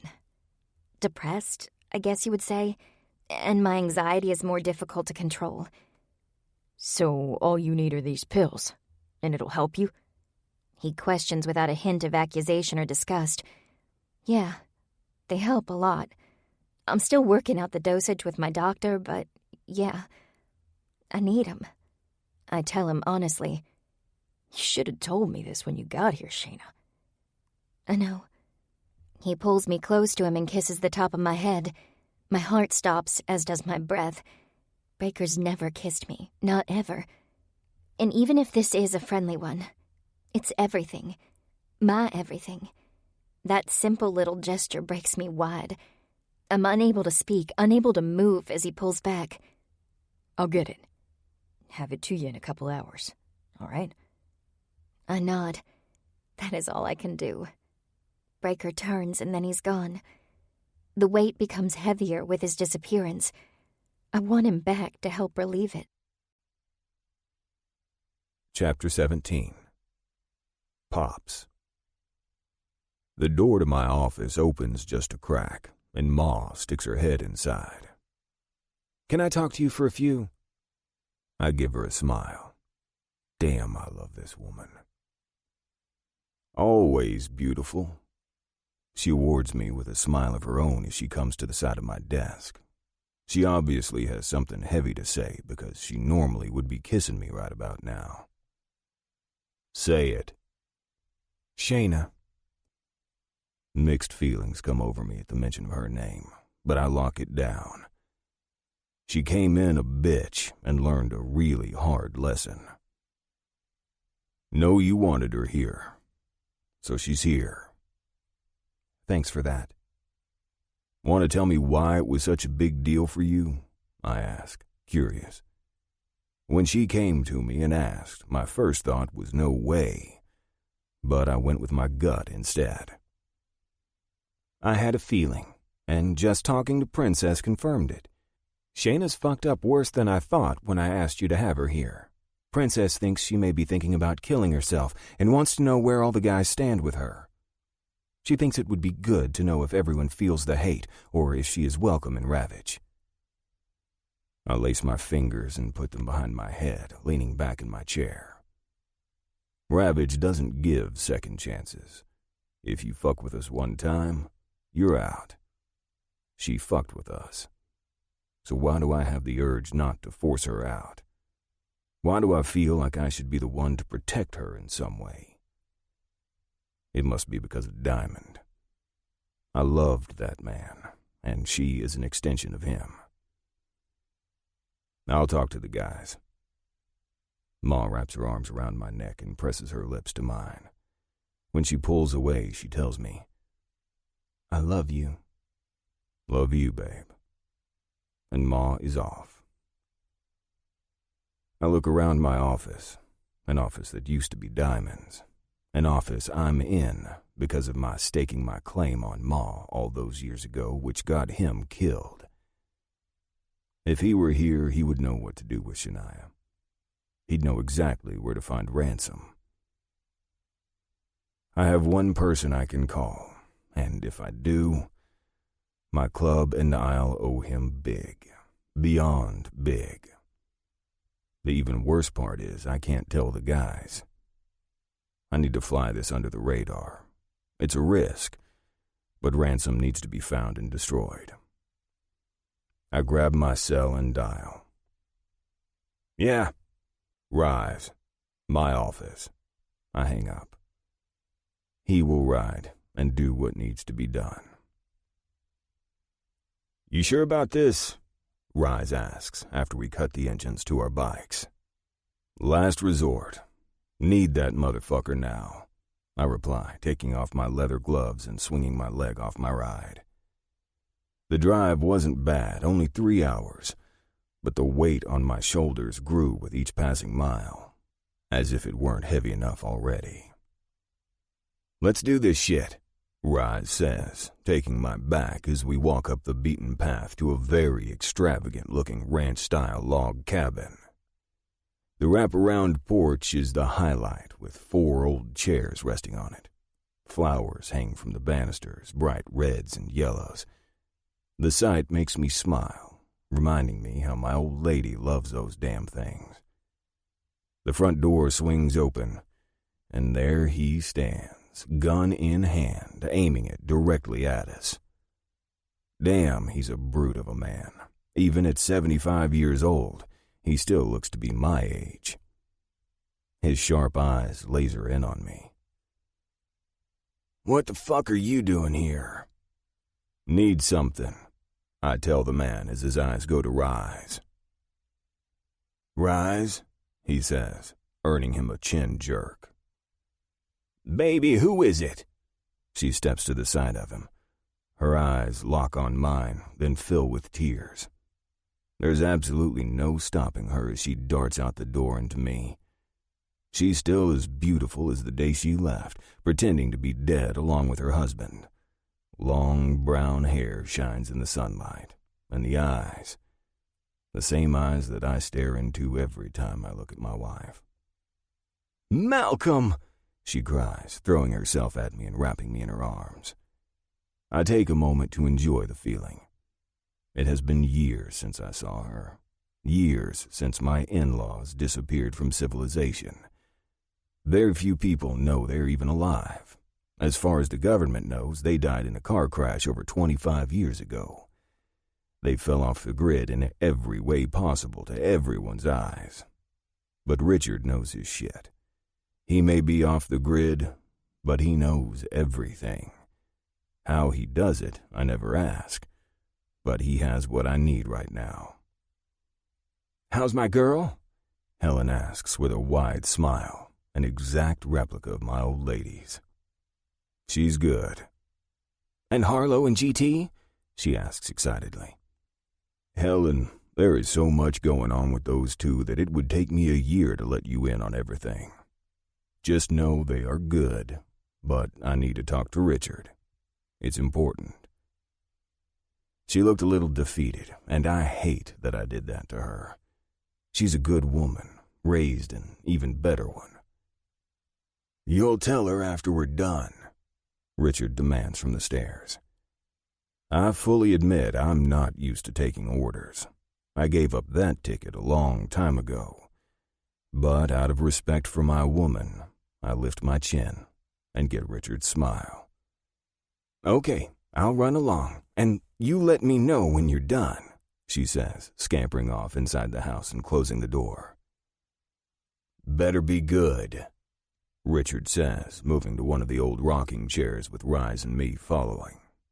Rise sits next to Richard while I lean against the railing with my ankles crossed. Richard's eyes connect with mine, determination exuding from them. "That fucker Ransom is still hung up on Charlotte." He shakes his head. "Doesn't surprise me one fucking bit. My girl is something else." He clicks his tongue. "So, you know what's going down?" I ask.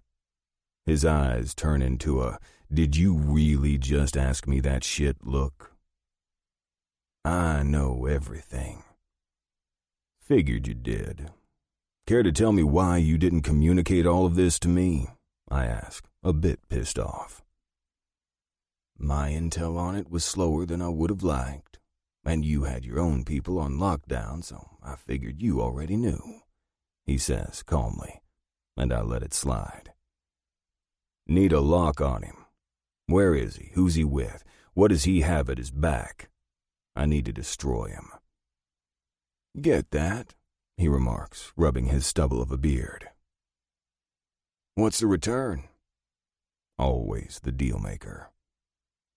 "Your daughter's safety," I deadpan. "No, I left you in charge of that shit years ago when you went to battle for her. When you protected her. That's on you," he tells me straight out. It's true, he did, and I don't regret a moment I've had with my woman. True, I did gain respect from him by pulling Ma out of that mess she was in. Richard wanted to kill Ransom and set a plan in motion. Once he saw how I could keep her safe, he tapped it down, not wanting another battle on his hands. "What's the price?" I ask. "Bring her up here with the kids. Helen wants to see them. It's been too damn long." I quirk my brow. "Princess and GT think you're dead. You want them to know differently?" "Want to see my grandkids." At least owing him big isn't as bad as I initially thought. "The reason you're in hiding gone away?" Richard was in some serious dealing with a drug lord, and the only way for him to get out of the mess was to plan his and his wife's death. It was a pain in the ass to pull off, but we did it. Ma, Rise, Dagger, and me, that is. From Ravage, we're the only ones who know these two are alive. "Yep. So is his worthless crew, parents, family, everyone. There's a little shit who took over, and his days are numbered too." "You do all this from all the way over here?" Rise asks. "You'd be amazed what I can do, son." Richard gives him a slight tilt of the lip, the one that says he knows how good he is and owns it. "Fuck," Rise says, sitting back in the chair. "So you want to see your grandkids and your great-grandkid?" Richard's eyes light up. "Cooper, Princess's man, has a kid. Now he's hers," I tell him. "Well, fuck me. Didn't think that would happen." "So much for knowing everything," I grumble, and he narrows his eyes. "This trip down memory lane needs to stop, and shit needs to get done. Need you to find him and 2 of his men." I cut to the chase. He studies me. "Gonna bring me my grandbabies?" I lift my chin. Fuck, that's the least I can do. After all this shit blows over. Richard reaches into his pocket and pulls out a flip phone, the same kind of burner phone we use. He pushes some buttons, then lifts it to his ear. "Ransom. Find him. Send you a pic." he orders, then shuts it and tosses the phone to me. Good thing my reflexes are still good. I catch it mid-sale. Take that. I'll call you on it when I get word. I slip the phone into my cut. Thanks. Go in and tell my wife about her grandkids and the great-grandkid. I push off the ledge just as Rise says, How do you still do it? Secrets aren't meant to be told. Chapter 18. Buzz. Thwack! Count, Bella. I growl as my hand stings from the blow. It's a delicious one, and watching the red form in the shape of my hand on her bare ass is one of the sexiest things I have seen in my life. 5, she says softly. My girl loves getting her ass spanked, and I'm happy to give her that. She lays over my knees, ass in the air, torso aimed down, her hands touching the ground. With each slap, her tits bounce against my leg, and my cock grows harder. Thwack! I give her 5 more, then plummet my fingers into her wet heat. My girl's hot for me. She moans, and I move my fingers quickly, giving her just enough friction, but going nowhere near her clit. Her body hums for me, but she's a good little girl who keeps herself still. Exactly how I like her. I remove my fingers and slap her ass hard. Knees. She complies quickly as I push my soaked fingers in my mouth. Her taste explodes on my tongue. I look down at my woman. Her pupils are so contracted, all I can see is the beautiful, exotic, purplish color her eyes take on. Tastes so fucking good, Bella. I lick and suck my fingers, giving her a show. Her lips part, and her chest heaves in and out. Damn, I love watching those tits of hers bounce. You want this to be in your pussy? I give one lick from the base of my finger all the way to the tip and circle my tongue at the tip. Yes, her voice comes out strangled. I love that I have that effect on her. Put my cock in your mouth. Her eyes stay glued to mine as she lowers her lips to my shaft. Fuck. Her lips are utter perfection. She sucks in deep, hollowing her cheeks, providing the perfect suction. It isn't long before my balls draw up and I pull her head away from my cock. I'm not ready to go yet. When I do, it will be inside Bella. She heaves in air, her lips plump from the suction. I lean down and take her mouth, pulling her up to stand with me. Her hands tangle in my hair and latch on tight, and her tits press against my chest as I grab her behind her knees and lift her. She pulls away and stares into my eyes as I pull her legs wide open and sink my cock into her. She drops her head against my neck on a moan as her hot pussy sheathes me like a tight glove. I lift her and slam her back down on my cock. Her head flies up as she screams. As I move her up and down, letting gravity help me get deeper and deeper inside of her, I give Bella everything. My heart, my soul, and fuck yes, my love. She is perfect for me. I toss her to the bed and stare into her eyes as I watch her come once, twice, 3 times, and on the 4th, I come with her. Best fucking lay I ever had, will ever have. Ever.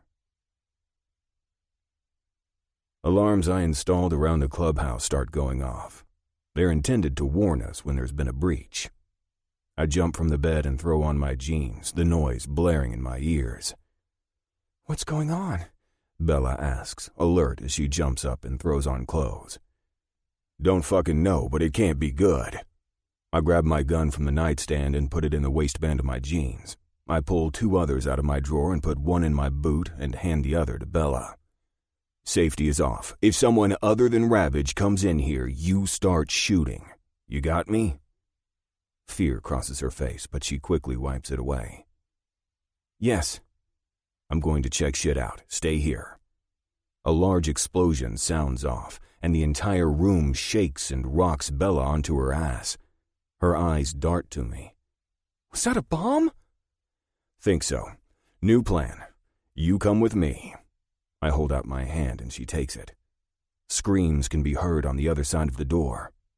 "Hang on." I rush to my laptop and pull up the security system. 3 men stand outside the gates, each lighting something before heaving it over the huge barbed wire gates. Where the fuck is the watcher? We always have 1 man on watch. I move the camera to the other side and see Derek lying unconscious on the ground. Fuck. Inside, Princess is pushing all the people to one side as the hits happen. I watch as the 3 men, no one else, throw the last ones, then hop on their bikes. "Gotta go now," I tell Bella as we rush from the room just as the 3 bombs go off. I rush to Cruz, him being the first I see. 3 guys on bikes just took off. Bombs. Those are the last of them, and Derek is unconscious by the front gate. We need to go. Pops rushes up, hearing the second half of the conversation. "Go. Dagger, the Claytons and I got everything here. Get the fuckers." I pull Bella, kiss her lips hard, and rush out to my bike. I pull one of my t-shirts from my saddlebag and pull it on, strap on my helmet, and we're off. Cruz, GT, Bex, Breaker, Tug, and I all align after I give them directions and descriptions of the men. We are fucking hunting. We split into 3 groups and case everything. When the call comes in from Cruz saying he found them, Breaker, Rise, and I take off to their location. "How the hell did you find them?" Rise asks, clenching his hands as we pull up to a local bar. "Helmets. Look." My gaze swings to them, and sure enough, the same bright blue skulls on one and the crossbones on the other rest on the bikes I recognize from the monitors. "Son of a bitch," I snap. "That's them." "Get the bikes first," Rise says as we scope out the area, which is clear. It's the middle of the fucking night. These dicks are going to learn. Cruz pulls out his cell. "Need the van." He gives the location, then disconnects the call. We head to the bikes where GT, Tug, and I pull off the helmets as Cruz, Rise, and Breaker pull the bikes over to the side lots. Luckily, not too many people are here at this time of night, but they should be closing soon. The bikes are thrown, yes, thrown, into a center pile. Breaker climbs over them and unscrews the gas caps, letting the liquid flow into puddles underneath the bikes. If the fuckers want to play with the big boys, let's see what they're made of. Several of the guys pull out smokes, inhale a couple of drags, and then toss them into the center of the pile at the same time. The flames instantly ignite, and we move back from the burst of heat. No one exactly knows who started it, but all feel the benefits.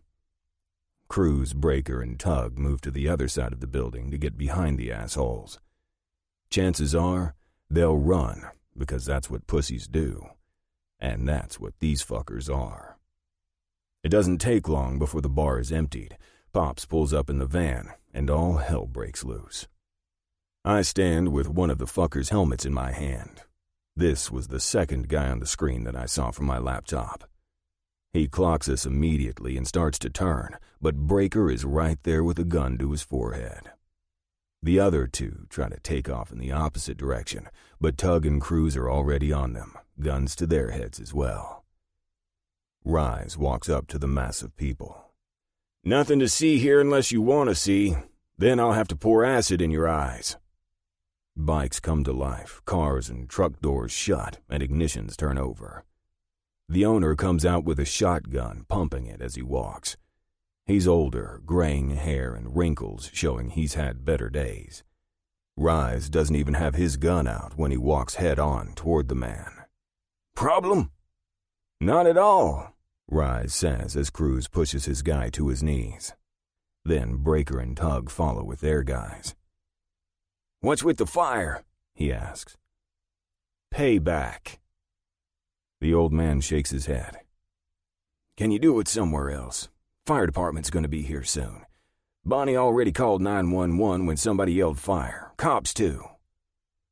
Pops walks up and holds out his hand to the guy, lifting his chin to GT, who starts us in on the process of zip-tying and getting these assholes in the van. I can't hear what is said between Pops and the old man, but whatever it is, it must have worked. Pops climbs in the van, driving the assholes off, and we are following behind. Pops takes them to the warehouse as we watch for the cops just in case. Luckily, no one follows. We meet Pops at the back of the van. How's the clubhouse? Cruz asks. Fine, structure-wise. The bombs were half-assed ones they probably made in their mother's garage. Not a lot of power in them at all. People? GT asks.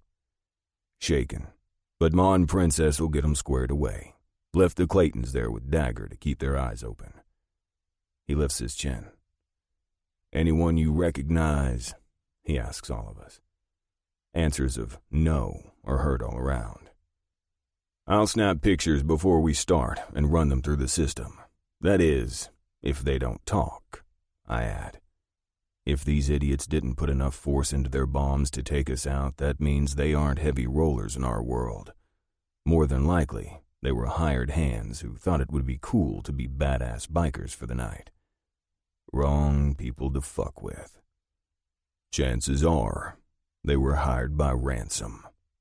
We nod in agreement.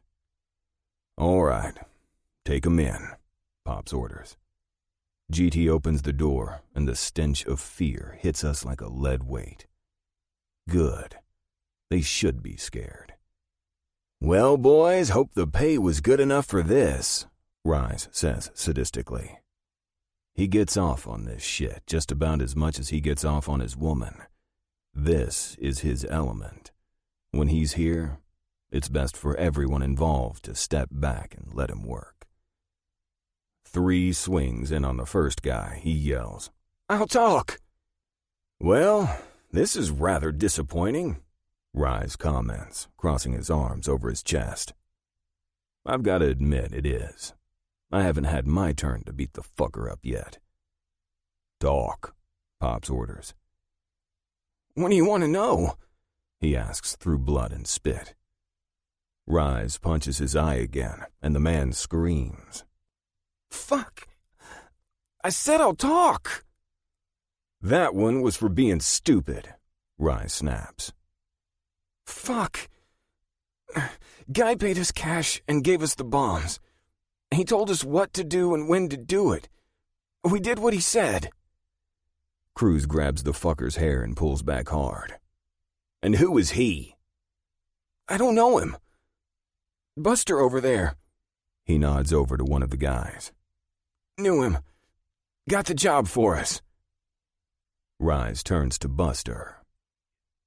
Guess you and I need to talk. Come on, don't steal all the fun, GT puts in. Boys, just get this shit done. I want to get back to the club, Pop says as GT steps forward and grabs Buster, pulling him to the middle of the floor. GT gets in 4 jabs and a savage kick to the stomach. Talk, he yells. Ransom. He gave us everything and told us what to do. I look at Pops, thinking Ransom wants us away from the clubhouse. Something's off, I tell him. Pops nods. We need to get back. Take care of these 3 quick and get back to the clubhouse. This entire thing smells like shit. When we enter the clubhouse, Bella comes directly to me, wrapping her arms around my neck and pulling me to her. I scan the room, seeing nothing out of place, which doesn't sit well. Bella cups my face and kisses me hard. I give it back to her. All right, Bella, I need to work. Need you to help with whatever needs to be done. She nods, then asks, Are you okay? I peck her lips. Yeah, I'll be just fine. Then I turn to Pops, who lifts his chin. I'll be back, I tell her, and dart off to the computers. I need to find the something that is off. Chapter 19. Breaker. "Shayna!" I call, and she steps out from the bathroom, a terrified look on her face. She runs in a full-out sprint toward me and wraps herself around me so tight I can barely breathe. I wrap my arms around her too. This must have scared the living shit out of her. Even though she's been taking her medicine, I still see the anxiety ride her, at least now that I'm watching for it. "It's okay," I tell her as I stroke her hair. It took me a bit longer to get back to the clubhouse. Not only did we have to take care of those 3 assholes, but I also needed to help with the sweep of the compound. We found nothing, but added some of the Clayton's charter to the security detail. I also had to check with Buzz, who didn't find anything out of the ordinary. Everything is in place, and nothing seems to be wrong, but I agree with him. Something isn't right. I kiss the top of Shayna's head and inhale the smell of her hair. Never in my life have I enjoyed holding a woman, and Shayna fits perfectly against me. Never in my life have I wanted more with someone. Never in my life have I thought I deserve more. Hell, I still don't think I do, but I don't want to let her go either. I sure as shit can't fix her. But whenever I'm around her, the instinct to protect her and keep her as mine is overpowering. It's something foreign, unreal, and I can't stop it. She pulls away and looks up at me. She's so damn little against me. "I thought you were hurt," she whispers, her eyes glistening. "I'm okay." Her eyes work hard. When she grabs the side of my face, stands on her tiptoes, pulls my head down and presses her lips to mine, shock, and then lust hit me straight in the gut. I only ever had women by myself when I was in the service, and that was out of necessity. Once I got out, Buzz was always with me. The fear of going too far, hurting the person I'm with, or losing my shit during sex always rides me hard. My heart thumps with those same feelings, but as Shayna's tongue enters my mouth, every thought of having my brother in this room, seeing what we are sharing in this moment, flies out the window. No one sees this but us. Her lips are so soft, and I can feel them trembling. This has to be hard on her. I'm pretty positive she hasn't had anyone since her kidnapping. That weight lies heavy on my shoulders. I don't know if I can fully do this. I also don't know what to do if she can't. As much as I want this, I may not be able to have it. She lowers her feet, taking her lips away from mine. When I open my eyes, I see the pain etched all over hers, and it rips at my heart. "I need you," she says softly. "I thought I lost you." She shakes her head as a tear falls from the corner of her eye. I wipe it away with the pad of my thumb. "I'm here, but I don't know if I can." Hurt slices across her features, and I want to kick my own ass. I hold on to her tight as she tries to step away. "Not you, Shayna. Totally me." I shake my head, not believing the words I want to force out of my mouth. "I want to try. With you." Her face lights up, but I have to warn her. I don't know if I can follow through, though. And what if you can't? "I'm safe with you. I trust you, and you can trust me." "We have to go slow, Shayna," I tell her, and she nods her head. Her need is the same as mine. Having her in my arms every night, feeling that connection with something real. I get it.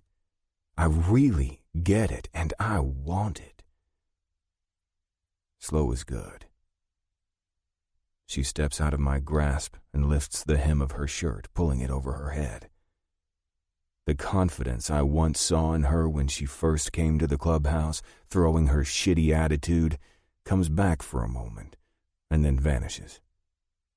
Her arms move up to shield herself, like she can't believe she just did that.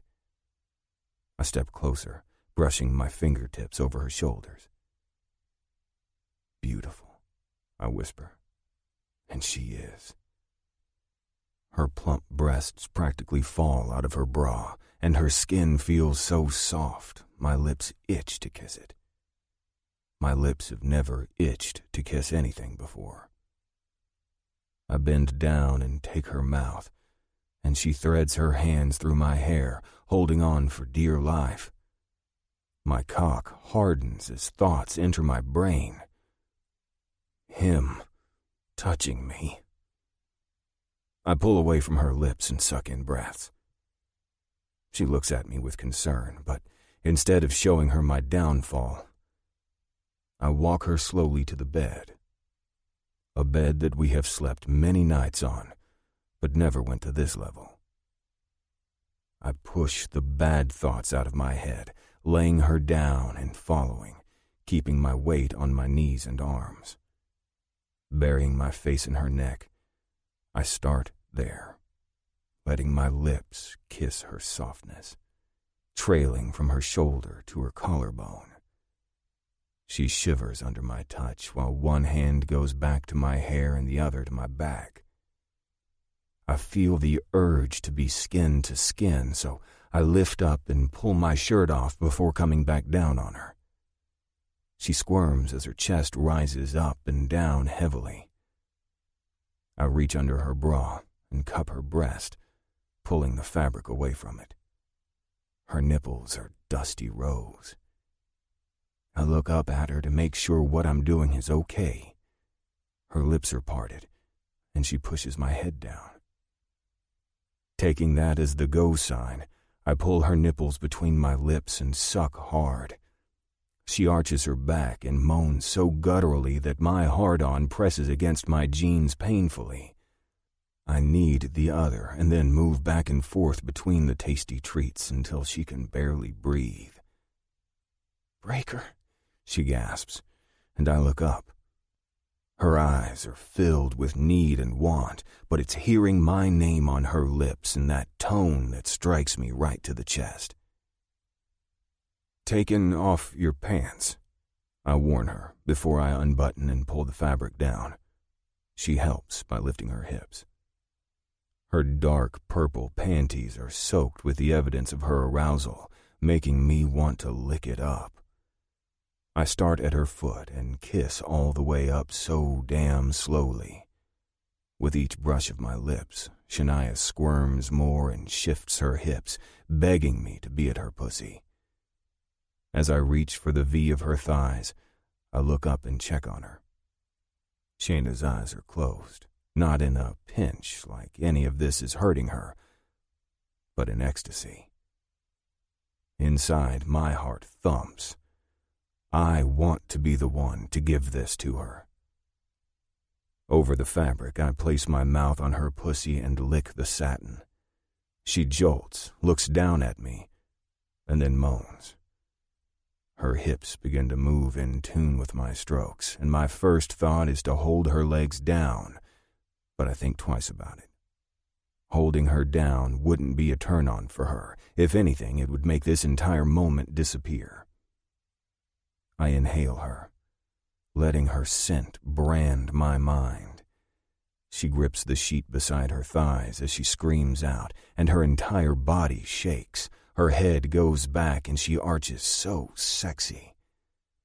That didn't take much work to get her off. I just made it my goal to have her do that as many times as I possibly can. I pull at the sides of her underwear, kissing the other leg as I move down. Her body moves hard from her pants, but she doesn't fight me or try to stop me in any way. I toss them off, looking at her glistening wet pussy, then at her face. Her eyes connect with mine, and the desire there, the desire for me, is more than I ever thought I would have in this life. I move up to her core and take my first real lick of her pussy. The taste of her explodes on my tongue. I nibble and tease her folds, then reach under her bent legs to grab her hands. I give her a squeeze right before I suck her clit hard, and she explodes again with a scream. Her juices cover my lips and I drink them down. By the time she falls back, my cock aches to the point of physical pain. I need to be inside this woman. I need to feel the same way she just did. I need her. I rise from the bed, and she turns and watches me. I unbuckle, then push my pants and underwear down my legs, and she takes in a sharp breath. I need to be inside you, Shayna. Is that all right? Inside, my heart constricts. If she says no, I may shatter. Yes, she responds, and the breath I was holding is released. I grab a box of condoms out of my drawer and rip it open before pulling one out. I think briefly about looking at the expiration date, but just rip open the packet and place the rubber on my dick. My cock aches with each touch of my hand. I need to comb my shit. I refuse to come before she does. I squeeze the base, relieving some of the pressure, but not much. Then I climb onto the bed and on top of Shayna. Are you okay? She heaves in a breath and exhales with, Yes.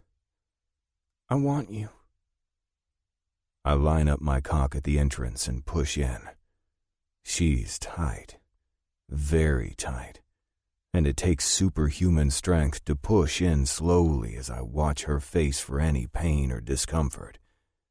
The nice thing is, I'm so set on making sure this is good for her that all my shit vanishes from my mind for the first time in my life.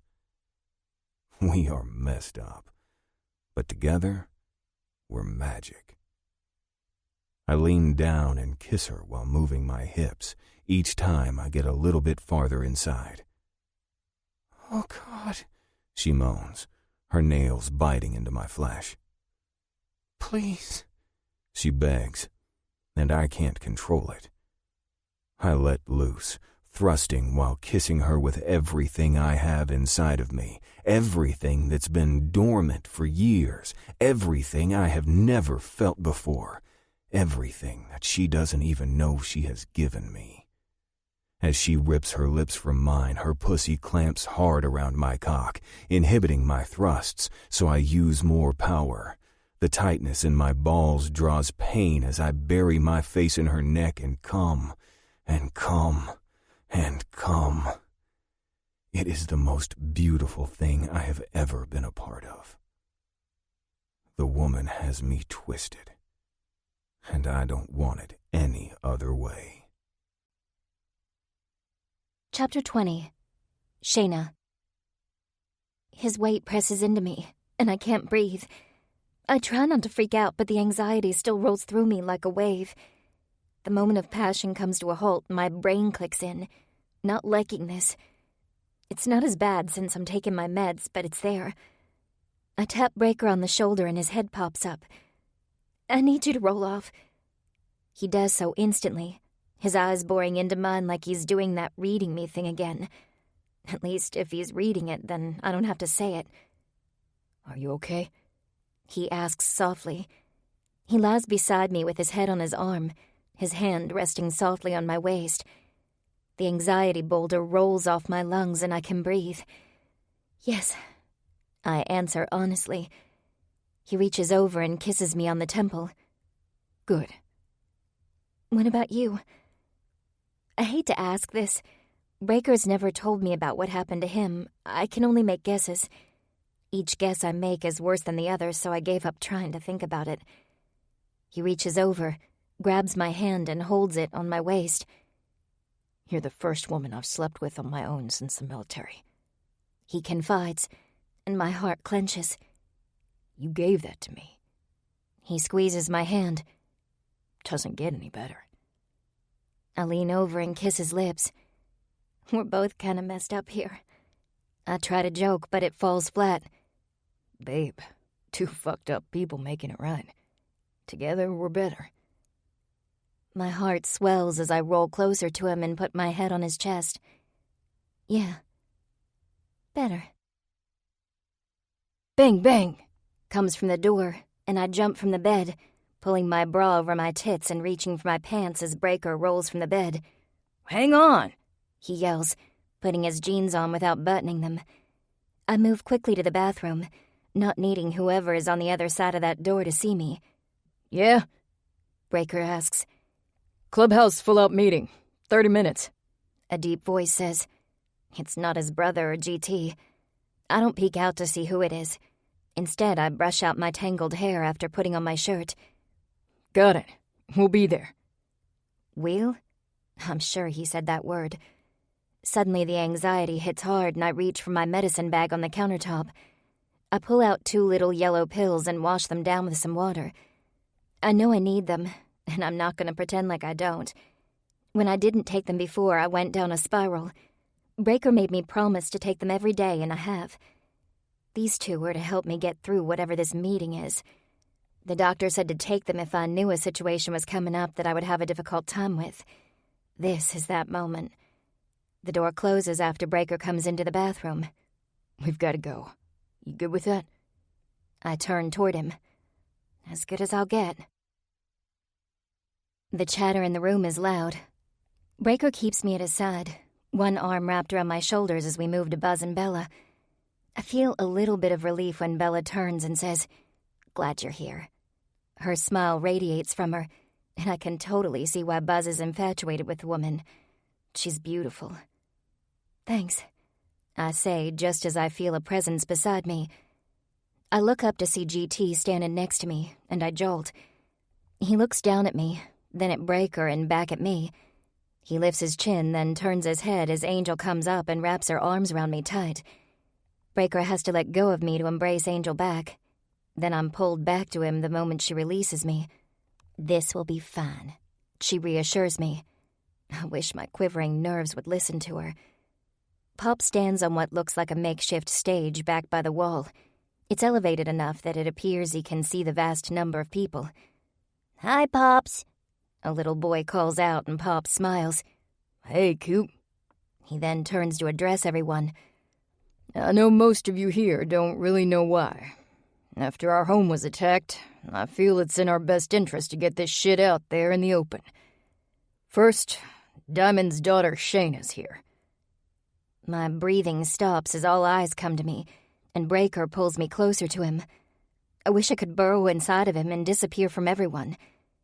Instead of looking at the crowd, I look at Pops. "She's a Ravage. Blood of a Ravage. Don't give a shit how you feel about the past, it's done. She's clear. Got me?" Heat rises to my face as I clutch onto Breaker's shirt. This time, I turn to him and look up. "It's okay," he tells me. But he doesn't have this fear clawing at him, trying to get out, to run away. I can feel the eyes on me. I feel like I can almost read everyone's mind here. I hate it. That damn boulder comes back and begins to press me to the ground. The only thing keeping me above water's Breaker. "Good," Pop states, and I finally feel the eyes shift off of me. "We've been attacked. I'm not proud to say this, but it's my fault." I look up at him as he holds his hand out, and Ma comes to grasp it. "Many years ago, this woman caught my eye. I took her from a man who for years seemed to work well with Ravage. He's now showed his true feelings by coming at us, and we're dead set on finding him. I'll be pulling in everyone on this to keep us steady. Ma will need help keeping us fed and making sure the kids are secure." There are many nods of acceptance from the crowd. "While we do this, we will have guards beefed up and even set out from the walls of this club. That way, if some dickhead decides to try and throw shitty-ass bombs at us again, we'll nail them before it happens." He pulls Ma in more securely to him. "I admit, I thought this shit was over with. Didn't mean to bring it to the doorstep here, but it's here, and we need to stop it, so I need all hands on deck. We are Ravage. We protect our own. We defend our own. We are family, and as that family grows, we defend each new member. I can't help feeling a twinge inside from those words. Family. The one thing I've longed for. What I wanted my father to give me, but he never did. This is where the jealousy I felt with the Ravage MC and my father came from. He had this, and I wish he would have given it to me all those years. Ma started breakfast and needs a few more hands with that. I need all the guys to meet with me in church. We go from there. Stay vigilant and stay focused. He demands, and the entire room breaks out in chatter. Need you to stay with Angel and help her out. I look up at Breaker at his words. That boulder starts to get really heavy. I can only nod and try to fight it back. Angel grabs my arm, but Breaker stops her. Take care of her. She smiles. Always. I feel a small bit of relief, but it's so small it doesn't last very long as I'm thrown into the chaos that is cooking food for over 100 people. Ma barks orders, and so does Princess. Luckily, they keep me by Angel, and I go with the flow, thankful I took those 2 little pills. Chapter 21. Pops. The burner phone buzzes as the door to church closes. I hold my hand, palm out, fingers wide toward the men. They all hush as I open the flip phone. Yeah. Fucker slippery. Tell me something I don't know. Watch it, Richard warns, and I look at my men. All my men. They stare back at me, waiting for direction, waiting for this massive problem to be taken care of so we can get back to our lives and live free. That is what my father intended for this club. For us to ride free. It's been a while since we've done that. Yeah, I say in response. Your boy has access to the surveillance satellites? I look at Buzz. Access to surveillance satellites. Some, but not all. Did you hear that? I ask Richard. Write this shit down, is his response. I snap my fingers and make a writing motion. GT shifts what I need over quickly, and I write everything down Richard says. Then what? I ask. You have your location, he says, and then gives me 2 more things to write down. And those are 3 meatheads, Ransom and his 2 guys. Bring my grandkids. With that, he hangs up the phone. I flip mine shut and put it in my cut. Buzz, come here. He does so, and I hand him the paper. Do you know what any of this shit means? His eyes roam the paper quickly. Fuck yeah, I do. Need to go downstairs, though. My laptop can't handle this shit. Go, I tell him, and he darts from the room. He's a good man. Too bad most of the guys are still pissed off he called his woman before telling the club. It's lessening, though, as time goes on, and I'll keep pushing it to the side. He's worked his ass off for us, and beating the shit out of him won't solve a damn thing, especially when we need his brain. There's no rush. The story will wait. For now, let the music ease your mind and bring you into a calm rhythm. Thank you for being here with us.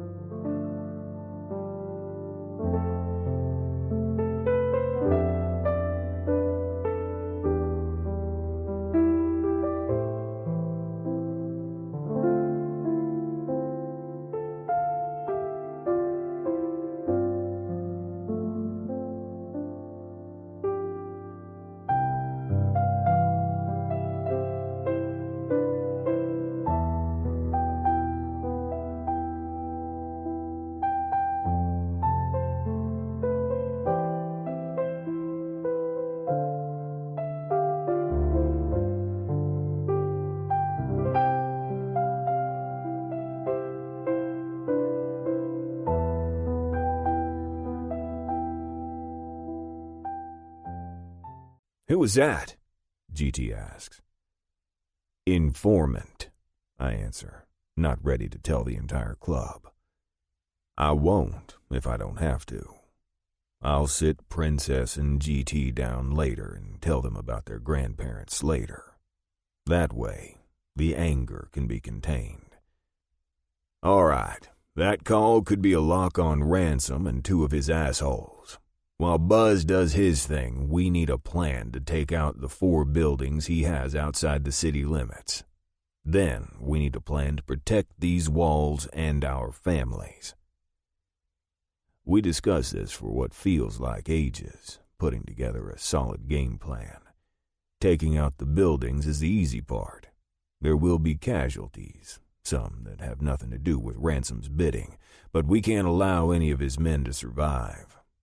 The plan also requires us to take more shifts and be more vigilant, but we will do it. We protect our own. GT hands me the list of guys who are the most important in Ransom's crew. 4 have large red X's through them, while 3 guys do not. Soon, we'll have 2 of them, and Ransom. The doors to the office fly open and Buzz walks in with papers in his hand. Got it. He slaps the papers down in front of me, and the top one showing an aerial shot of a building with an open space, then trees surrounding it. Where? I snap. Tennessee, about 30 miles outside Dyersburg. You're fucking shitting me. Dyersburg has an MC of their own, the Vipers Creed. We met them at a rally and had no issues with them. Nope. Buzz flips the papers over, giving me the 2 other locations of the 3 men. These are directly in Dyersburg. 1 on the north and 1 on the south. You trust this informant?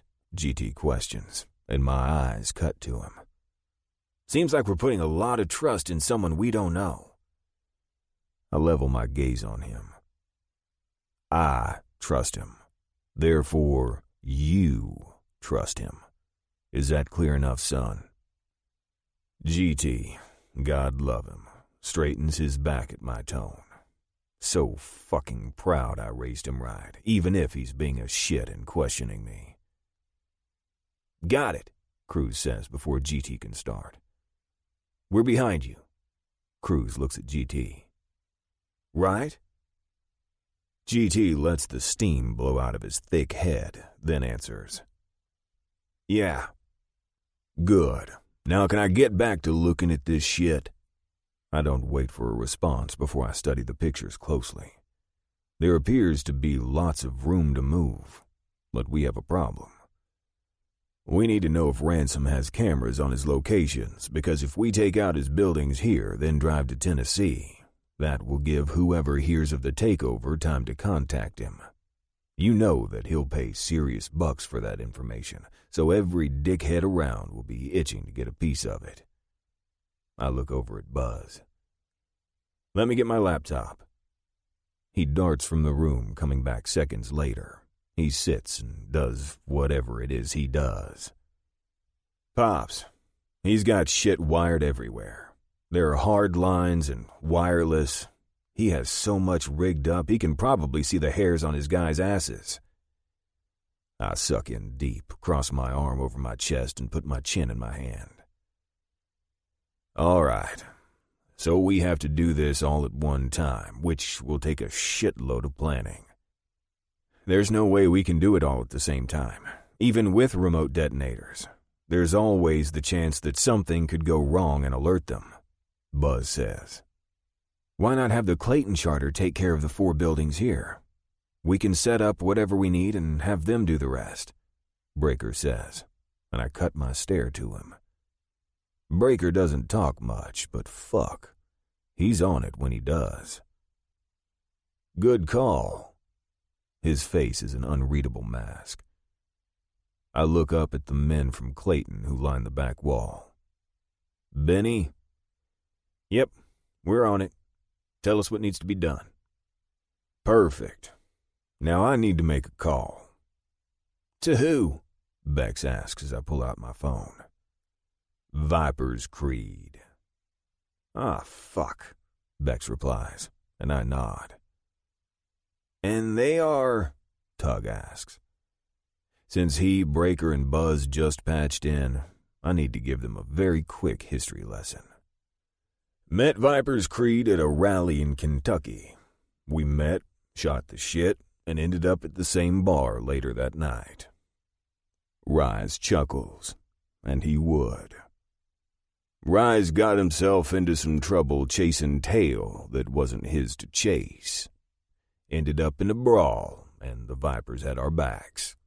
Their territory is Dyersburg, Tennessee, right where Ransom is.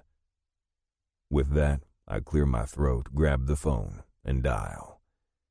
It rings once, then I hear, "Yeah," said impatiently in my ear. Pops from Ravage MC. Spook? A moment passes. Yeah, this is. We have a situation there in Dyersburg. And that is? Ransom, I reply. I'm listening. That must be his way of telling me to go on. Bottom line is, he's fucking with us, and we need to take him out. Spook clicks his tongue. And what? You think I'm gonna help you take out some asshole when you don't tell me what the fuck is going on and what shit you're bringing up here? Fuck, I groan. All right. Ransom has been planning to take down the Ravage MC for some time. First, he tried to kill my daughter and grandson. Then he had Angel, my son's old lady, and Shayna, our former president's daughter, kidnapped and hurt pretty fucking badly. Then the cops raided the place and shit hit the fan, not to mention the planted cop he had here. Now he's trying to kill us all, and I refuse to let him hurt my family anymore. I leave out some of the shit, not wanting to tell him my whole fucking life story. The only reason he's getting this shit is so he'll help set this in motion. At least that's a better answer than before. He coughs. You coming in my backyard no matter what I say? Yep, but giving you the respect of telling you what I'm doing. And asking for me and my boys' help? He replies. Yeah, we need to take them all out at once, wipe the slate clean, and I can't be here in Sumner and up there in Dyersburg at the same time. What's the blowback on us? You? Nothing. We're wiping them out completely. The room is silent as everyone's attention is on me except for Buzz and the clicking of his computer. Markers? He asks, now in negotiation mode. And just so we're clear, the only reason I'm even considering helping you is because this shithead is in my territory. Understood. Yes, markers. 2 of them, Spook returns.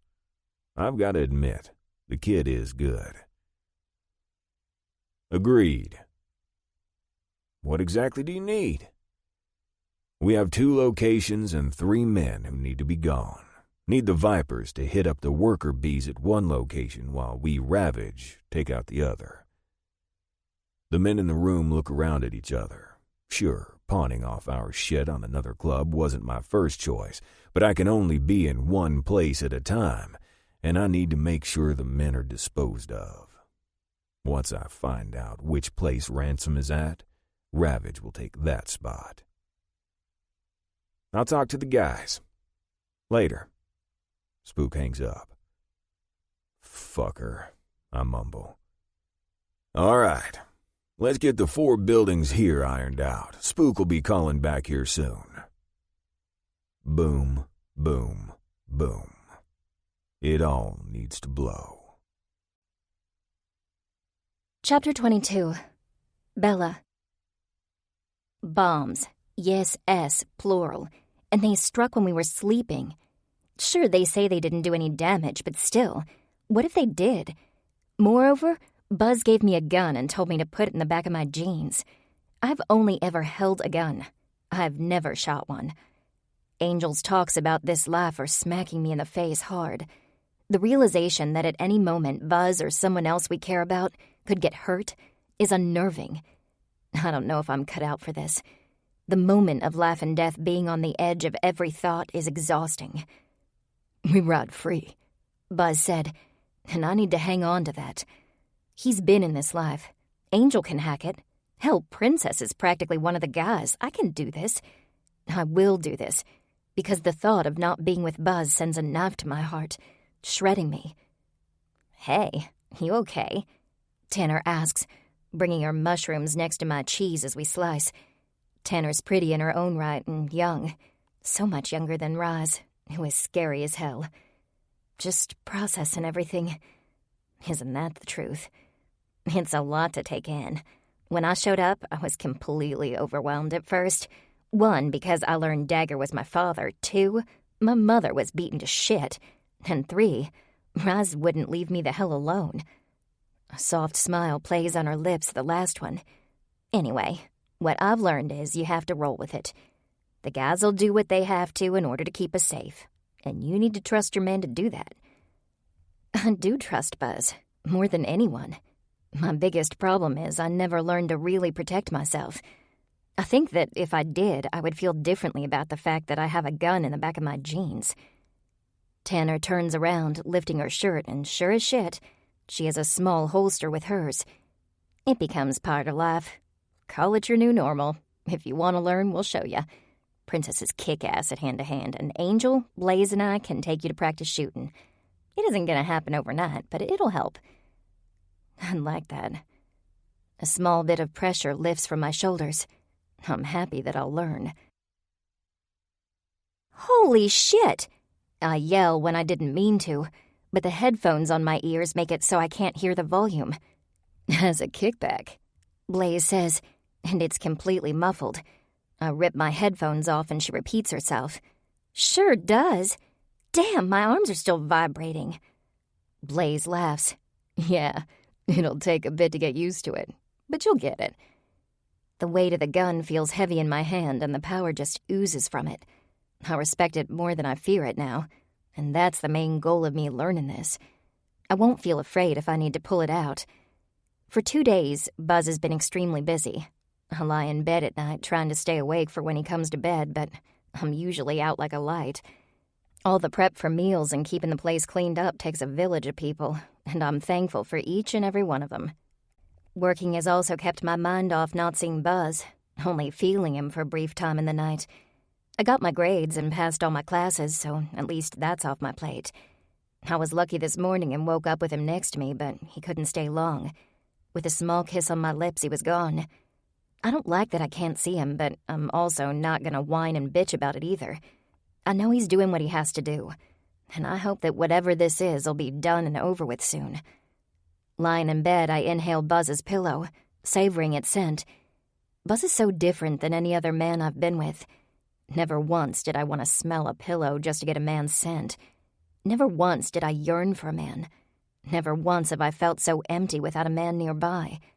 I guess this is what love feels like. The strings of someone attached to another that bend and stretch until they see each other again so they can relax. I hug the pillow, wishing it were my man. It still seems strange to say that, but I like it. I like that I can count on someone, depend on them, and they can do the same for me. My eyes drift shut as calmness hits me, and I'm teetering between awake and asleep when I hear the door quietly open. They shoot open as Buzz comes into the room, his eyes coming directly to me. Hey, I greet, sitting up in the bed and pulling the sheet around me. Hey, baby. He sounds so damn tired. I reach over and turn on the bedside light. In this light, he looks as bad as he sounds. He strips his cutoff and places it on the dresser. Then he removes his shirt. My body thrums at the sight, but I will it to slow down. Buzz is way too tired. He sits on the edge of the bed, pulls off his boots and clothes, and then climbs into bed. I look at the clock to see it's 1:37 in the morning. He woke and left at 7. He pulls me in close after I reach over and turn off the light. His warmth surrounds me, filling up those holes I've been feeling lately. Gotta leave. early in the morning and won't be back for a few days. Can't fuck you now, but I'm waking you up early, so be ready. A thrill hits, then immediately fizzes out. He'll be gone. Gone, like not even here. I want to ask where he's going and what he's doing, but I refrain, knowing I won't get anything from him. It's for the best. Just be safe, I tell him, snuggling my ass into his hips and falling fast asleep, wrapped up in my man. Chapter 23. Buzz. Surprisingly, I wake up pretty energized for as much sleep as I've gotten over the past few days. Crazy and insane are not words strong enough to explain what we're going to do tomorrow. On the bright side, this shit should be over in the next few days. Finally. Bella sleeps soundly on my shoulder, her chest thumping against mine with each rise and fall. I reach down and kiss the top of her head, thinking about the next couple of days. 2 days ago, we gathered the equipment to take out the 4 buildings here in Sumner. Some of the guys from the Clayton chapter will set everything up and blow the buildings while we're in Tennessee. The Vipers checked out the 2 spots up there and reported back that they seemed to be living carefree, moving in and out of the places and going to the store without another thought. Also, they gave us confirmation on Ransom and the other 2 assholes. Their carefree style is going to be their biggest mistake. The Vipers are set up, so we need to get up there to lay out the land for ourselves.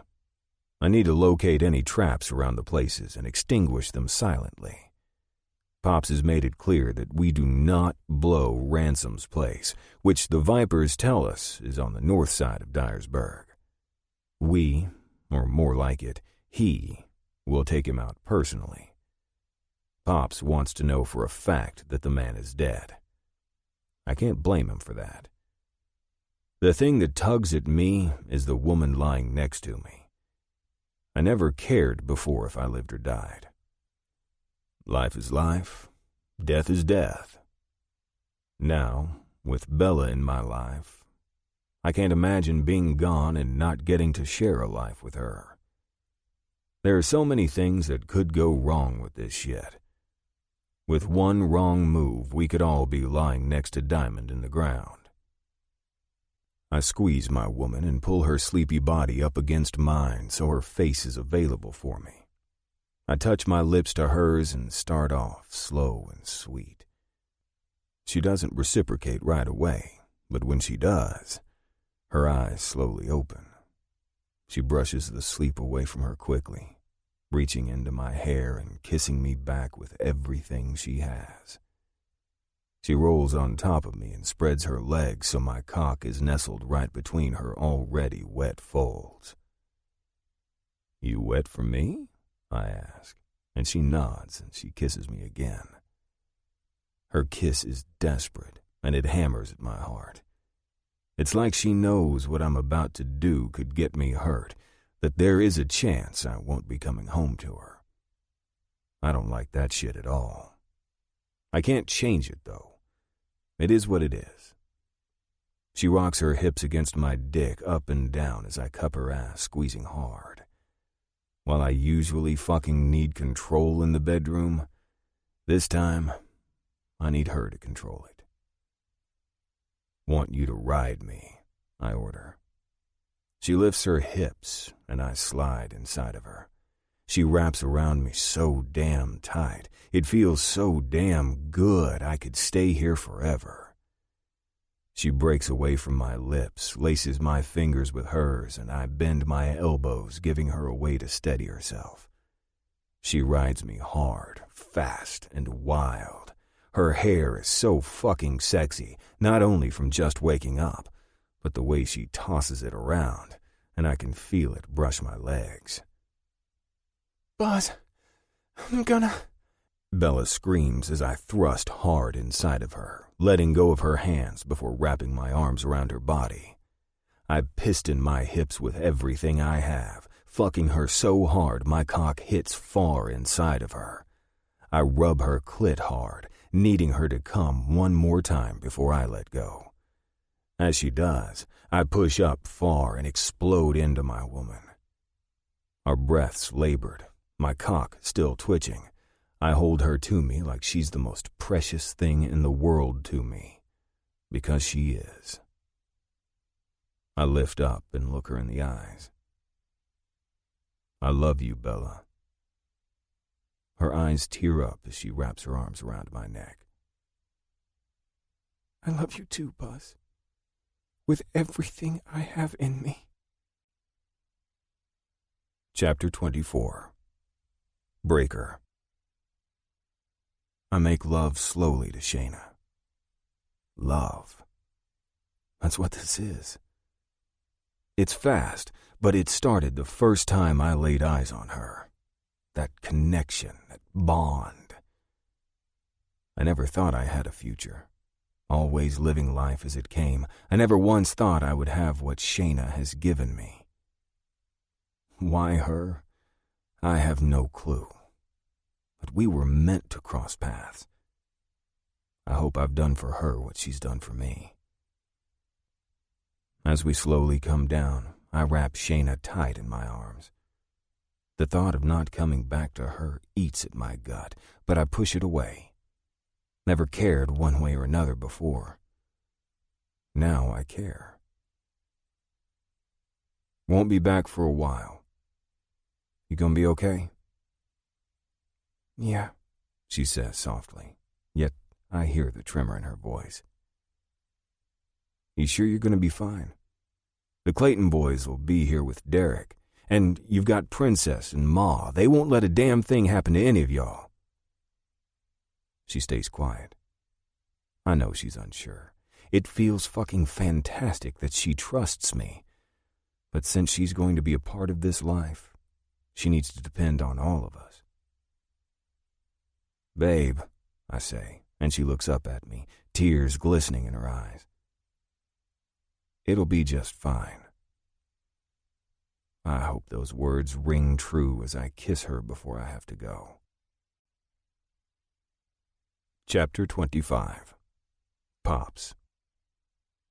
Come back to me, Ma whispers in my ear as I hold her tight. Not a moment has gone by in my life that I haven't loved this woman with my heart and soul. She branded me at first sight, and I wouldn't change a damn thing. My love for her grows more as each day passes. Not only a beautiful woman, but the best fucking mother to my kids. Hell, to this whole club. I will, I vow, knowing in the back of my head that there's always that chance for something to go wrong. The chance that I won't come home to my wife's bright smile and she will live out her days without me. That is my life, the one that was paved for me years ago. I love this club, love this life, love my woman. She knows the risks, but she's strong and she'll hold herself straight while I leave, even putting that smile in place. She will show every single one of the old ladies here what it means to be one. She is their role model. She is their backbone.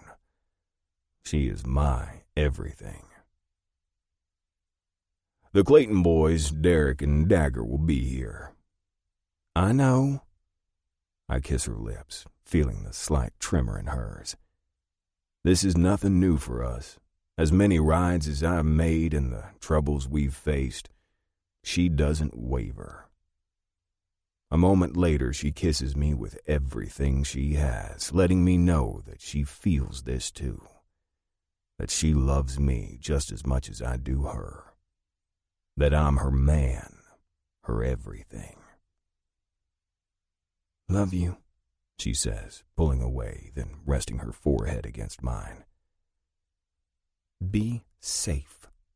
Keep the boys safe. I will. And I'll keep everything steady here. To this, I smile. I know you will, babe. Only a couple of days. But this is different. she says, pulling back just enough to look into my eyes. He wants to kill you. You're going into this knowing that the red target is on your back. She blows out a breath, and for the first time in a very long time, a lone tear falls from the corner of her eye. My strong woman is breaking, and I don't like that shit one bit. I wipe it from her face with my thumb. Baby. Malcolm, I can't help thinking this is all my fault.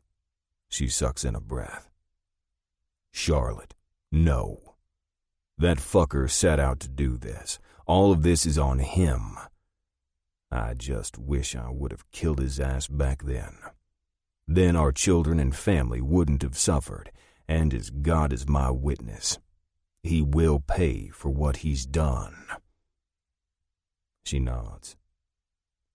Come back to me. I will. Chapter 26. Ma. When the guys leave, a pang hits my gut. Something's wrong. Something's not right. I wish I knew what it is. We have been vigilant, keeping an eye on our surroundings and even taken watch on a set of computers that Buzz set up in Pop's office. Each of those screens shows a different section of the clubhouse, inside and out. The Clayton guys rotate here and really leave us alone for the most part. Derek mans the gate, and daggers everywhere, but still nowhere near 100%.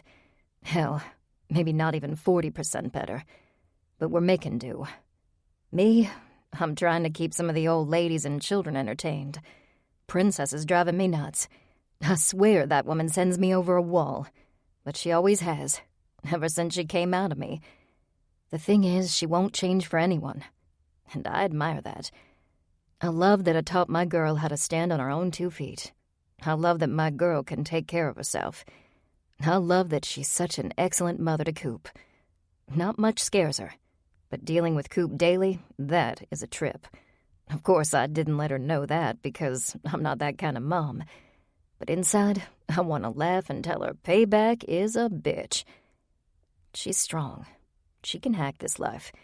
And she'll teach Coop and whoever else comes along to do the same. Her pace on the floors back and forth, though, has got to stop. Princess! I bark, and she turns toward me sharply, giving me a look that most would quiver from. She's my child. That shit doesn't work on me. Get over here, I order, and her brows knit together. I can see her heave in a breath, but she brings her ass over to me. What? She barks a little harder than normal for me, and I give her the look. I know, all right. She crosses her arms over her chest. I don't like this shit. It feels different than the other times. I don't know what it is. I grab her up and wrap my arms around her so I can lean into her ear. I get that. I feel that too. But all the women here are looking to you for guidance. What do you think's gonna happen if you fall apart? What are they gonna think or feel? Because, baby, I'm telling you, the air in this place is thick, and everyone is hanging on by a thread. We need to get everyone to relax and get back to the normal that is Ravage. What, like shooting at everything that walks? She jokes, and I give her a squeeze. I'll give you that smart-ass comment because I don't have time for it. But we need to treat this as any other run. We don't know the shit they do when they're out there every other time. This time, we know they have a lead on ransom, and that's what makes it harder. See why sometimes it's best that we don't know this shit. Princess rests her chin on my shoulder and puts her arms around me. Yeah, I get it. Doesn't mean I have to like it. Amen to that, sister. So back to normal, huh? What do you propose we do, oh wise one? Princess jokes, pulling back from me. It takes everything in me not to strangle her. God love her and her smart mouth. We eat, of course. Princess smiles. Of course. And make enough chocolate desserts to get the crowd so bloated from it that they pass out and sleep. Princess full-out laughs. I love the way you think, Ma. Love you too, baby girl. Chapter 27. Bella. How are you feeling? I ask Shayna as we sit with our half-eaten chocolate pie. I swear Ma's trying to put us all in a food coma with his lineup. Chocolate everything. Pie, cake, cookies, brownies. Some pudding thing with Oreos that was so good. I'm pretty sure I sampled one too many of them from the roll in my stomach. Good. She smiles back at me, but it's not fully committed. There's hesitation, yet I can't tell if it's from the tenseness in the room that Ma and Princess are trying their damnedest to cover, and doing an okay job at, or if it's something more. You weren't too good a while back. I remind her, not really knowing how to bring this up. It's not like we're close or anything, but we are stuck together, and she is out of Breaker's room, so that's a plus. No, I wasn't, and you saw it. She pauses, chewing on her bottom lip. I give her that time and wait. I've had some stuff happen to me. I'm sure you've heard some of it. Her voice goes distant at the end, but she powers on, and a surge of pride hits me that she does. I'm doing better now. Every day is different. Breaker helps. You too serious? I feel a protective flash come over me for Breaker. Yes, he's my man's brother, but Breaker and I have a friendship that I cherish. I want what's best for him, and I want him to be happy. A blush creeps into her cheeks as she looks up at the ceiling. I don't know for sure. I think so. I care about him a lot. He helped me through some hard times, and it's only him who can do it. And he feels the same from you, I'm sure. She jerks her head up to look at me. Do you know what happened to him? I shake my head. I don't. I do know that whatever it was messed him up, and whatever you and he have helps him. And that's all I care about. You love his brother? Yes, I do, very much. I touch my lips, remembering the powerful kiss he gave me before he got on his bike and left. Sad, but I already miss him. I wonder sometimes what my dad would have thought of Breaker and me together. She shakes her head. I hated this club. Hated that my father wasn't around and just let my mother take me with her. I hated that he had a family, because that's all I ever wanted. I wanted us to be a family. I went about it all wrong, but I just wonder if he'd like that I like a guy from his club. I pop my lip out. Well, I'll be straight with you. What you did when you came here for the funeral, he wouldn't have been proud of. I see her shoulders slump and her face gets tight. She feels that too. But you've come far. Breaker's a good man. Sure, he doesn't have much to say most of the time, but he'd do anything in the world for you. This club and his family. Yeah, he would. Be gentle with him. He's a badass like the rest of them around here, but he has a wounded heart and possibly soul. Hold it close, keep it safe, and treasure those times with him. Who's up for poker? Blaze yells, and hoots and hollers are heard all around. Guess it's poker time. I turn to Blaze. Let's do this. The next morning I wake with a crick in my neck, and the bad feeling from yesterday weighs heavy on my shoulders. Today is the day. I feel it everywhere. It prickles my skin, running over it like 1,000 spiders walking on me. I brush my skin, trying to get the buggers off, but it doesn't help, because they aren't really there. I jump from the bed, dress, and move to the main part of the clubhouse. All's quiet. As Angel and I make eye contact, I can see in her gaze that she feels it too. The doom, the uncertainty, the fear, the unpredictability. Wherever the Gaz went, they should be there by now, or at least I think so. If they are they okay? As I look at the others already in the room, everyone has their phone in their hands and they're checking the screens. Even Ma and Dagger. Waiting. This isn't good. Not good at all. Chapter 28. Buzz. We case the area, and I pick up nothing in terms of explosives in the ground or on the trees. No guns. Nothing. What I do get with my magnifying camera are pictures of guys at the front door and at the back, all with guns and all ready to strike. I tapped into the hard lines and disabled them only moments ago. I've got nothing from the inside since all the curtains are drawn. Rise clocked one car pulling in. A man I didn't recognize got out and went in. That was 3 hours ago. Nothing I can see. Hardwire cut and waiting for your call on the wireless, I tell Pops. I feel for the man. He has more wrinkles now on his face than when I first prospected for the club. I can't imagine the weight on his shoulders. I'm sure he wants to get this done and over with. Hell, I want this over and done with. I want to get back to what Ravage was when I first started prospecting. Family, living free, riding free. Lately, it's been one thing after another, and I'm ready for it to calm. I'm ready to start my life with Bella. Split up. Keep your eyes out. Breaker, Cruz, and I flank one way while the others split and move around the property. It's big, not gonna lie, and I have to say not detecting any triggers or explosives is surprising. I would think the place would be loaded.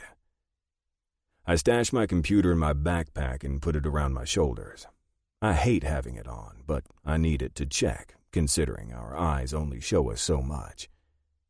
Guns steady, we take the path to the right of the house, through the woods as I investigate, seeing nothing out of the ordinary. Our boots lightly hit the ground, and I'm thankful it's damp and covered with grass, muffling our movements. We stop before the clearing behind some foliage, able to see through it to the open space. The house stays the same as we sit and wait for Pops' text. He made it clear that everything has to go off at the same time. Even 5 minutes could alert Ransom and all the guys, blowing everything to shit. Clayton Charter and Viper's Creed are all set to go. So we wait. And wait. The guys outside walk around the house, guns in hand, searching the area. They are shitty at their job since they don't see us waiting. My blood pumps fast as the adrenaline flows.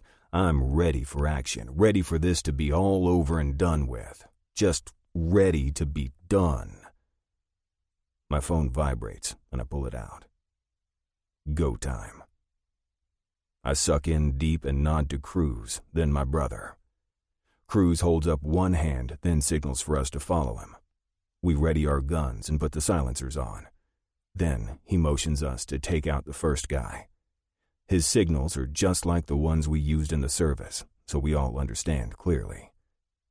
Slowly, we move through the trees over to the section that brings us closer to the house, closer to being detected by the idiots guarding Ransom. The mission is to take them out quietly and not raise suspicions, hoping like shit the few minutes it takes us are enough to avoid Ransom being alerted. Breaker nods to Cruz, and we sneak as much as possible without being seen. There is no choice. It's open grass and prime pickings. I see Pops, Rise, GT, and the rest of the guys coming in from 2 other points. The first shot comes from the other side. Our target turns quickly and moves to the side of the house, peeking around the corner and giving us the perfect shot. I raise my gun and aim, but Cruz gets his shot off first. The asshole falls to the ground. I cut my eyes at him, and he shrugs. "Be faster," he says, burning my ass. Fucker. Breaker stands behind us as we each keep our eyes on our brothers' backs. "Now," Breaker says, and before I can turn around, shots are fired at us from what sounds like 3 different guns. I turn and pop off rounds as I hear a horrible screech, and Breaker falls to the ground in a heap. Fucking fuck me, this isn't happening. I aim at the assholes, and Cruz and I take them down. I rush to Breaker's side as blood oozes from his upper chest, and he grips it tight. Fucking hell. "Bad, brother," he coughs. "Where the fuck is your vest?" I yell in his face. "On," he coughs again, and blood comes up from his mouth. Using my hands, I put pressure on the wound right above his heart and toward his neck, and warm blood flows between my fingers. Shots are being set off in front of the house, but all I can think about is how to get my brother the fuck out of here. "What's that?" Cruz says, and I'm so lost in my brother I hear nothing. I shake my head. "Buzz, stop for a goddamn minute and listen." I tear off Breaker's shirt and stuff it far into the hole of his chest as the blood continues to pour out. Then I hear it. So damn soft it's barely a noise. Ticking. "Bomb!" I yell, gripping my brother under his arms and pulling him as hard and fast as I can. Cruz grabs his legs, and then we run in a full-out sprint. Bam! We're catapulted through the air and knocked to the ground. My head hits the grass hard. Heat burns my back and legs as pieces of the house fly every which way. The explosion is so large the ground below us shakes and vibrates. Inhaling, I smell burning embers as ash falls around me. I faintly hear the sounds of movement, but blood, dirt, and sweat cover my face, impeding my ability to see as I look for Breaker. My brother, he's hurt. He needs me, and I can't move.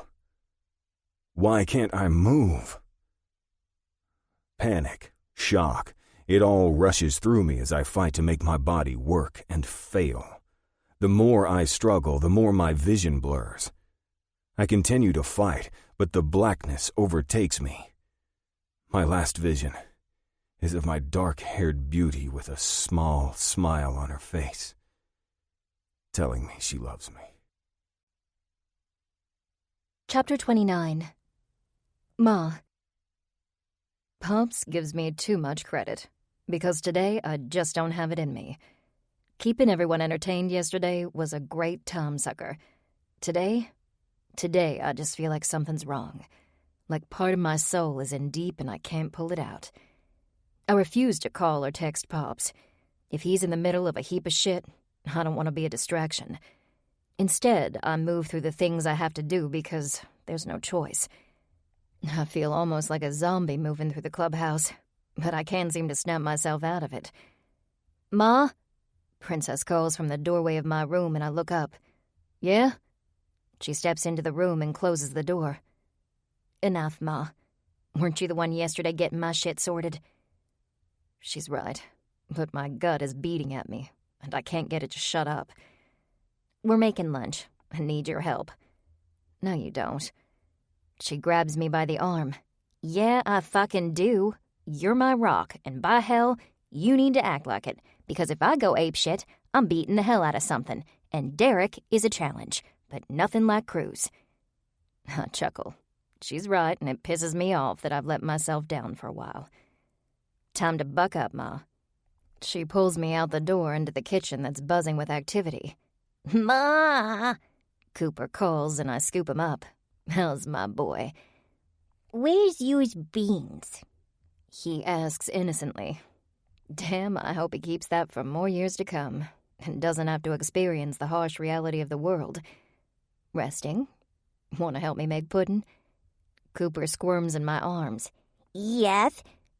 He wiggles so much that I have to put him down. He grabs my hand and pulls me into the kitchen. Pops and the guys remain on my mind the entire time I work, but I keep going because that's what I do, even if I don't feel like it.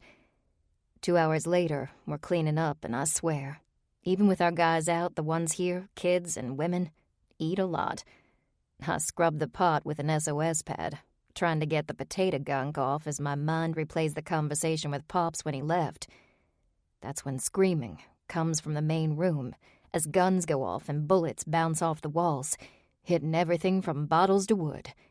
I get down low, seeing 3 men with guns, aiming them around the room and shooting at random. I look, and along with the women and children, Coop is there too. Shit.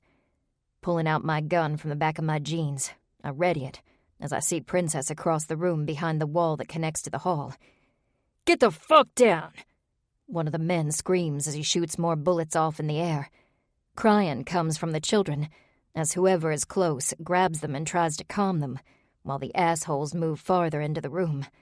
I see legs. Beck's old lady grab Coop and lay on top of him. His eyes come to mine with tears in them. I fight back my own tears, knowing I can't go to him right now, and that kills. I mouth the words, "Stay calm.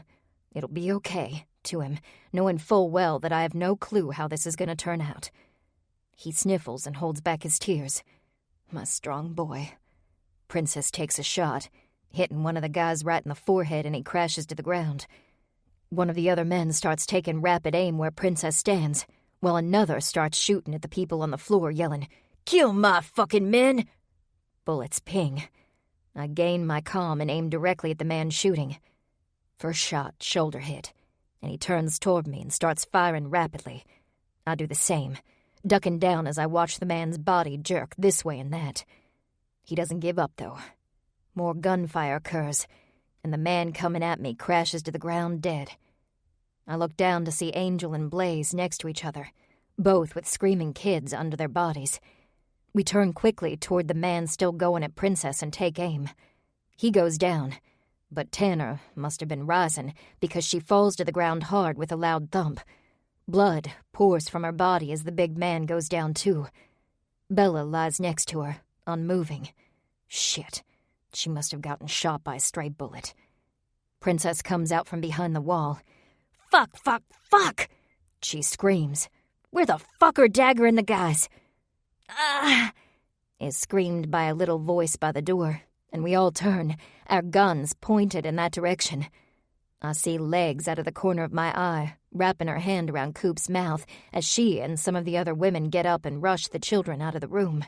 Shit, shit, shit. Shayna's held by the hair tightly with a gun pointed directly at her temple. The man holding the gun is Ransom. What the fuck? "Put the fucking guns down," he orders, but we don't. Shayna's face looks terrified, and I need her desperately to hang on to her shit. Her eyes are wild as tears form in them and begin to stream down her face. I know she's been through hell, and I'm sure this shit brings it up, but damn it, she just needs to hang on. Ransom shrugs, puts the gun to Shayna's back, and pulls the trigger. Shayna falls to the ground, screaming and crying. Seconds later, she goes silent. My gut tightens as I take a step closer, wanting to help her, but Ransom points his gun at me. "Charlotte, I told you you'd be mine, you little whore. I told you I'd get what I want." Bile rises in my throat. I want to throw up on him. "I don't want you. Why are you doing this to my family?" He laughs. "Your family." He turns the gun on Princess. I pull my trigger, aiming at his heart, and I hear Princess's gun go off just as Ransom's does. "Son of a motherfucking bitch!" Princess screeches, and a clatter of metal hits the tiled floor, but I don't turn to her. Instead, I stare at the man I just shot, who is smiling. How in the hell did he not go down from a chest shot? And there's no blood. He turns the gun back on me. "Aw, sweetheart, you should always aim for the head." He pulls his shirt open, revealing a bulletproof vest. "It's doubled up, so I barely felt it." He chuckles. "Who else needs to die before you realize you're not winning this one?" I aim at his head. He moves just as I squeeze the trigger. His laugh is creepy as hell. Suddenly, arms wrap around my body and the gun is knocked from my hand. I fight, kick, and bite what I can find, but the arms are strong and fierce. He subdues me, and I'm not sure how. All I know is that my hands are captured behind my back, and even with my kicks, it does nothing to stop him. I know I'm not alone, but the urge to take him out myself grows. "Abe, let's get the fuck out of here before the place blows," Ransom says to the man that's holding me. The place is rigged to blow? No. Too many of my family. "What did you do?"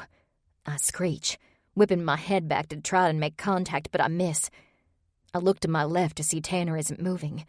Princess is groaning in a way that she never does. Shayna's unmoving and Angel and Blaze are missing.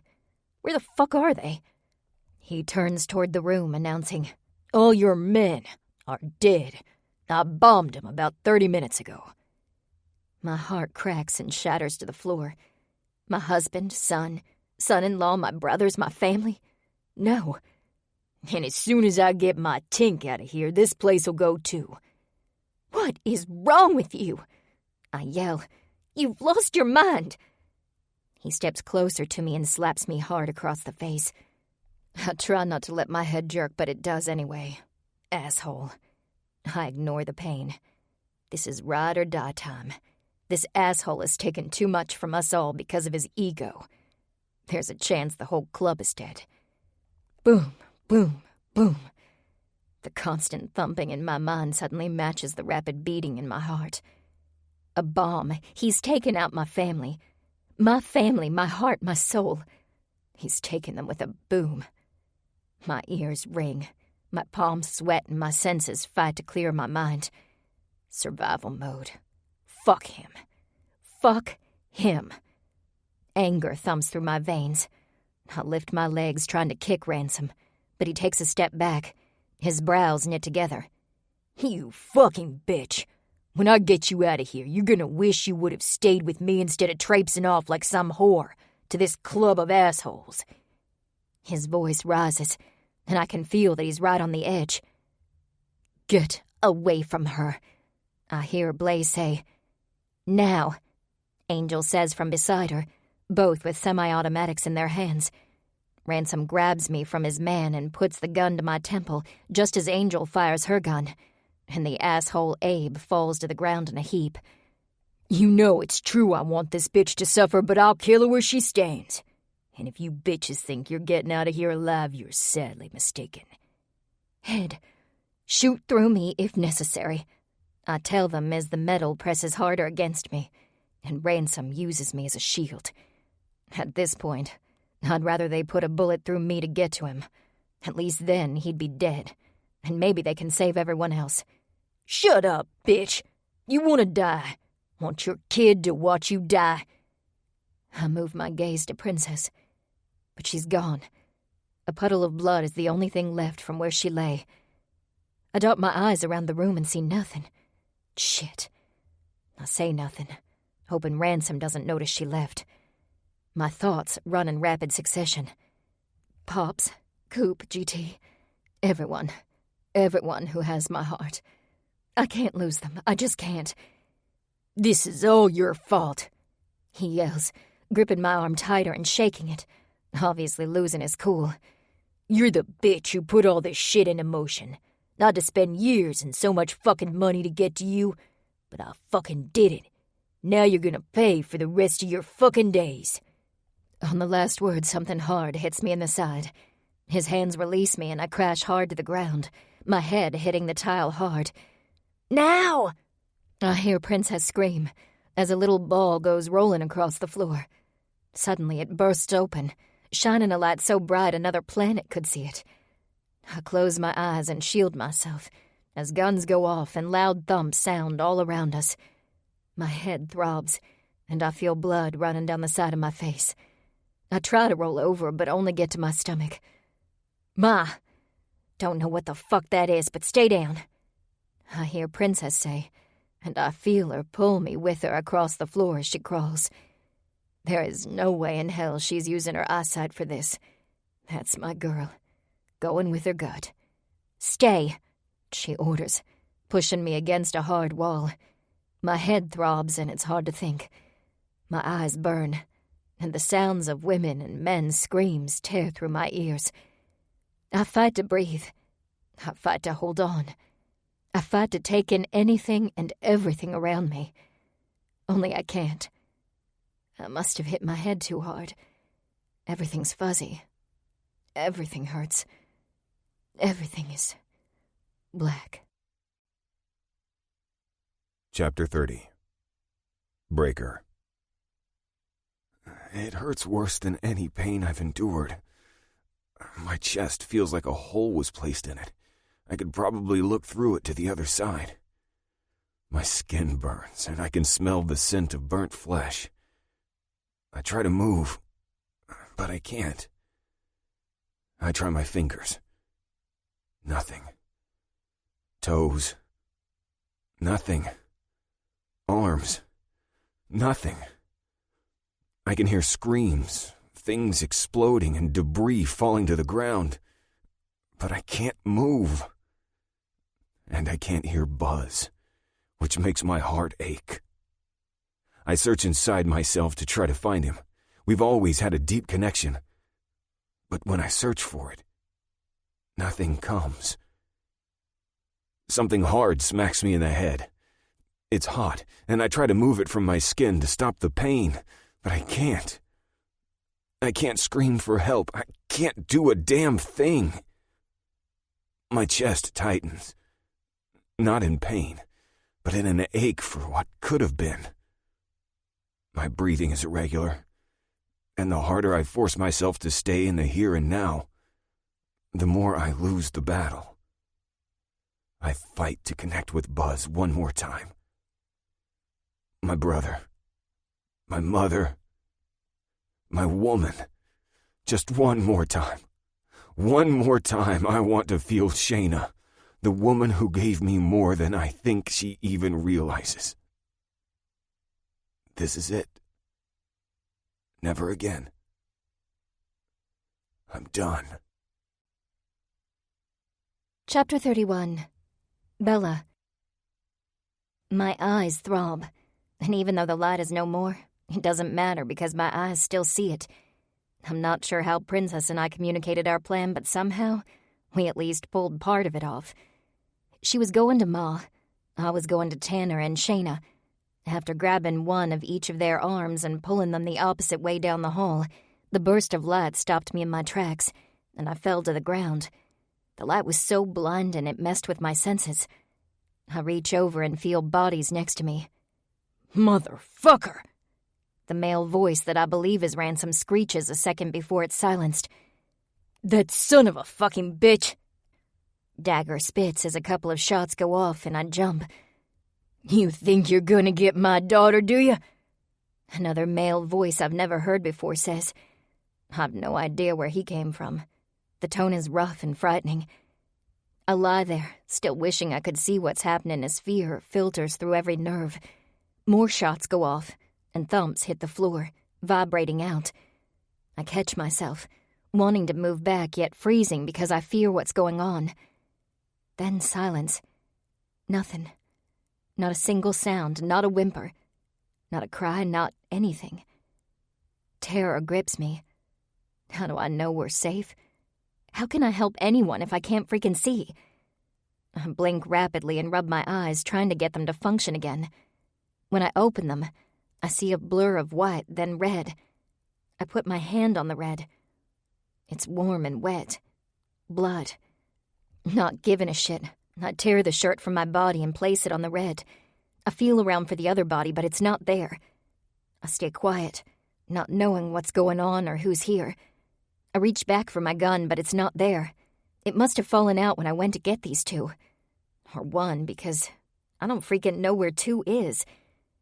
I take a deep breath and try to calm myself. I can handle this. I'm a strong woman. It's push mode, and I need to think. "Dead?" Ma's voice comes through the space. I've never heard of a father, but then again, I haven't been around that long. "Hey, baby girl." The male voice responds and I blink, wanting to see what the hell's going on. How come they can see and I can't? "What are you doing here?" Ma asks. "Dad? What the fuck, Mom?" Princess practically growls. "Huh, so this is the little sweetheart Malcolm was telling me about." He teases. I mean, who the hell teases at a time like this? I can't see, and there is blood all over the place. Yeah, I'm a ray of fucking sunshine. Is the fucker dead? Princess asks. 2 bullets to the head. He responds. Thanks to that fucker Dagger there. While I can't see Dagger, I can hear his heavy breathing as anger pulses around him in waves. What about the guys outside? Princess asks, sounding like she's going into some take care of business I'm in charge kind of mode. While I don't feel safe at all, Princess's firm, resolute tone helps calm me. She really kicks ass. I think of Buzz, hoping what that asshole said was wrong. And where the hell is Shayna? Your guys are down, and I mean down. Bullets to the head. My heart grows tight. Some of the Clayton guys stayed back to protect us.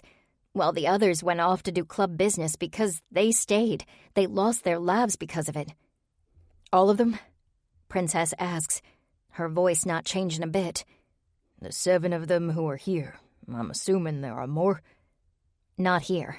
They had shit to do today. Princess responds. What about Pops and the guys? I hear Ma's voice, but it sounds really far away. No fucking clue. Got word of the move, tried calling Malcolm, and it went to voicemail. I came here as fast as I could. He pauses and sighs. Looks like I'm a bit too late. Who's hurt? Ma yells, and I feel movement under my hands. Fucking fuck me! Dagger screams next to me, grabbing Tanner, and I jolt back. Fuck, that hurts. Tanner moans, and a small bit of relief hits that she's at least talking. She's fucking shot. He yells next to me. How bad? Princess asks from beside me, and I jump again. What's wrong with you? Her hand comes to my shoulder, and I flinch. Then I realize she's talking to me. I can't see anything. Everything's blurry. It's like I burned my eyes or something. The fierceness of the burn has me aching for relief. Water or something cool would be good to put on them. Thank God I laid down and pretended I was shot, or I'd be in an even bigger mess right now. Fuck, that light burned your fucking eyes, Princess snaps. Just sit back and close your eyes until I can get to you. It'll be a bit. You're safe, though. Princess moves to the blob I think is Tanner, but I still can't make anything out. I had Shayna, but I don't know where the hell she is. I tell her as I hear her moving and Dagger cursing. I clench my hands, feeling the sticky blood that's partially starting to dry. Tanner's blood. Those assholes' words roll through my head. All your men are dead. I bombed them about 30 minutes ago. Buzz can't be gone. He just can't be. Where are the guys? I ask to no one in particular. I'm trying to call GT, but he's not answering. I notice a hiccup in Angel's voice, but she masks it. She gives me a cold cloth. Put this over your eyes for a bit. I do, and everything is darker than before. Still, the cold is soothing. What about the bomb? I ask, trembling, thinking that we could blow it any minute. Richard, Ma's dad's working on that. Says we need to stay put until he figures it out. Fear scrapes through me, but I try not to show it. I can hear commotion and Princess barking orders. I hear commands for a man named Doc to get here now. I hear a deep voice that coincides with Princess as they stitch him up, as they put it. A cold bottle is shoved in my hand, but no words before the body moves off. I feel the bottle. It's water. I press the coldness against my eyes. It feels better than the cloth. Shayna? I question the group. They're working on her. Blaze answers, kneeling down next to me. Is it bad? I ask stupidly. I saw the damn bullet go through her chest, so I know it's bad. How in the hell did she move away from me? Guess that part doesn't matter now. Yeah, it's bad. She squeezes my shoulder, and then she's gone. I want Buzz. I want my phone so I can try to call Buzz. I want him right here beside me. I feel the tears well up in my eyes, and I do my damnedest to push them back. But one escapes and rolls down my cheek. The burn in my eyes increases with each tear that falls, but I can't stop it. The burn in my eyes is as bad as the burn in my heart. I can't lose him. I just can't. Chapter 32. Pops. My entire body aches. I'm definitely not 20 anymore. I push away the pain as the heat from that fucking house bellows out quickly. The large puff of smoke above us is going to have the cops here at any moment. I need to hope like hell my guys are able to move so I can get them the fuck out of here. I reach for my phone and notice a missed call from Richard.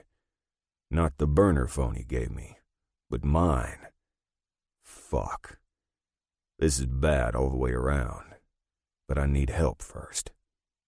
I dial a number quickly. Done, Spook says on the other line. Went bad. Need backup now. Bring medics if you got 'em on hand, and we're going to need some wiggle room with the cops. Can you do that shit? Spook sighs. Another marker, is all he says before he hangs up. Pops! Cruz calls as he and GT come out of the smoke. They're covered in cuts and burns, but at least they're upright and moving, even if it isn't at 100%. I'm good. Help my ass up. They reach under my arms and pull me to my feet. Each muscle in my body screams from the pain, but I get my bearings and stand tall. Where is everyone? I ask, beginning to move away from the flames, keeping my eyes out for any of those fuckers who were shooting at us. But I see none. Bex, Rise, and Tug are banged up, but they'll be fine. They're looking for Buzz and Breaker, and we were sent for you. Any survivors in that fucking house? I ask. When I turn to it, I know the answer. No way in hell anyone made it out of there alive. GT shakes his head. Fucker had us set up. Anger burns in my soul. Fucking Richard gave me bad information. Fuck. I engage the voicemail as I follow the guys and reach for the gun in my boot. The other disappeared. Message. Fucker pulled one over on me. He's at the clubhouse. I'm heading there. You need to move your ass. Richard barks into my voicemail, and then the call disconnects. A hollow feeling hits me. We're hours from home. Right here, Rise calls out, and I rush toward Buzz. His eyes are closed. His chest is lightly rising and falling, but coming sporadically. Wake the fuck up, GT says, getting down on the ground and shaking the shit out of Buzz. Fuck, Buzz moans, and GT sets him back down on the ground, almost in a crumble like his legs can't hold his weight. Buzz shakes his head several times. He has a large cut down the side of it that is oozing blood. Your legs? I ask him. He reaches down for them. Feeling is starting to come back, but it's not all there. He sucks in a breath. Where's Breaker? He yells quickly, looking around for him. He spots him, and unable to use his legs, Army crawls quicker than I can get over there, cursing the pain as he rushes to his brother's side. Tug is already working on him with Rise's help. While they do that, I call Ma. It rings and goes to voicemail. I call Princess, and it does the same. I call Derek, nothing. I call several members of the Clayton chapter who are supposed to be at the clubhouse, and get nothing. Lastly, I call the clubhouse line, and it just rings and rings. I call it again and hear, "Hello?" It's Cooper, and he's been crying. Buddy, what's going on there?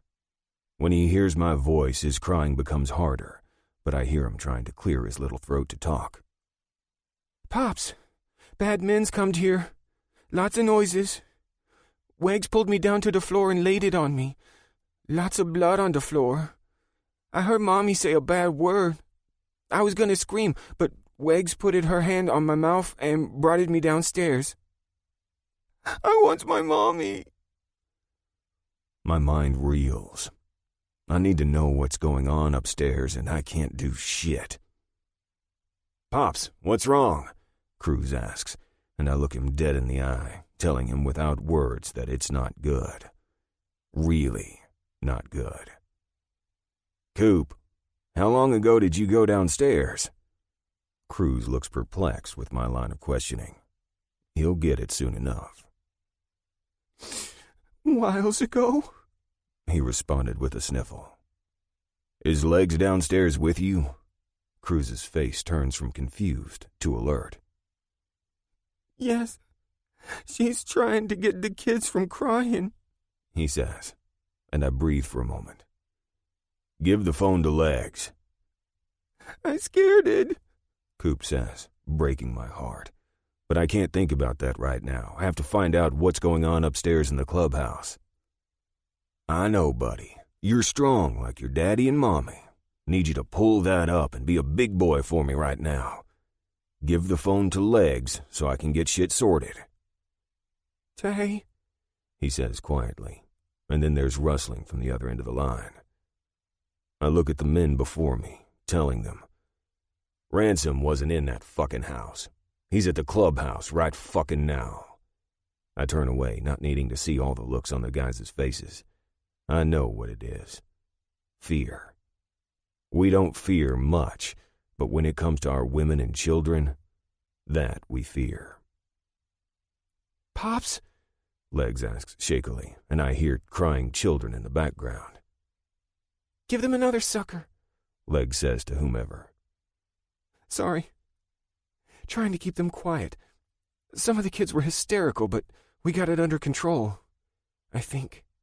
What the fuck is going on? 3 guys came in shooting. Several of us grabbed the kids and tucked them under our bodies. 3 of the guys went down. I'm not sure who shot them, but they were dead. When we had a moment of clear, I grabbed Coop and some of the others grabbed other kids and darted downstairs as fast as we could. There were gunshots and screams. I locked us in the safe room after the screaming felt like it was getting closer, trying to keep the kids safe. Fuck! I roar. Need you to go up there and find out what the fuck is going on, I tell her. Can't get a hold of anyone up there. Got it, she says with confidence. Give me a few. She hangs up. I turn to the guys. We need to get a medic for Breaker now, Buzz says, looking up at me with fear in his eyes. Fuck. This shit isn't happening. It can't be fucking happening. 10 minutes later, Stiff rolls up in a large box truck with Spook in the passenger seat, but before I can tell him what the fuck is going on, my cell rings. It says, Richard calling. I lift my chin to the guys as they get out and start getting our men help. Then I step to the side. You gave me shit information. Calm your shit. Here's the rundown. Ransom's dead. Ma is banged up but fine. Princess was shot and refuses to get treated until Tanner comes to. She was shot pretty bad, and they're working on her. Dagger and Myrna won't leave her side. Shayna is in really bad shape with several wounds, and Doc is working on her. A couple of the other women were shot, but not seeing any real issues. Fuck. I run my hands through my hair. What about the guys and the kids? Most of the guys have a bullet to the skull. Only one who survived was some kid they called Derek, but he's not doing the greatest at the moment. Kids, we just sent the rest of them downstairs. They're shaken up, but fine. Blood on them, but no casualties. Fuck. Need to get your ass home, he states, which angers me more. You shouldn't have fed me the wrong goddamned information, I charge back, feeling my heart thump hard. So hard a shooting pain hits. I breathe deep, and it settles. I didn't. Then why the fuck am I here and you're there? He sighs. He fucked with the satellites. Must have had eyes and saw you come to me. Fuck, I don't know. You think for a fucking minute I'd put my girls in any danger, let alone a grandson I've never met? I shake my head. All of this is too much to carry, too much to bear. Need to know how you guys are. Charlotte's worried, he says. Most of us will be fine. Breaker is the worst. Shot to the chest. And Buzz's legs are fucked up, but coming back. Mostly just burns otherwise. Damn. Damn is right. Stay there until we get there. Have Ma call me as soon as she can. I order, and then disconnect. What the fuck is wrong with Tanner? Rise asks, an inch from my face. Fuck, I hate this shit. I'm so damn tired of having to tell people bad news all the fucking time. It's one thing after another, all the damn time, never ending, and it's getting old fast. Rise's face is a mixture of concern, fear, and rage. There isn't any way to soften this blow. Dagger and Myrna are with her. Tanner was shot. Rise's face turns pale, something I've never seen on the man in my life. Been through some crazy shit with him, but to turn into a ghost, never once seen that. It's not good. You need to get back home. Rise doesn't think. He turns and runs off fast through the trees. No matter what I could have said to the man, I expected him to do just that. If she dies, he'll beat the shit out of himself for not being there. What about everyone else? Cruz asks. I look over at Breaker, then up at Spook before seeing a man bending down next to Breaker. He's a doctor, Spook says, and I lift my chin. I look at Buzz, who's now kneeling on the ground. His legs must be working again. He's banged up, but so intent on his brother that I don't dare tell him anything about the club. I motion for the other guys to move away with me, and when they do, I tell them. Ransom is dead. Princess was shot, but is up and barking at everyone, so she's fine. Our men are dead, and Derek is hurt pretty bad. Tanner and Shayna are in bad shape. That's why Rise just bolted. We need to get Breaker stabilized enough to get home. Cruz, GT, Tug, make your way back and try to catch up with Rise. I'll stay here with Bex and the rest. Make sure everything on the home front is good, and we'll be there as soon as we can. GT moves up to me and wraps his arms around me, slapping me on the back hard. Be careful, old man. You too. He backs away, lifts his chin, and they're off. A small bit of relief hits me that at least they'll be there in the next few hours. I turn to Spook and the doctor. How bad? Breaker lies there, still breathing. His shirt and vest have been removed, and I can see the entrance to the wound is higher up on his chest. I'm doing the best I can with what I've got. I've tied off the artery and stopped the blood flow. Luckily, the bullet didn't hit any major organs, but it's the loss of blood that is concerning me right now. He needs blood now. I look at the bag of blood in Buzz's hand that he's holding above Breaker's body. You've got blood, I point out unnecessarily. Yes, but I don't know if this will be enough. I need to call and get more, or he needs to go to the hospital, the doctor replies. Is he well enough to transport? If I can get him home, Doc can fix him up, and Buzz can give him the blood he needs, being a twin and all. I don't know if you should do that, the doctor says. I look at Spook. This doc know the life? He tips his head to the doc. Needles knows. I look at the doctor. You get that I can't take him to a hospital unless it's absolutely necessary. Pops, Buzz says, and I look at him. If we can borrow a van big enough for someone to drive while I take care of Breaker and haul the bikes, I say we ride home. He must have heard me talking about the women and overheard what I said about Shayna. That's the only way Buzz would even risk transporting his brother right now. You sure about that, son? Need him home. The artery is closed on both ends, and as long as I keep the wound clean and blood going in, we'll get there. The way he says it makes me believe him. I turn to Spook, who has two of his men beside him, Stiff and Boner. Got a truck we can borrow? Damn, you're just racking up the markers, Spook chastises. My patience is waning, which he must see since he puts his hands up with a small smile on his face. Figured you'd need it. Use the box truck Stiff drove here and make sure it gets back to us. I've got a ride coming. Thanks, man. I turn to the doctor. I need blood now. It's a 5-hour trip. You do the math on how much I need. Get it here in 15 minutes. I don't know, he starts, but I step closer. I said 15 minutes. I bark, and he steps back. He peels off the glove from his hand, eyes wide as he pulls out his phone. Better. Chapter 33. Rise. I can't fucking breathe. My chest hurts so fucking badly as each mile passes. I can't lose Tanner. I fucking can't. She's my everything. Losing her would be like losing myself, and I can't fucking do that.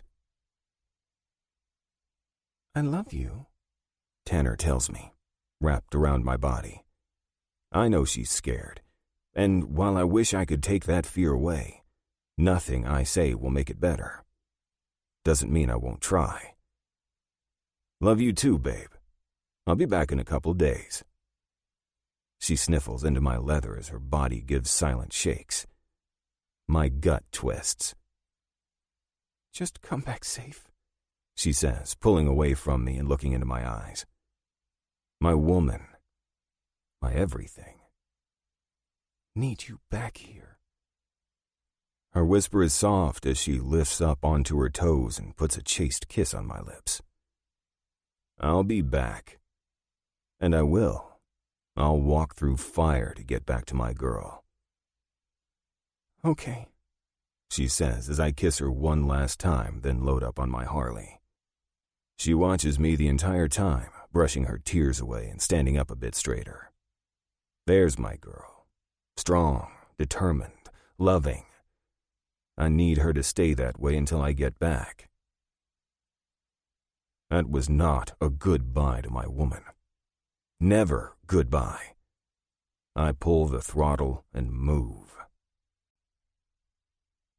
Chapter 34. Ma. Are you okay? Pops asks through the phone, and tears well in my eyes. I let the small bit of relief that he's okay fill my soul, but I would much rather he was in my arms, holding me tight. I turn away from the crowd of people, answering, yeah. You don't sound okay. It's good to hear your voice. Same, babe. We're taking off here in about 10. We'll get there as soon as we can. Okay. Need an update? I'll blow out a breath. Doc's in there working on them. Princess just has a flesh wound that she made sound like she was gonna fucking die, only to distract Ransom so she could take him down. Coop's okay, hanging in there. Tanner, Shayna, and Derek are the concerns. I'm waiting to hear from them. Dagger and Myrna are in church with Doc working on them. Bella's eyes got burned a bit from the flash grenades, but she's coming around. The doctor's gonna check her again in a bit. Your father's still there? He asks.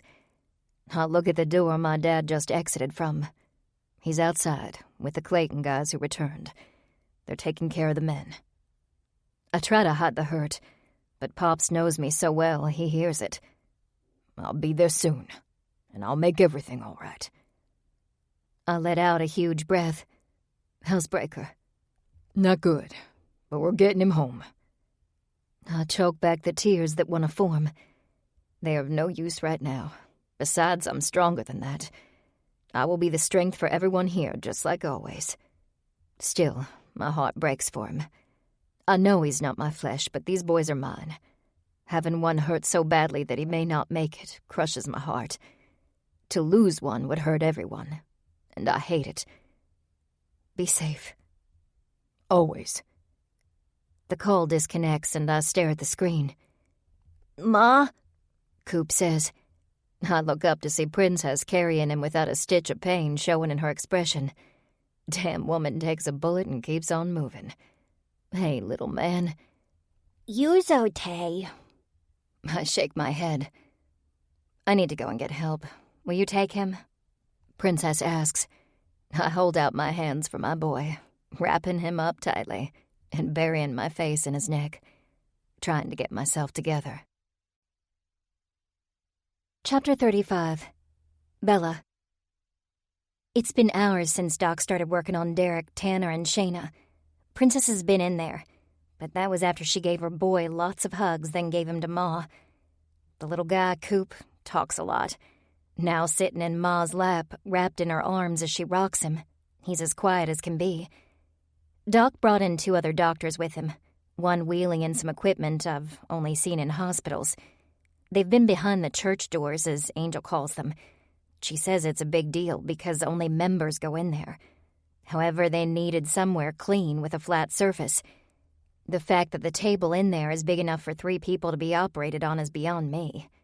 Neither Dagger nor Myrna has been out either. My vision is hazy, but it's coming back slowly. The burning is there, yet nowhere near as bad as before. I just feel so damn useless. If I get up and move around, I bump into things and only make a bigger mess, so I sit and wait, which is the worst thing for me to do, because my heart is breaking. Yes, Buzz is hurt, but he's okay. Breaker, though, isn't. I pray they get here soon. I don't know what I can do, but having them here is better than having them so damn far away. The clubhouse front doors burst open, slamming against the wall with a loud crash. I jump, turning that way, only seeing a giant fuzzy figure. "Where is she?"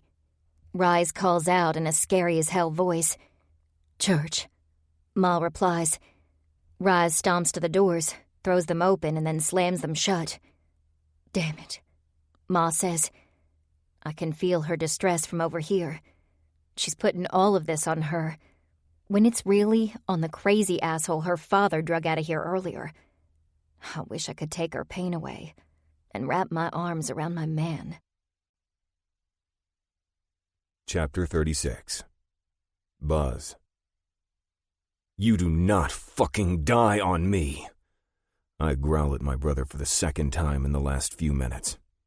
I had to start compressions on his chest because he wants to flatline on me. Not fucking happening. You son of a bitch. Start fucking fighting. I breathe into his mouth, then press on his chest again before I get a faint heartbeat on the portable monitor the doctor gave us. Fucking hell, I yell, falling on my ass next to him, my legs no longer feeling useless. You are not fucking dying, do you hear me, Breaker? Shania needs your ass. I need your ass. The fucking club needs your ass. You knock this shit off right now, I demand, hoping like hell he can hear me, even just a bit. Chapter 37. Pops. We pull up to the clubhouse, and while there's relief for being home, there really isn't much. The Clayton brothers and Richard are sitting in the courtyard as we pull up. They hop from their seats as I get off my bike. Help Buzz get Breaker inside. Then I give Richard a look but say nothing to him. I have shit that needs to be done. I'll deal with him later. As I enter the clubhouse, the silence is almost deafening.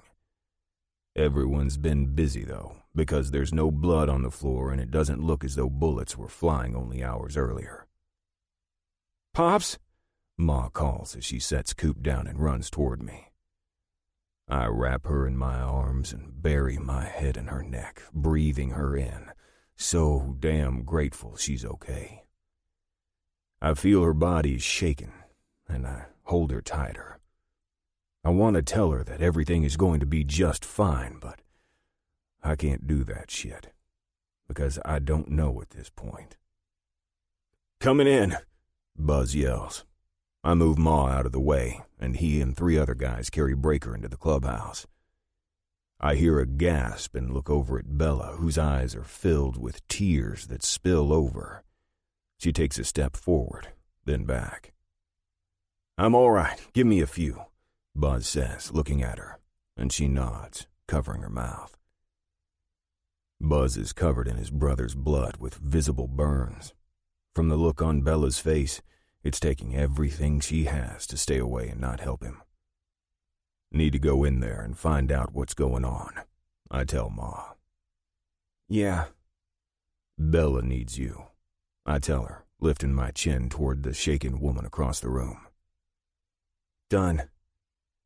I give her a kiss on the lips, then make my way into church, which is now a makeshift hospital. Rise is sitting on one end of the table holding Tanner's hand, his eyes red, which surprises the shit out of me. Never once have I seen the man actually cry, and no way would I give him an ounce of shit for it. "Over here," Doc says to the guys who lay Breaker down while I move to Rise and nod my head at her. "Shot twice, shoulder and leg. It didn't hit anything too major. Doc found a goose egg on the back of her head. Thinks she hit something hard on the fall down. Can't do anything more, so I'm waiting for her to wake the fuck up." Rise tells me in a rush, clutching his woman's hand and kissing the top of it. I look at Princess. You get checked out? Just a flesh wound, she says, not answering my fucking question. I ignore it as I hear a groan from the table and look at Derek. He'll be fine, she assures me. Mostly hurt because one of the guys beat the shit out of him, then shot him in the leg. I want to say I'm surprised they didn't shoot him in the head like they did the rest of them, but I refrain. This is good. Shayna, I ask, who is now laying next to Breaker as they start working on him. Her skin is pale, almost with a blue hue. She is lying on her back, which surprises me considering that's where she was shot. Very close to her spine. Missed her heart and organs, but like I said, way too close to her spine. Princess answers, shaking her head. Paralyzed, I ask. If she's lucky, Princess says glumly. Looks like you did a pretty good job, Buzz, Doc says to him, taking a look at Breaker. Buzz says nothing, only stands there looking down at his brother, all the while covered in his blood. Then he calls over to one of the other doctors in the room. I need O negative. My first reaction is to pull each of them aside and beat the living shit out of them for being on ravaged property, but that's stupid. They're helping, and that's what I need to focus on. One of the doctors scurries out of the room, coming back moments later with 3 full bags of blood. You give him a lot on the way here? Doc asks Buzz. Yeah, they gave me 4 bags, but I think I needed about 3 more. His heart stopped once, and I brought him back. Buzz answers, and my heart twists. Fucking hell. Let's see what we've got here. Doc takes a look just as I hear a woman's moans and the sound of a chair screeching against the tile. Tanner? Rise says, looking down at his woman. Hey, she croaks, blinking her eyes. What's going on? You were shot, but you're going to be just fine. Thank fucking Christ, Rise says, and I can see the restraint in him not to pull Tanner into his arms and hold her. Instead, he turns to Doc. Can I take her to our room? Doc nods. Keep an eye on her. You can't sleep, and she needs to be woken up every 2 hours in case of concussion. If there's any blood coming out of the dressings, you need to replace them. If it's a lot, you call me. And you're going to need to take her very carefully so you don't tear open the stitches. Rise nods, picks up his woman like she's glass, and takes her away. I can hear Dagger yelling something, but then all is quiet. Derek is the next to get moved over to the side couch, leaving Shayna and Breaker lying on the table next to each other, each with their eyes closed. They look peaceful, which scares the shit out of me. Chapter 38. Buzz. He's breathing, and his heart is beating. That's better than the alternative. Doc stitched him up and checked him out good. He says that right now there isn't anything we can do, so we need to wait. I take a breather and walk out to the clubhouse. Bella runs right next to me and throws her arms around my neck and her legs around my hips. I engulf her, burying my face in her hair as I carry her to our room where I slam the door closed while tears fall from my eyes. I can't stop them. I can't hide them. As my body shakes and I sit on the bed, Bella doesn't let go of me. She holds me without saying a word. Everything inside me breaks. My strength and determination crack as I let the emotions pour from my heart, a heart that is breaking. I can't lose my brother. I just fucking can't. I feel Bella's body shake as wetness hits my shirt. I hold on tighter and take her in, allowing myself for the first time in hours to feel, and it hurts.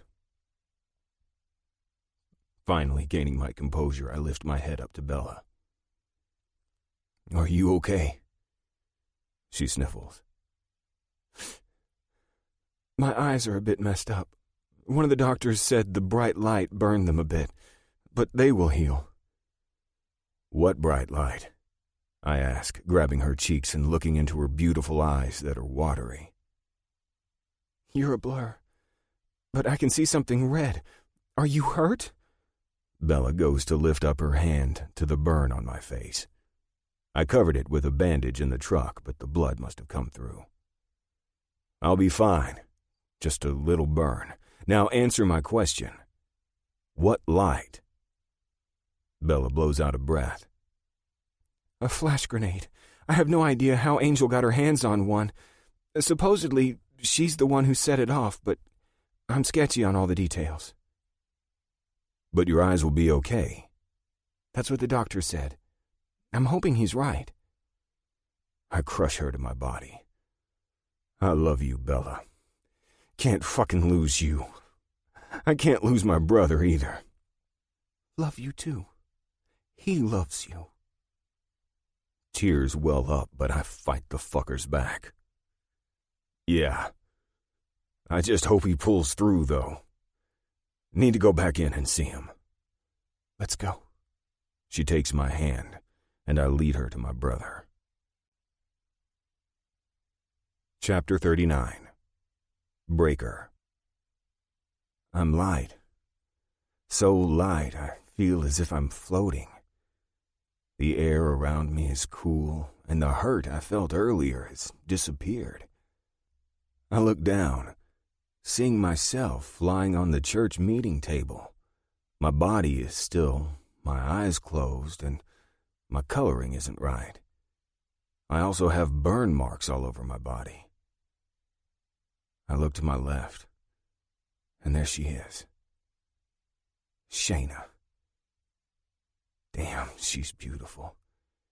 Even with her complexion so light, she's still the most beautiful thing I've ever seen. But I don't understand why she's lying next to me, nor the fact that I'm floating above my body. I watch in fascination as something white comes from her body and floats up to me, turning into my beautiful woman. The smile on her face is gorgeous. Shayna? I ask. Of course. Who else would it be? I shake my head in confusion. Why are we floating? Shayna looks down, her eyes growing wide before they come back to me. I don't know, Breaker. What's going on? I pull her into my arms, and it's strange. I can feel her body molding to mine, but my arms go through her, and hers through me. It's like we're here, but we aren't here. I think we're dead, Shayna says, pulling back and looking at me. You think? I ask, puzzled. Life and death. That's all I know. I don't have a clue what this floating over my body thing is about, and having Shayna with me is bizarre. Shayna looks back down at our forms. I think so. Why else would we be up here while our bodies are down there? I don't know. I pause as I look. You're too young to die. So are you, she responds, grabbing my hand and squeezing it.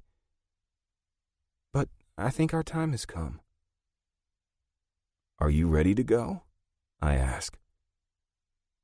Only if you're with me, she says, reaching up and kissing me on the lips. It's strange because I feel it, but I don't. Neither do I care. I have my woman, and that's all that matters. I kiss her back, loving the feel of her, even if it's different than before. I am truly in love with this woman. She pulls away. Are you coming with me? Is he awake? I hear Buzz ask, storming through the doors as he looks down at my body. Not yet, and his pulse is getting weaker. Doc tells him as Bella comes up behind my brother and wraps him in her arms. Fuck! Buzz roars, and I feel his pain deep in my chest. He bends down and gets in my face, pulling away from Bella. Don't you fucking leave me. Do you hear me, Breaker? Don't you fucking dare. Bella comes up behind him, tears streaming down her face, and her body shakes. She engulfs him again as he reaches for my shoulders. I can feel him squeeze me hard, but it's just pressure, no pain. Buzz's body trembles, and the hand on me adds more force. You hear me in there? Wake the fuck up, he screams. I look back at Shayna, and she gazes down at my brother. I try to figure out what she's thinking, but I come up short. I can't fucking do this, Buzz says as he turns around and wraps Bella in his arms. She cries as she looks down at me and clutches my brother. Breaker, come back, she says, then looks at Shayna. You too, Shayna. Come back to us. Come back to our family. Shayna, I say, turning to her. I'm not ready to leave them yet, or my mom. She'll be heartbroken. I can't leave you either. Breaker, what the fuck are you doing with my daughter? I hear Diamond's voice just as he appears translucently before Shayna and me. Dad? Shayna asks, puzzled. Hey, girl, he says to her, but his attention is on me.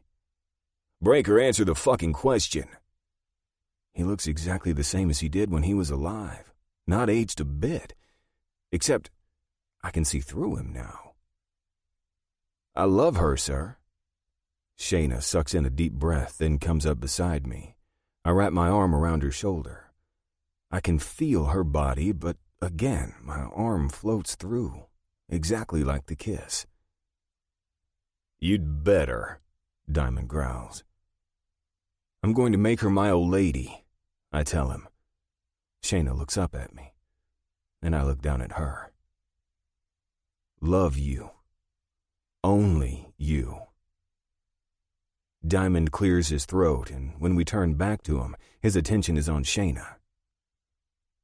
You want to come with me? We can spend some time together, he says, and it clutches my heart.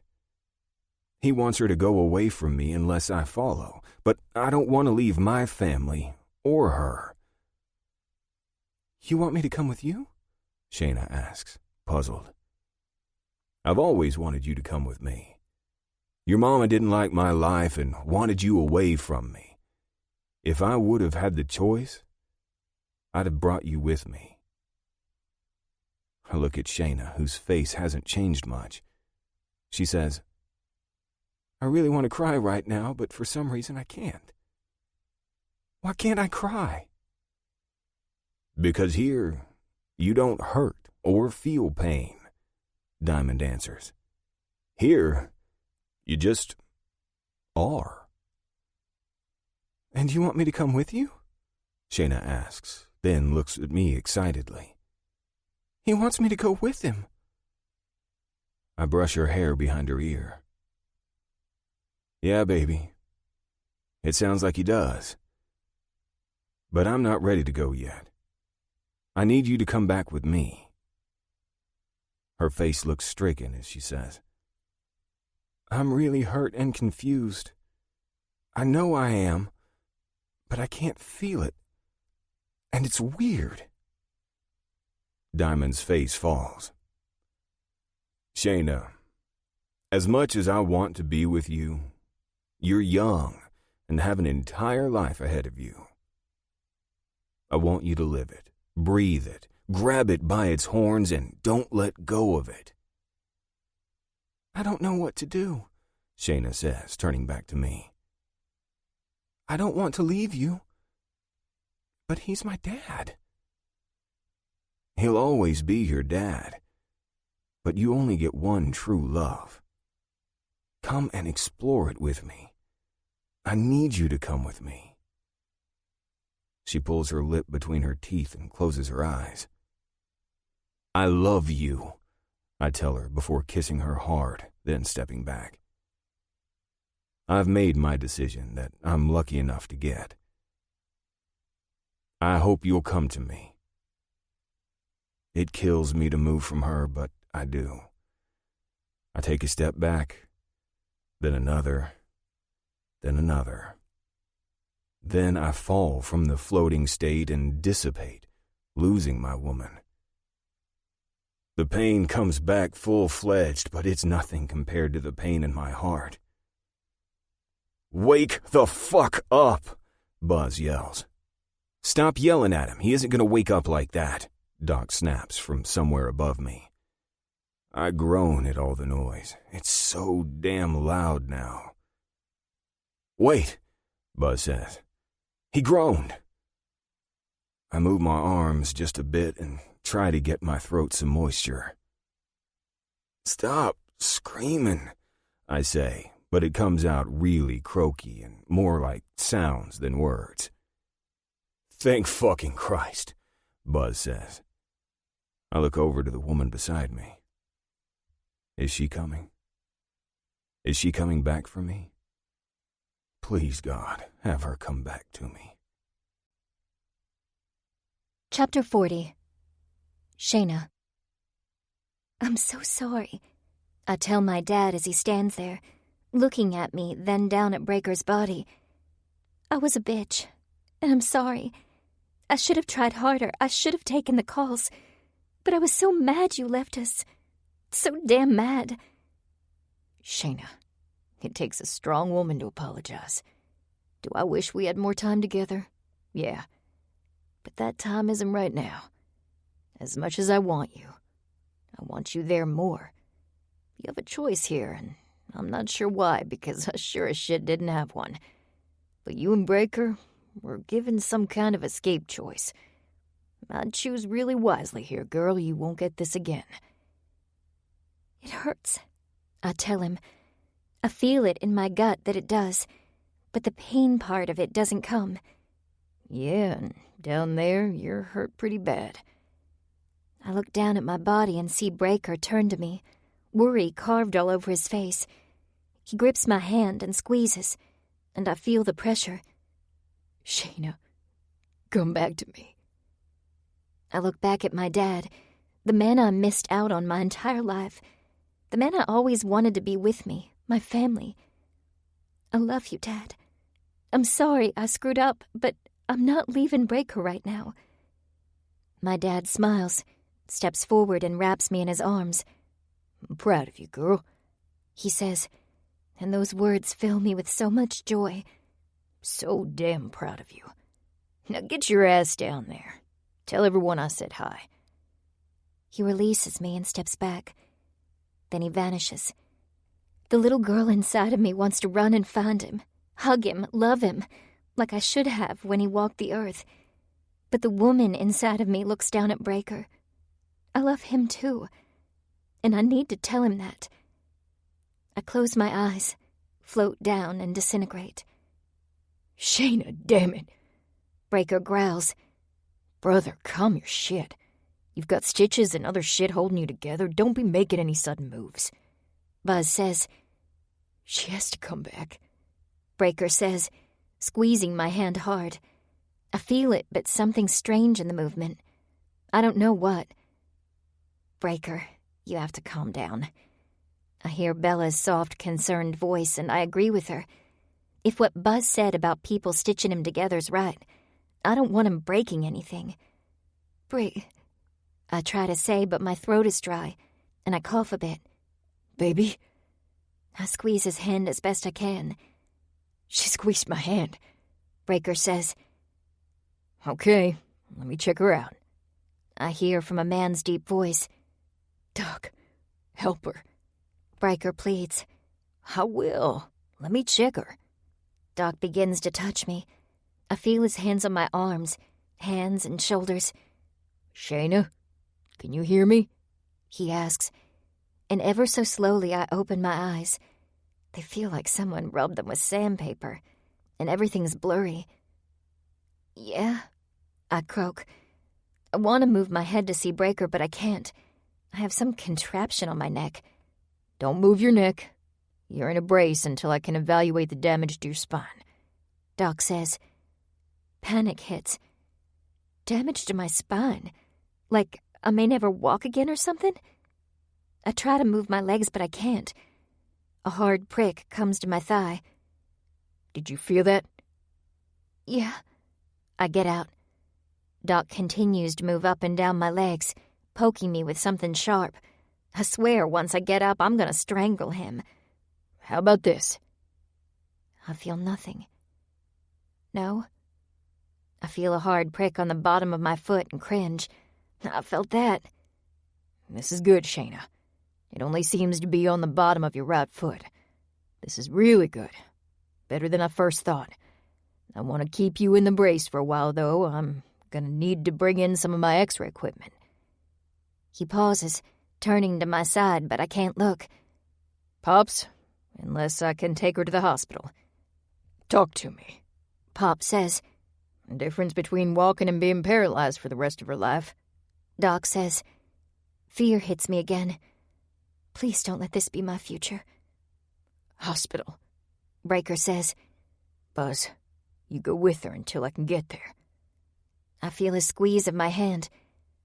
I'll get there as soon as I can. I love you, I whisper to Breaker, and he squeezes my hand again. Love you too. Epilogue. 2 weeks later. Pops. What the fuck?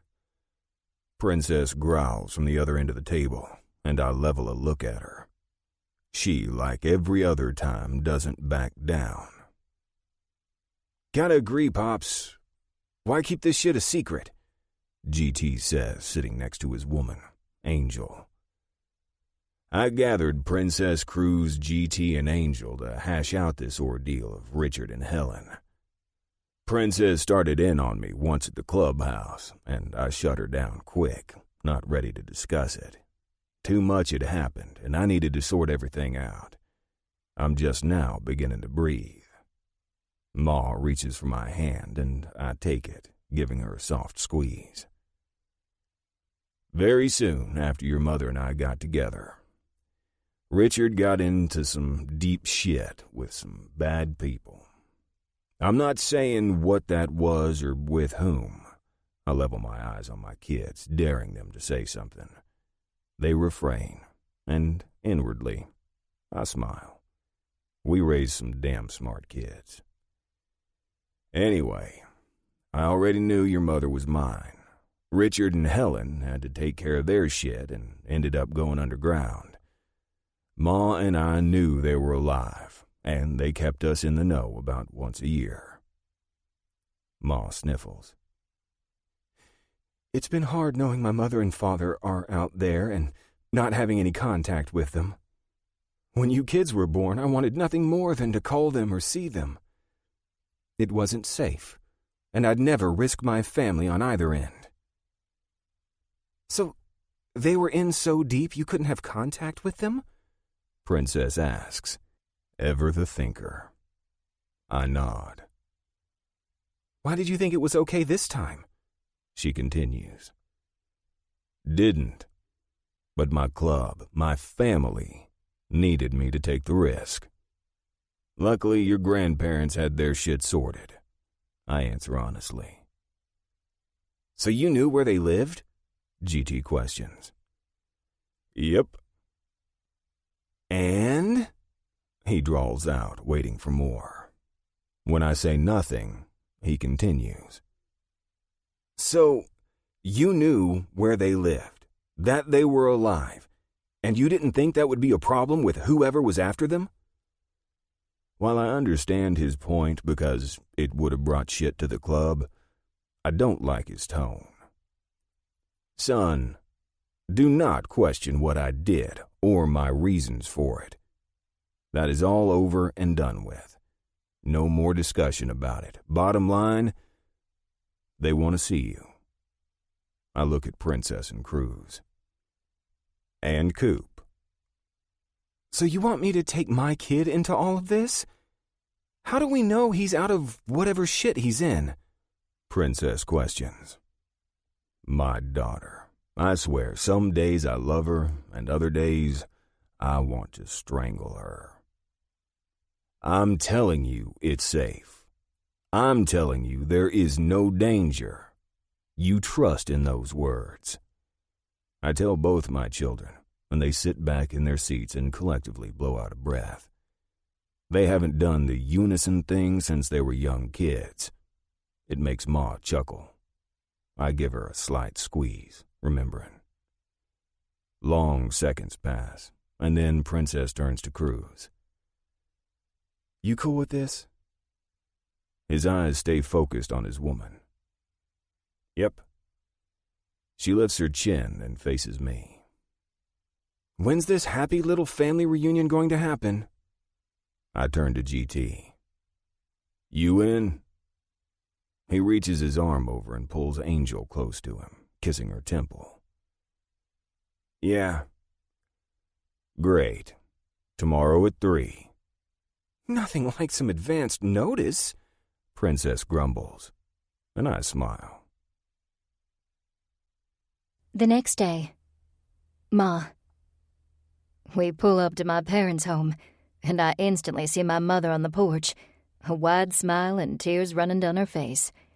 The car barely stops before I jump out and rush to my mother, wrapping her in my arms. It's almost like she died and now came back to me. The feeling is so monumental, I sob. "Give me some of that," my father says, but I don't release my mother. All those times during my marriage, pregnancies, and troubles that I wanted her advice and strength, but never could get it come crashing around me. For once in my life, I let it all out, allowing the tears to consume me. My knees feel weak. Heat arrives at my back as my man's strong arm goes around my waist. He doesn't pull me away from my mother, just gives me the stability to stand there and cry everything out. He's known my struggles and hurt. He knows how much this means to me. And since he knows, I love him all the more. "I hear you're GT," my father says, and only then do I pull away from my mother and wipe my face. I draw in what has made me strong all these years and put a cap on all the pain. "Yep," my son says. My father holds out his hand and GT takes it. "Man, a few words?" he asks. "Don't know you. Don't got much to say," GT retorts, releasing my father. "This is my old lady, Angel." Angel steps forward with a smile on her lips and takes my father's outstretched hand. "Hi," she says quietly. "Well, aren't you a pretty thing?" my father remarks, which makes GT growl. My father smiles at the reaction. My mother isn't quite as curious. No, she goes full bore at GT and wraps him in her arms. GT's eyes come to mine and I lift my chin. Slowly, he puts his arms around her, but he doesn't fully commit to it. My mother doesn't care in the least. She lets go of him and looks all the way up at him. "You are so handsome." That comes from our side of the family. GT actually cracks a smirk. "The hell it does," Pops announces. Use my gate, Pawpaw? Cooper asks, running up with Princess and Cruz on his heels. My mother's eyes fill with tears again as she releases GT and kneels down to the ground, right in front of Cooper. "You must be Cooper." Yeps, that's me, he says, grinning. "Well, I'm Nana Helen, and that," she points to my father, "is Pawpaw Richard." Hi, Cooper says happily. this is my mom, He looks up at Princess. and this is my dad. He looks over at Cruz. My mother doesn't look at either of them. Instead, she pulls Cooper in her arms and gives him a big hug. It doesn't take long before he does the same. When she releases him, she says, "I made cookies just for you." Yay! He screams. I want some. "In a minute," Cruz's baritone hits us, and all gazes sweep to Princess and my mother. It's funny how my daughter's the spitting image of my mother when she was younger. I hope Mom still has the picture so I can show my daughter. "Hey," Princess says, "guess you're my grandma." My mother waves her hand. Helen is fine. I'm not old enough to be a grandma. I chuckle. She so is. So, you've been hiding out all these years? From whom? Princess asks boldly, as my father steps up behind my mother. Can't tell you that. Just know it's over. Everyone's dead. That's all you need to know. Princess studies him for a long moment as her brain works. My girl and her thinking. Where's the cookies? She asks, making my mother chuckle. Come, let's go in, my mother says, and we pile into the house. I have the ones I didn't think I would have again back. It's the best feeling in the world. Buzz. I can't believe you didn't tell me about your brother. My mother, Kathy, shrieks as I drive her into the clubhouse lot. I waited on calling her. I shouldn't have, but in the moment, I thought I was doing the right thing. Guess I misjudged that since my mom is pissed. I wanted to give him time to heal, I tell her. Heal? That right there is the word that means call your mother, she yells, getting out of the truck and slamming the door. I move fast to catch up to her as she stomps toward the clubhouse, then stops, her furious eyes coming to me. And look at you. Are you putting stuff on that burn? Yeah, Mom, I'm fine. She turns to move again, then stops again. Where am I going? I move in front of her, grab her shoulders, and wait until her eyes connect with mine. Mom, listen. He's doing better. I get that you're pissed at me, but you can't go in there all half-cocked. Breaker doesn't need that shit. His woman, who's lying in the same bed with him recouping, doesn't need that shit. So check it. Her eyes narrow. Trey Daniel? She warns, using my real name, and I want to laugh, but I know it will only stir her up more. Just chill, all right? There you are, I hear Bella say as she comes through the clubhouse door. The sun shines off her midnight hair, and her wide smile welcomes my mother. She holds out her hand. Hi, I'm Bella. My mother takes it and then wraps her other hand over Bella's. Oh, sweet girl, you make my boy happy. He's told me. She looks over at me, and I wink. You have no fear. Mama Kathy is here. I told my mother about Bella's non-existent mother and her dead father. It broke her heart, but just like I knew she would, she steps right up to the plate, taking on the mom role. That's the type of woman my mother is. Bella's eyes tear up, but she breathes out and sucks it up. How are those eyes of yours? My mother asks. Back to normal, thanks. Breaker's waiting for you, I cut in, receiving glares from both the women. It's a strange thing to see when your mother and your woman give you the look of death. Bella doesn't let go of my mother's hand the entire way to Breaker's room, and I thank Christ that my family, all my family, is safe. Breaker. Any feeling? I ask Shayna as I sit in the chair next to the bed, touching her foot. Tears form in her eyes. Nothing. But you can move everything else except this foot.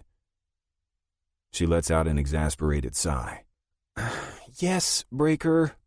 Smart ass.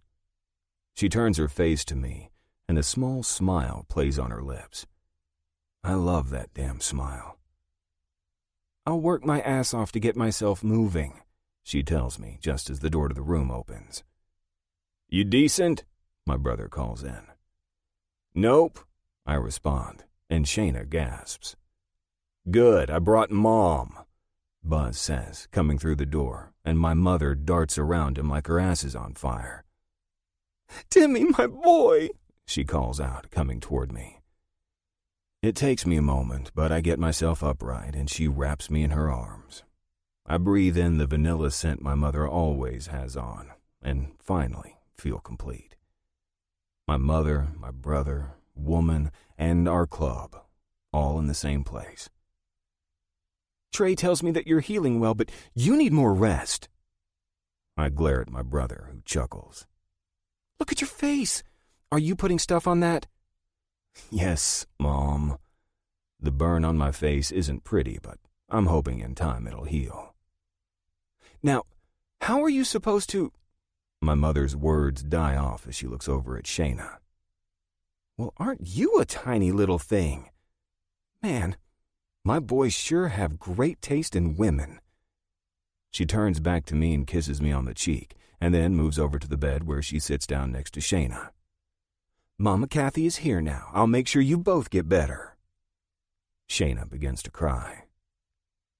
Buzz told me on the car ride over that your mama is out of the country, my mom says. Yeah, I've called her and we've talked. She's trying to arrange her plans to come home, but it's taking longer than she thought. My mother turns to me. See? She calls her mom when she's almost killed. You should have too. Shayna chuckles. Technically, I called her a couple of days later, if that's any consolation. My mom turns back to her. Not really, but we'll roll with things around here. I'll tan their hides later. Both Shayna and Bella burst out laughing. I have to admit, after all the shit that's gone down, it's one of the best sounds I have heard. 1 month later. Buzz. Oh, God! Bella cries out as I thrust deep inside her body, bottoming out. I'm planted so deep inside her, and I want to stay there for days. I grip her hips and hold her to me. That fine ass is begging to be slapped, spanked, and tortured, but I'm too far gone. With one hand, I trail up her spine and lace my fingers through her hair. I yank her head so her back is to my chest and her exposed neck is there for my assault. She yelps as the thrusts become harder. My lips capture her skin and I suck and bite, feeling the thump of her pulse with each movement I make. She grips my leg as she screams out, Buzz, please. Do you want to come, Bella? I ask, tugging her hair. Yes, please, Buzz. She pleads. I love the way the words come to her lips. Not yet. She groans, and I reach around and tweak her nipple hard, twisting and rolling it as she whimpers. I can't, she says, on the verge, but I'm not ready for her to go over. She should be. I've kept her here for the last 15 minutes, giving, then taking away, not letting her have her full release, knowing when she does, she will be left breathless. Yes, you can.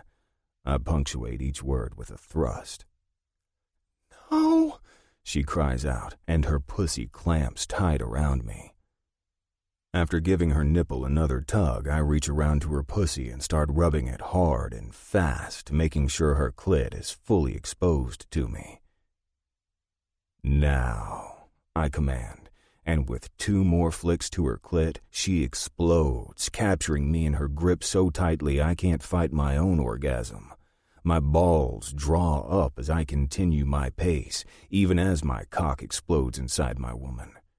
I ride her out as her breaths become non-existent and her screams fill the room. Best damned sound ever. We fall to the bed in a tangle of limbs, and I pull my cock from her body only long enough to turn her and hold her in my arms. Then I slide back inside. I want to be connected to her in every way possible. She opens her beautiful eyes as her body heaves for breath. I brush her hair away from her face and stare at my woman, the woman I might not have come home to. I love you, I whisper, then kiss her lips softly. I love you too, she says back, trying to catch her breath. After everything we've been through, this right here is everything. I tell her honestly, and see a tear well in her eye. Baby, I mean it. I want you wearing my rag. Her breath hitches. I told you, no going back, only forward to a future we both deserve. Tears fall from her eyes. I'm your old lady, she says softly with a smile. Yeah, babe. Now and forever. It's time we ride free. Breaker. I can get it myself! Shayna screeches at me, her frustration getting the better of her. Using her walker, she makes her way over to the counter and grabs the lotion. She holds it in her hand in contemplation. She has no basket or anything to hold it in. That was why I told her I'd get it for her. Big mistake.